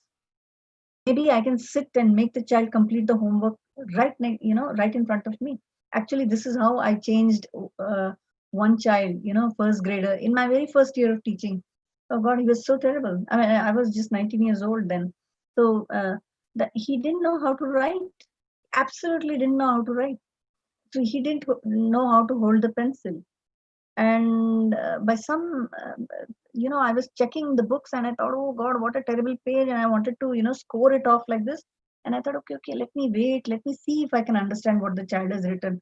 And when I actually read it, all the answers were correct. All the spellings were correct. Only the handwriting was terrible. So I thought, oh my God, look how I judged the child without even seeing what the child wrote. So I changed everything. The next day, I told the child, can't sit next to me. I kept my finger. I told, okay, here is, keep one finger space between words, right like this. And that child started shining in the class. So it is important for us to become aware of what is it that we're doing. Am I just out without thinking, just slapping a child or sending the child out without thinking? Or can I think of something much more, kind, much caring, much more caring response to toward the child. So very, very important. So, and it's the same with anybody. It's not only about your children. It is also about your friends. It is about your family, your own children, the people you meet. It is very important to be mindful about how you speak to people and how you communicate with others. Right? That's the only way to grow. Uh, I would say, there are three very, very important characteristics if you want to become a reflective practitioner. One is you must be open-minded. You have to be open to things that other people are going to tell you. You should be open to think, okay, I might be wrong. Maybe what that other person is saying is right. Oh, my opinion is different from that person's opinion, but I should accept it. Everybody can't be like me and everybody cannot think like me. So I have to change. I have to say, okay, it's okay. She likes it that way. Say, for example, I pray another way, you pray another way. Do we fight? No, we don't. Because it's okay. But when you say, no, you have to read like this only, you have to study like this only, we have to think. Not necessary. Right? So being open-minded to new learning, being open to feedback, being open to criticism. Sometimes people will criticize you, but you have to take it. I'm a product of criticism. Every person I knew, I took feedback from everyone. And some of them didn't give it kindly. They just told me, you're terrible, this, that. But I thought, okay, let me think about it. So being open-minded is very, very important. The next thing is you have to take responsibility. In many Indian schools, what happens? When the child gets 80%, 90%, 70%, we say, oh, I'm so proud, I'm that child's teacher. Right? But if the child fails, what do we say? Oh, family is terrible. Parents are not taking attention. Why? Isn't it? That's what we do, no? Most of the time. So to take responsibility means when good happens also, you should think, oh, I must have done something good actually. But when something wrong happens, oh, I have to think about it. Why did so many children fail in my class? That means something is wrong with the way I'm teaching. I'm not doing something right. So that is very, very important. You take responsibility. You can't tell, see that boat which is drowning, the person on the other side thinks he has got nothing to do because he's up. No, he's also going to drown. So he also has to take responsibility to help. So it is very, very important to say, okay, my class and making sure that my group of children do well in my subject is my responsibility. It's not the fathers, it's not the mothers, it's not the guardians, it's not the brothers, it's not anybody. It's me. When you do that, you see how you change. And you see how children change, and that is the happy thing. Also, you must have the quality of wholeheartedness. When you do something, you do with complete passion, complete faith. You must be there 100%. When you're at school, you can't think about what is happening to your husband, to your life, to at home. We can't. You have to completely be immersed in that experience of being with children and helping children. So unless you're wholehearted, nothing will make sense. Unless you have your complete self, in that particular act of helping the child or teaching your group of children, then it is just a job. It's no more, something that gives life to your life. That's my way of putting it. And think about these things. To end with,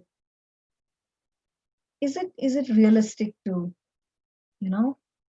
be reflective throughout your life? Do we have the time to reflect? And can we act on what we, something happened and it's already done? Can I act on something that went wrong? Can I reflect and say, okay, I need to change this? Can our life, which is the highest thing, the last question, can life become a living reflection? Can I be reflective all the time? Is it possible? I would say, with my experience, it is very much possible. So you have to, start taking your work seriously to reflect. So you have to become, oh my God, I'm not just some teacher. I'm a teacher. I'm an educator. I change lives. I'm a transformer. I'm a social agent of transformation. So if you look at your role like that, I would say all the participants here, everybody here, I would say, think about how you think of yourself. Do you think, oh God, I'm a teacher, I'm just doing this job, because I get vacation and shorter working hours? Think again. Can I be something more?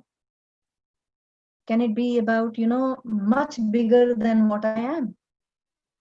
Right? So unless that comes to you, it's very, very difficult. And I would like to end with this thought by Maxine Green.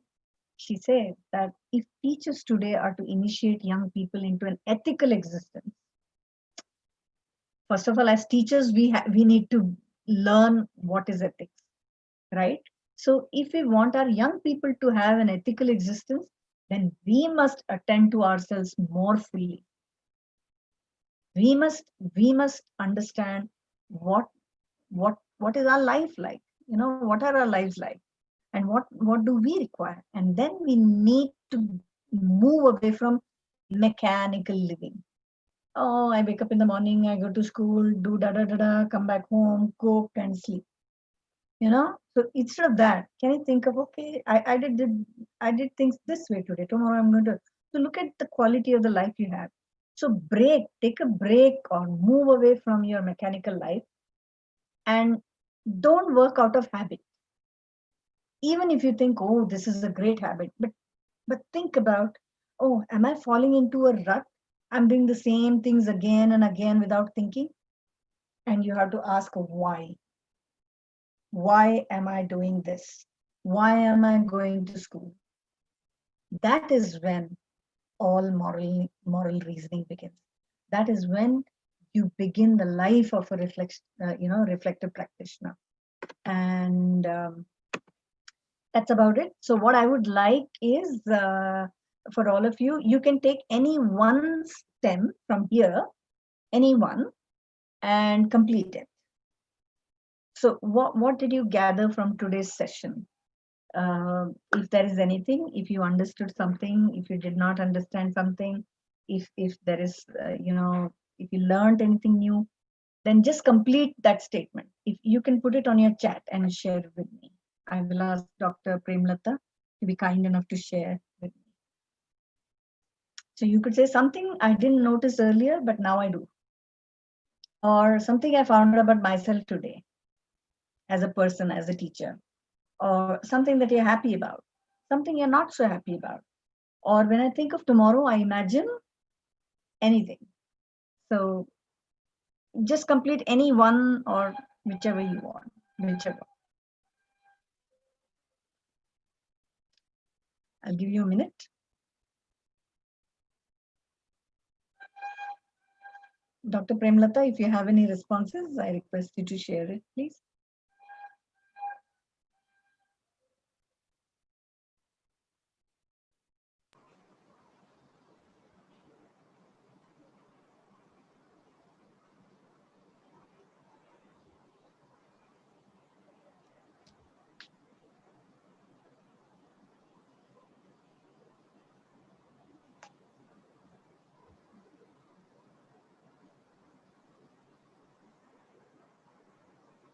Hello? Yeah. Yes, Dr. Premlata. Are you able to hear, ma'am? Yes, very much. Yes. We had so many questions, ma'am. Okay. Question by the participant Maithili. Okay. Is reflective teaching possible in our schools? Reflective teaching, reflective living is possible anywhere, in any school. In any school.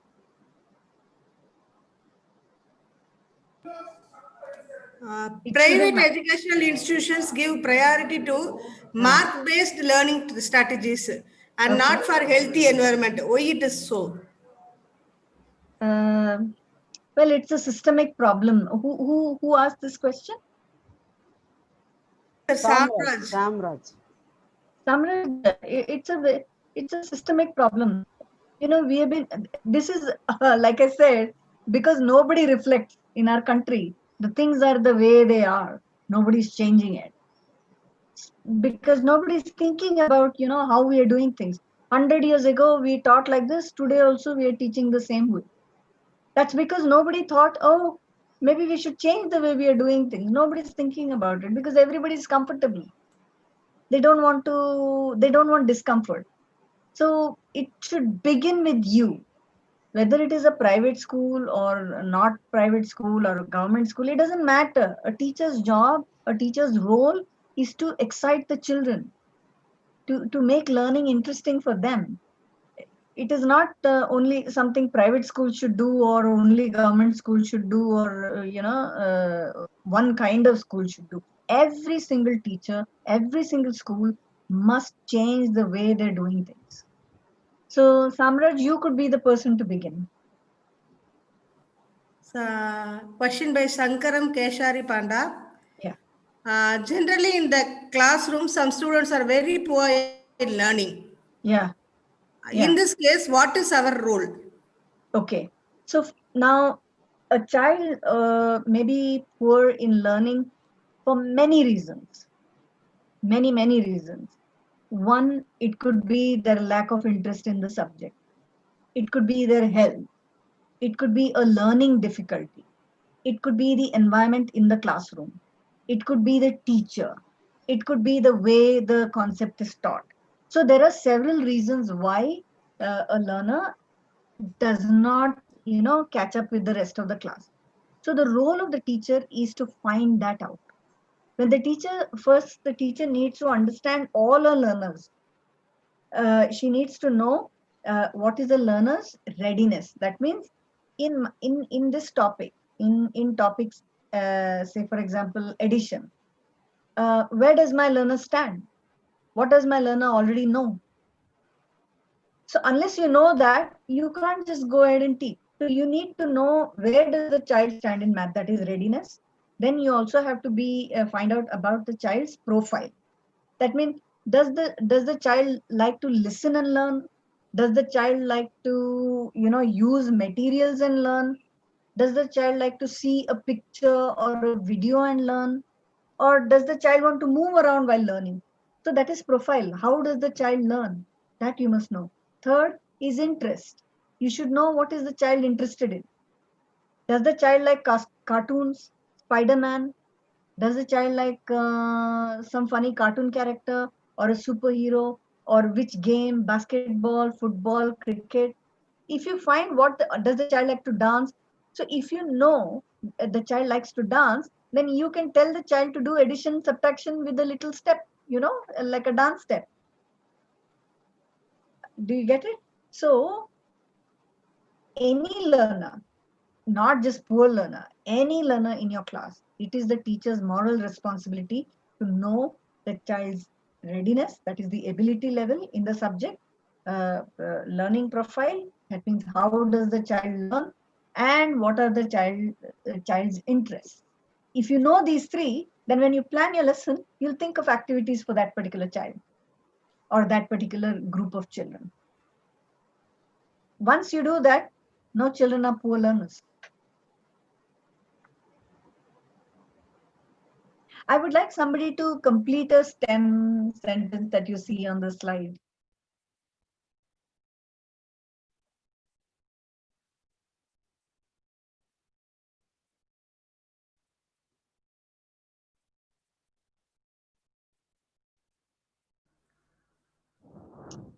There are a lot of participants. Another clarification by anonymous person, ma'am. Okay. As a teacher, can we teach the students something new and more advanced knowledge, which is out of syllabus, by skipping the bitter topics? Very interesting. All topics can be made interesting. You don't have to skip it, but you have to find ways of introducing it interestingly. Say, for example, so if I have to do something in the class, like let's say, what example? Because most of my students are teachers. So when I enter the class as for a training session, the first thing I ask people is, okay, when you get up, I start talking about them. In fact, I think when I do the session tomorrow, I will address this as well. Like, what is it that will make the teachers sit up with interest, or my learners sit up with interest? You come and share a story or something outrageous. Say for example, I want to teach Mohenjo-daro. Somebody told that history is boring. No? Many people find history boring. So what I used to do was, I would take a very unusual looking object and I would take and say, can you tell me what this is? And everybody, oh my god, what did the teacher bring in? So you do things like that. It could be a story. And if the topic is in the portion, you may not be able to skip it. Of course I would if I wanted to, but the thing is, if you have to do it, then you have to think of what's the best way to introduce. How can I introduce the topic? So that will change the whole game for you. Very interesting questions, by the way. Thank you for asking. Okay. Question by Pramota Kumar. Okay. Will you kindly say me how to motivate MR student? What is MR? MR student. No, is that an acronym for something? Mentally retarded persons. Okay, no. Whatever I did today is not for special needs children. Children with special needs, they require the support and resources from a special educator. A regular teacher does not have the knowledge or the skills to work with a child with mental challenges or the child with learning difficulties. They have to have a special educator. So you can be empathetic, but what is the extent of the challenge that the child has is also very important, and that teachers cannot determine. It has to be a special educator. So now, at least in Karnataka, it is compulsory to have a special educator in schools. So what happens is, if there is a child with a physical challenge or a mental challenge or learning difficulties, the teacher and the special educator, depending on the extent of the problem that the child has, they work together to help the child. So you alone cannot do it. Unless you're a special educator, you can't address that problem. A question by Devanathan. Yes. Time management is a major problem to Yeah. this type of teaching. Oh, actually, if you do it this way, you will find you have more time. So that's again a long explanation. Most of the time, teachers are not able to say do reflective practice or carry out reflective practices because they're not organized about their time. They don't plan their lessons according to the number of hours they have. And I have brought this out many times, whether it is schools in Dubai or schools in India. I do simple math. I tell the teachers, this is what you should do. Look at the number of hours you have in a week to teach a subject. Look at the number of lessons you have. Divide the lessons by the number of hours and see how much time you have. I'm sure you'll be surprised. Eliminate the holidays. Eliminate, the annual days, sports days, whatever you have, function, and just say, let's say you have full teaching weeks. Let's say you have about 30 weeks. In each week, let's say you have 6 periods of math, okay, or English, and 6 into 30 weeks. That's the amount of time you have. No, into 45 minutes, 45 minutes. So 6 into 45 into 30. That's the number of time, amount of time you have to do your lessons. And usually, so far I've seen that children do not have, at least in primary school, we don't have more than 10 or 15 lessons. So not only can you teach well, you can pay attention to children who need your help after. For example, children who are not up to grade level, you can help them. You can do differentiated instruction. You can, and you can reflect. You can assess, you can reflect, you can help check. So you have to plan properly. Of course, all of these have to be learned. Unfortunately, many teacher education programs don't focus on these things. Like they only do how to do a lesson plan, but managing time with the time you have in school or communicating with the learners effectively is not really, a subject that is taught, because I teach B.Ed here and I know that it's not done there. So you will have to really reimagine how you plan. You rethink the way you plan your lessons. That's how it can be changed. Question by Dhanlakshmi. Okay. If teacher gives freedom to children, school Mm-hmm. management may blame the teacher that the students are under her control, not under her control. Okay. Sometimes management may remove the teacher also. What to do for that? Okay, that will never happen. So I'm doing a session on classroom and behavior management, I think, in this series during this week. I'll address it during that time. But what's important is giving freedom does not mean allowing children to run all over the place and walk all over you. That's bad classroom management. Giving freedom is freedom to think, freedom to allow the children to express what they think about what they're learning. giving children the room to reflect, to have multiple ways of learning something. That is the freedom I'm talking about. I'm not talking about letting the children run all over like the picture I showed you. The children are not running all over the place. They have freedom, but they're learning. So it is, how have you, what is the culture you have established in your classroom? Classroom management is more about the culture that you have established in the classroom. For example, I have 60, I used to have 60 to 70 kids in my classroom when I was a teacher, and never a problem. So classroom management is not about control, it is about management. And that's something many teachers have to learn. Unfortunately, not everybody is equipped with knowledge and skills to do that. So nobody threw me out, trust me. And I just always, did the job well. I thought about it. So I really practiced, read a lot, learned a lot, and many of my sessions are videographed because they want to see how I do it.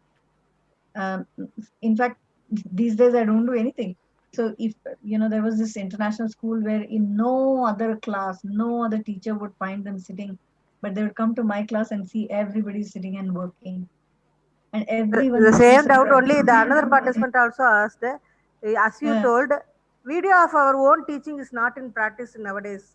How Why? to do self-evaluation for our teaching? You have mobile phones? It is not allowed in the classroom, no? No, but then put it across to your management now. In See, the you're private not schools, they will not allow. here though it's allowed. Like here, so the thing is, you have to make a proposal that to for professional development, you need to do this. You're not taking videos to show to parents or to put on Facebook. No. When you take a video, it is for the school's library, for teachers. So teachers can, and they have to take permission of each other. So there are a lot of protocols around taking pictures and videos. The school management has to create a program for teachers' professional development. And that's where the making of video will become useful. I can help you out with that. Just let me know. We also wrote that there are huge restrictions for the teachers. I know, I understand. It's unfortunate, really. Okay, one of the things you can do is, if you can't make your own videos, you can see a lot of nice teaching videos on YouTube. So you could use that as your reference point and, collect ideas or see, oh, I can do this. But, video is really a great tool to improve your teaching. Actually what happens, my lessons were videoed. So when I saw it, I would think, oh my God, I could have done that better. Why did I do it this way? Oh, I was facing only the board. So you really get to see yourself. In fact, all my students in the Cambridge diploma, I made it compulsory to video at least one of their lessons. And whenever they took a video of the lesson and watched it with me, I didn't have to tell them anything. They themselves came up with so many new ways of doing things. So I think it is how you explain, and how do you explain it to your school authorities, the heads of your departments. Talk about it. Ask them to talk to me or come to one of my sessions, and Is it possible to come to you? Yeah, why not? I'll give my number. Same type of another problem also from Sabina. We can deal with the children, but it is difficult to deal with the aggressive parents. Can you suggest some points? Okay. Again, she is working in an international Indian school. Oh, okay. Doesn't matter. In India, everywhere you will have aggressive parents. This is more a subject of communication. How do you communicate to anybody? And especially, how do you communicate to parents who are aggressive? I want you to think about what is the usual things you say to a parent. I'll tell you one of the reasons why parents really attack a teacher. is because in India, teachers do not have enough evidences of their children's learning. They don't have enough documents to show where exactly is the child struggling, where is the child succeeding. We don't have it. There is no, so when the teacher comes, she only has this report card with numbers, and the parent will say, how did he get this less? But teachers don't have anything to show. So that becomes a problem and that aggravates. So that's one part of the problem. The second part is, how do I respond?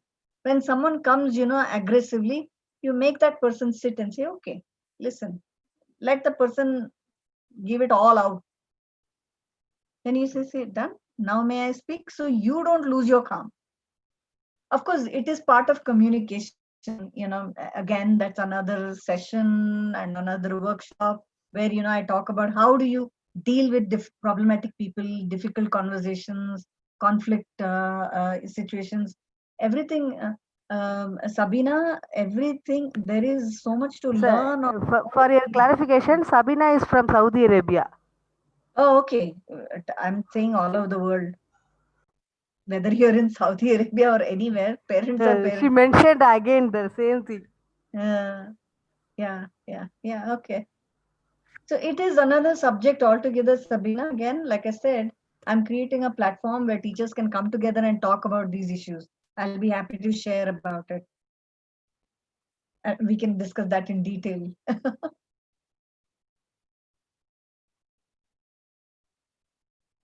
Okay. This may be the last one. Okay. What is the best and useful for the students to learn from the books or from online? Which is the best one? Okay. What is your opinion? Not just for children, but for anybody. You can learn from anywhere. The internet is a boon to people who are eager to learn. Of course, there is a lot over there, but again, you have to determine if it is a child, then you have to see how much screen time, because you also want to encourage reading.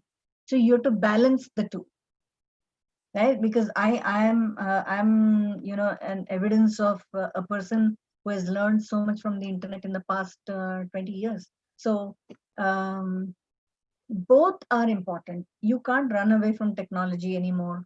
You can't. Today, everything, you are attending this session online and you're learning. So the point is not about reading, it's about learning. And if I can learn something from the internet, why not?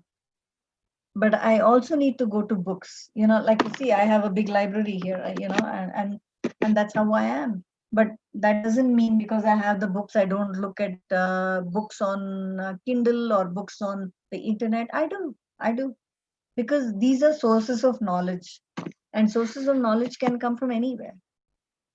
It can come from a person, it can come from an experience, it can come from a book, it can come from online, it can come from videos, it can come from anywhere. But as long as you're balanced about it, like that you're not always online or you're not always reading a book, balance it. You should tell the child that what is important is to learn. And if the learning is right, it actually doesn't matter where the child learns from. Dear participants, Sandhya will be continuing tomorrow also with us on understanding teaching and learning. Yeah.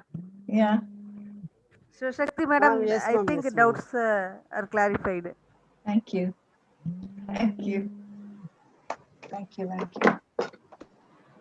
Dr. Josephine, ma'am? Dr. Josephine, ma'am? Yes, ma'am. Now I request Dr. R.I.K. Elizabeth Josephine to deliver the vote of thanks.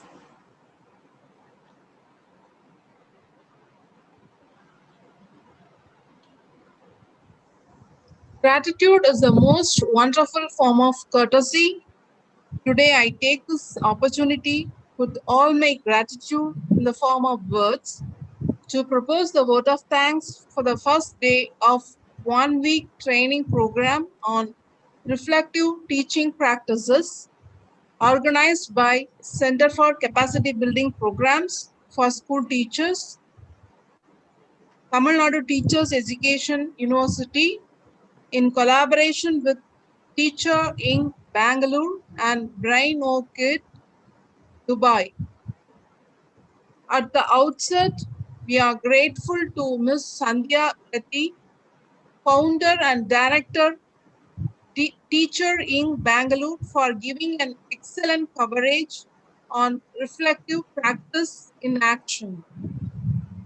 I would like to express my profound gratitude to our resource person, Ms. Sandhya Kati, for sparing her valuable time and gracing this session with her knowledge and making this resourceful lecture. Our sincere thanks to ma'am for accepting our request and also for making this excellent presentation to enrich our minds with the desire of instilling curiosity through the information-packed lecture and discussions. The session was very lively and it boosted many of us who took part in this session. This training program on reflective practice in teaching will be very useful for our participants who can use all these important points in their classroom teaching. We thank you, ma'am, for providing such a wonderful opportunity for our participants. I hope that participants will carry the knowledge shared in this session and apply in their real classroom.